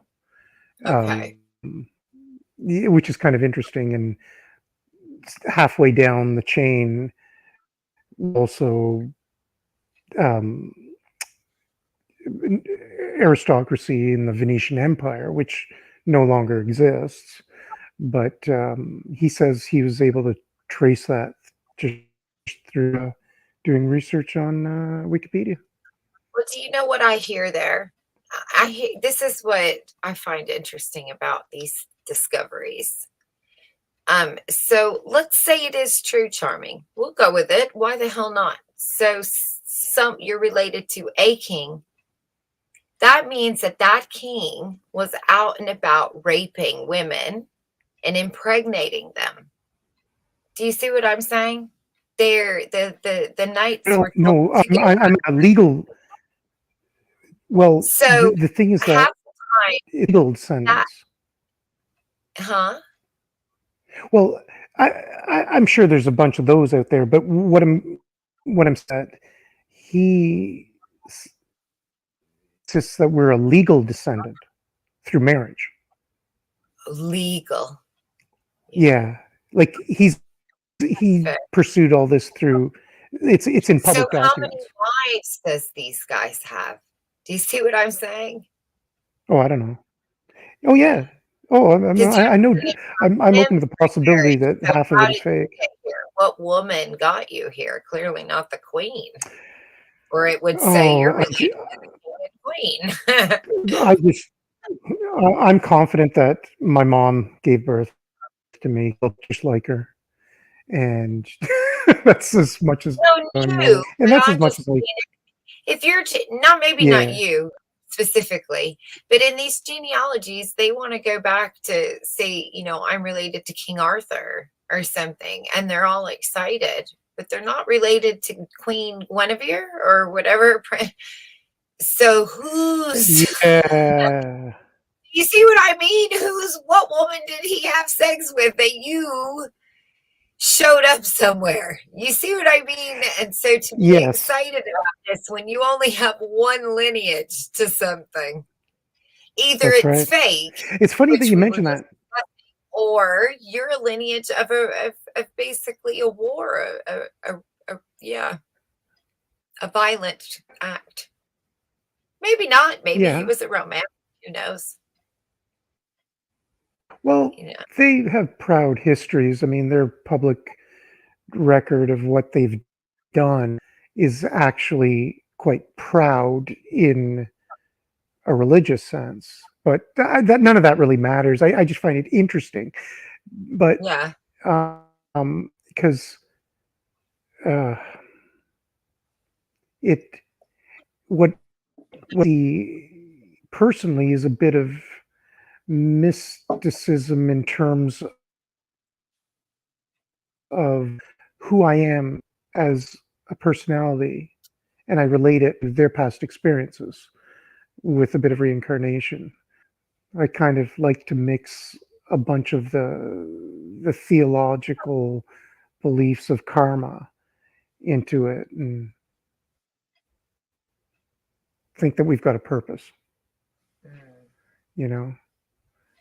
And it's ultimately it all starts with good or bad parenting, which is more important.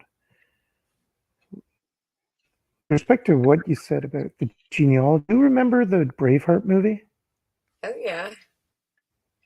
Do you remember the ending Yeah. where the guy's paralyzed and he's got a stroke and he's on his deathbed? Keep The going. old king.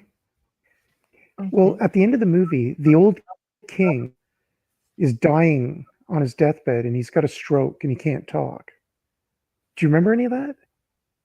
There's a great scene. Vaguely. Keep going. Okay, well, I haven't seen it in a the very long time. Hmm. okay, well, I bring it up because the the new bride, so the new queen, so his the wife of his son Right. whispers I in his heard. Yes. ear. Do you remember that? She whispers in I'm his ear remembering. and tells the king that the child growing in her belly is the son of Braveheart. Uh-huh. That's right. Yes. And Just it as ends with that. ha ha ha. The last laugh. So, Yes. so who are the descendants of all these kings and queens? You don't know? Exactly. Exactly. Right. Yeah, exactly. And we did because that's what humans do. We do that now. We've done that. That's not going to be that's something that's in us. We just like to intermix, you know, it's difficult. Mm. Well, with time, we're all going to be related.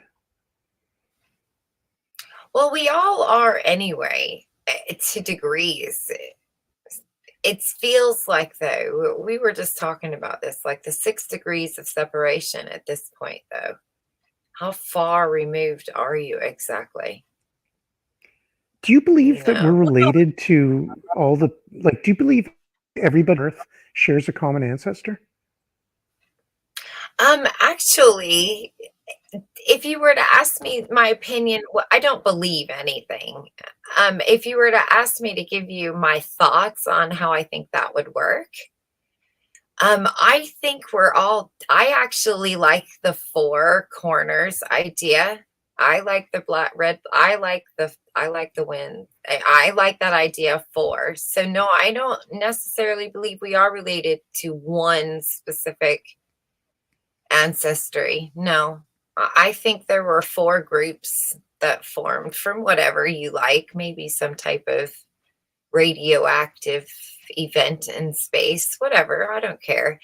And there four separate things took place, and those four things started to mix, and that's where we all came from. See, I Um, personally am quite center, no. curious. I'm okay either way. I just want to Okay. know. Yeah, I like it. I mean, like I would be too. I don't care, but I like the idea of there being four. It feels nice to me. It's a feng shui thing, you know. It seems like I like that. If I'm going to go see a film, that's the one I'm going to pick. You know, Why four? I don't know. I like the I like the I like the pie. I like pie in real life, figuratively and metaphorically. Uh-huh.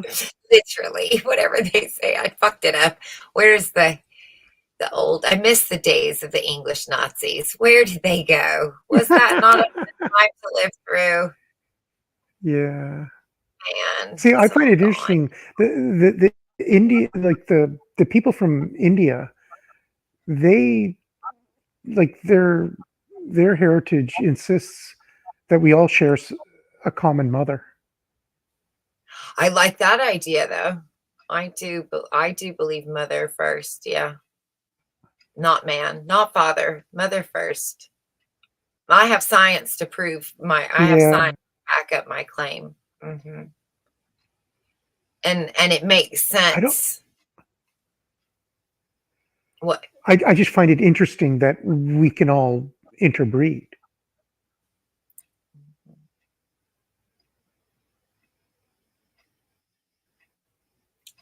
But So they you insist think? that we share. Mhm. They insist that we share a common mother. Whether we share Well, common that really fathers depends is a on what your different story. definition of mother is. Let's define mother. Well, I just go back in time, like Are we talking a far female enough. mother? Are we talking Mother Nature mother? Are we talking the beauty that is physical? Okay, I'm just dumbing it down to if we I go do it. back far enough in time, your ancestors and my ancestors and their ancestors and everybody's ancestor, everybody on Earth came from somebody who who came from Earth. Right. She came from the Mother Earth. But was churned out of a womb, just like your mother and my mother churned us out of a womb, Hmm. if we go far enough in time. But Good to see. I believe that ultimately it came from something that was not born here on Earth. Oh no, I don't know about that one. We'd have to define some things so that I'd understand where you were there, so I could meet you in the middle. Um,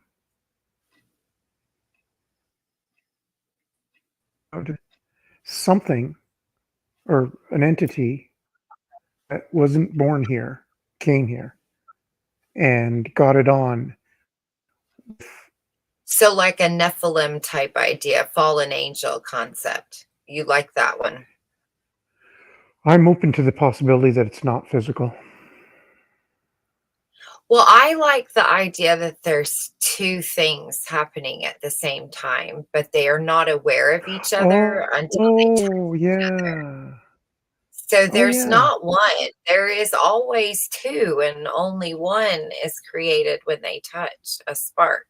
That possibly being the fourth dimension or time, physical space, only exists in one of these stages. There's a lot of stages, and I think that's where the ideas of like multiple dimensions comes from. But I don't like what they're saying. Sounds silly. And how I'm describing it sounds much better because on a developmental scale, that's preschool. That's time. Time actually, time is. I think that would be your toddlerness. So three, you're talking, a very small blip in your entire lifetime would be what time would represent in that scale model. Do you see what I'm saying? If we've all agreed that fourth dimension, which is movement, which is time, I like it because it fits the developmental stages of a baby. They actually do go in four dimensions, four being movement in the developmental stages. And that means that's it. That's a very small amount of time. That one right there.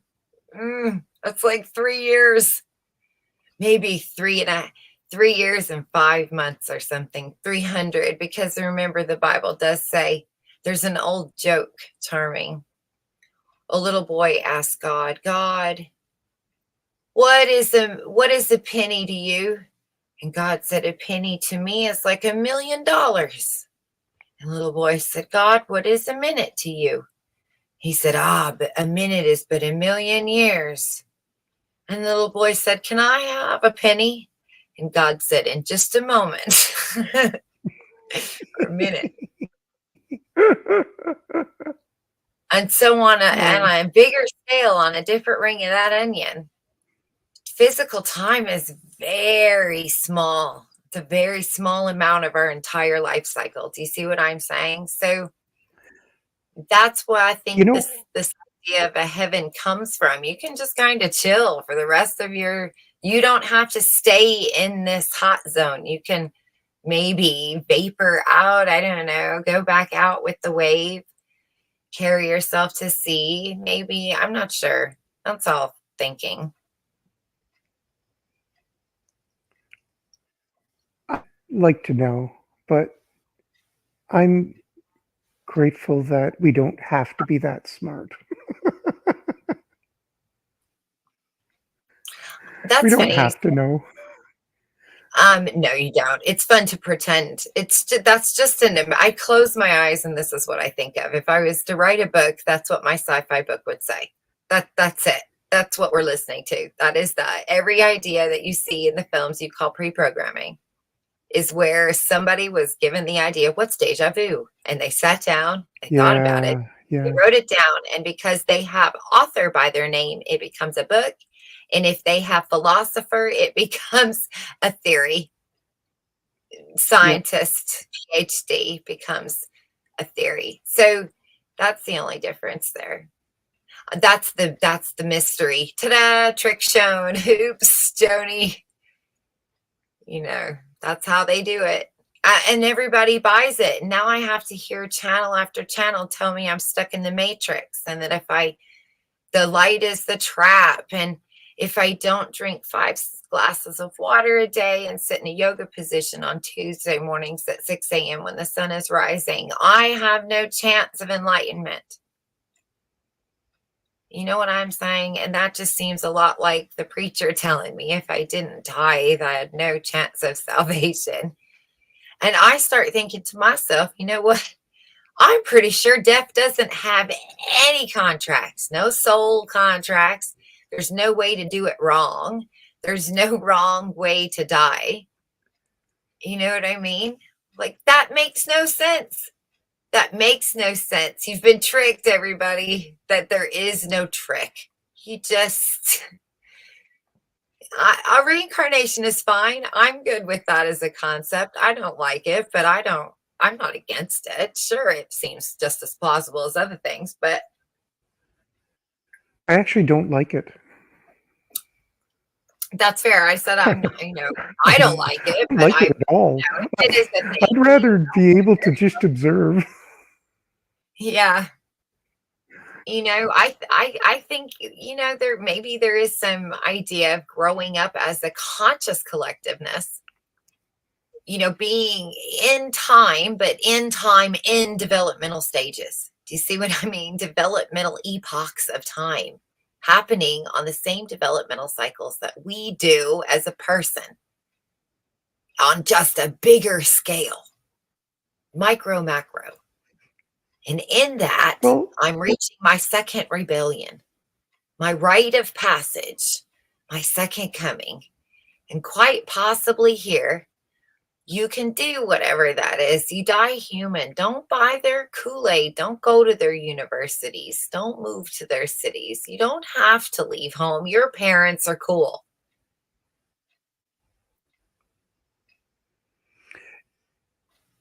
yeah, it's funny.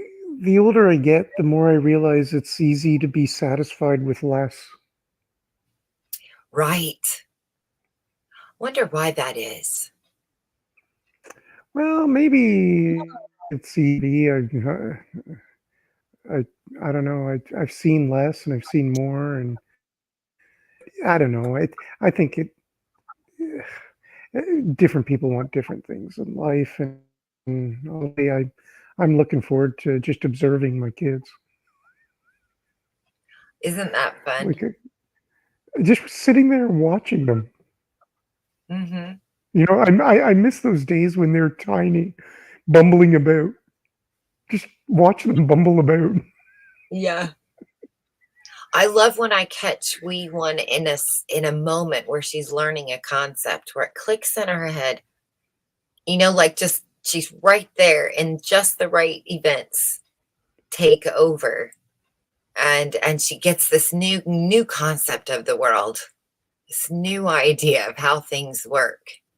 It's very fun. My theory came from a moment. She heard maybe you've heard me say this before, but we had a stop sign at the bottom of our house. We were kind of up on the corner, and so you couldn't see the stop sign. We were above it, and she's on the floor sitting there playing with toys on the floor, and I'm sitting there playing with her, and she hears a vehicle stop at the stop sign and go, and she looks at me and she says, "Mommy, big truck." And I just realized right then she understood Zeus as a concept. That big meant loud, right? So the loudness of the sound meant that it was a big. And she knew the difference between a car and a truck. And she deducted these things together, and it reported to me that the car that had the vehicle at the stop sign was in fact a big truck. Now I look out the window because I'm taller than her, and sure enough, it was a big truck. Of course, you live there, all the vehicles, right?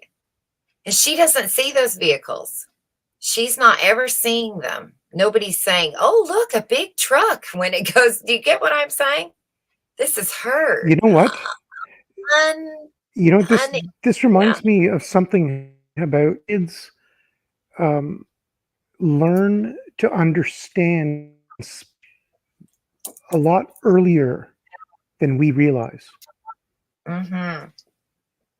And so your daughter has been hearing all these sounds, and she's been putting it all together and following patterns.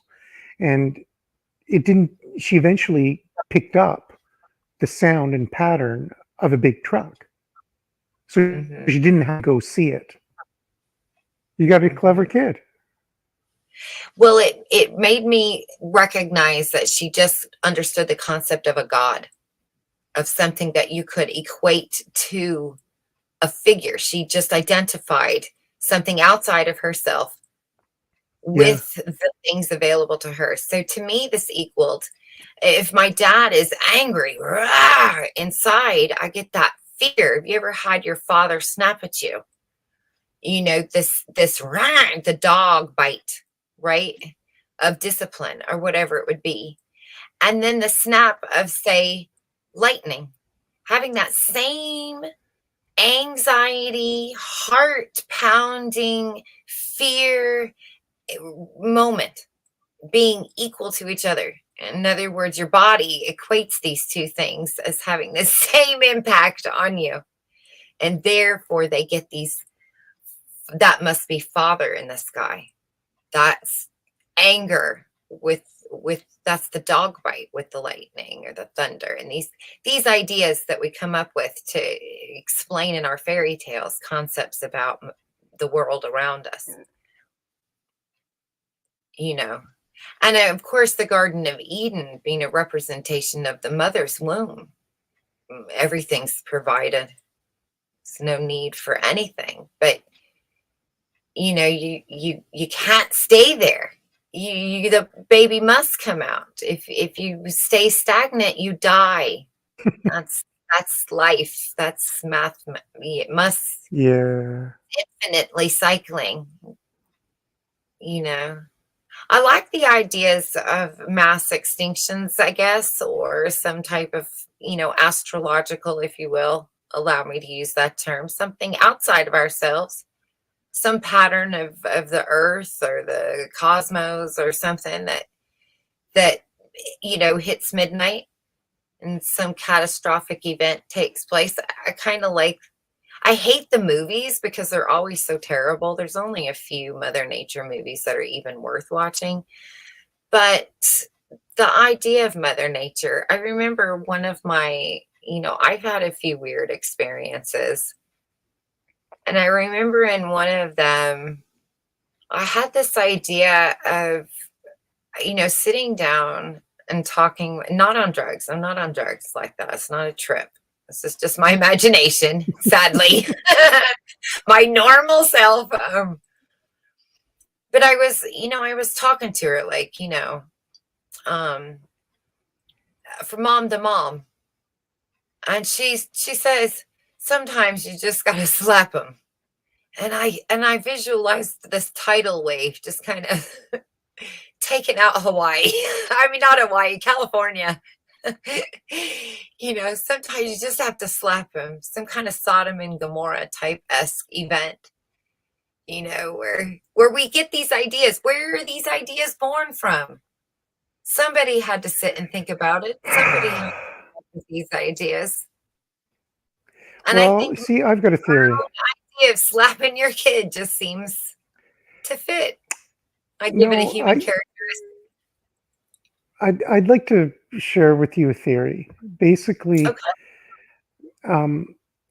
Okay, there's okay. The first level of the theory is that what we are presented through legends, through scriptures and Hollywood movies of mass extinctions, mass disasters, is an over exaggeration of what actually happens. What actually happens Sure. is small scale climactic disasters. So whether it's Mhm. earthquakes, tornadoes, fires, all what affects us or anybody in the world is a localized event. To us, the individual, throughout the entire history, up until the invention of the television, okay, the Okay. entire history, what has been experienced were just a whole bunch of localized events that appear to be the entire world. So for most of mankind, the entire world was just around the block. Okay, nobody knew how big what was on the other side of the mountain. So their entire world was quite Right. small. That goes So into a yeah, I know exactly what you're saying there. Yeah, that's yeah, totally so the fair. way Wouldn't okay, I wouldn't argue with that at all. I yeah. just So what that's we're I presented, you know, when she gets mad. She has a moment and a volcano erupts, you okay, know. okay. Now, no. Okay, She hits you with her the shoe. next level of my theory.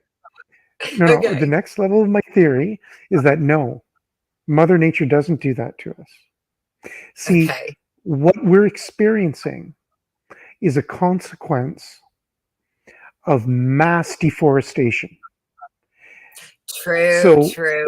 okay, now if you leave Mother Nature alone, okay, without the mass deforestation, without the mass mining and exploitation and stripping and raping bare the land, tearing down trees for agriculture, like if nature's just left alone, what we would have on Earth is a lot more trees, a lot more bigger trees, which Right. would cover the entire continent. So before industrialization, the entire Earth was covered with huge trees. And as a Yeah. consequence, what these trees doing were creating a matrix underground of root systems that were stabilizing the Earth, as well as up above the surface of the Right. Earth. The branches were all interlinked, so they were creating a massive matrix of an architecture whereby Right. can walk across the entire world from up above.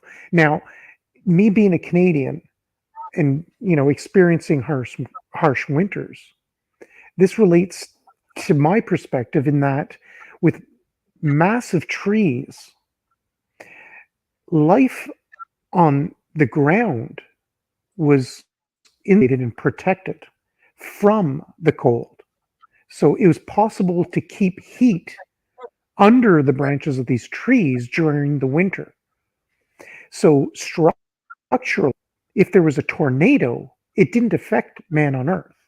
If there was an earthquake, it didn't affect man on Earth the same way because the trees were linked Right. and creating an underground structural um, framework was holding itself together.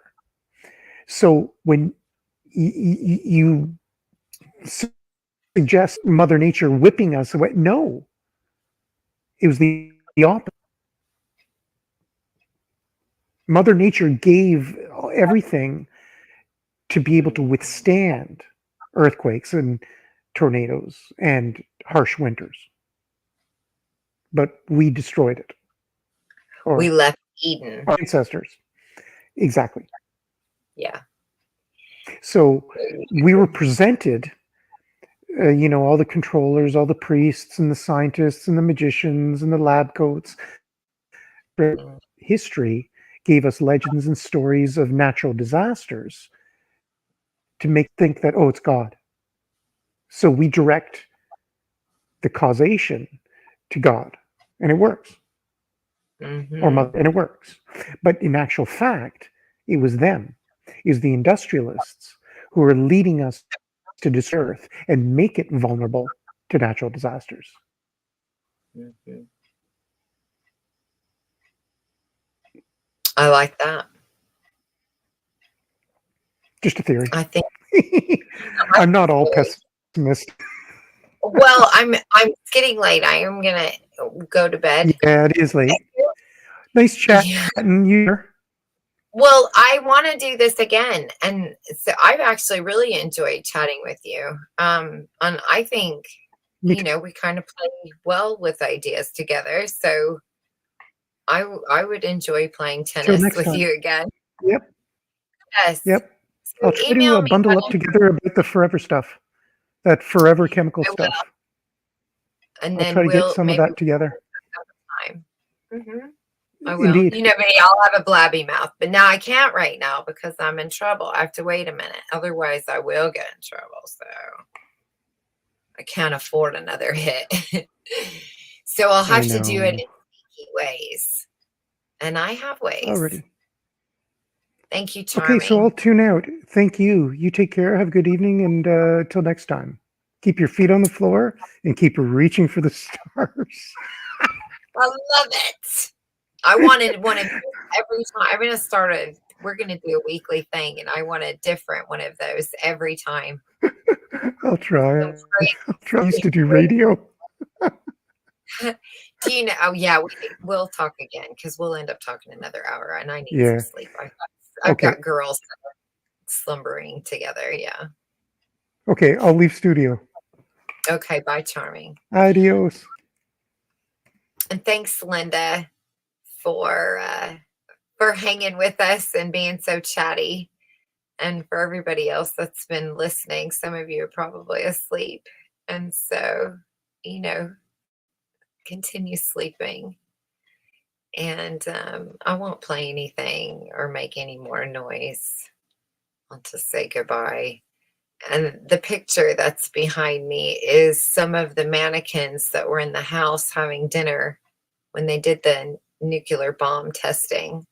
And I kind of like it because they really went out of their way to create the modern American family, or any Western, whatever family, and it's clever. Makes you think, why? Good night.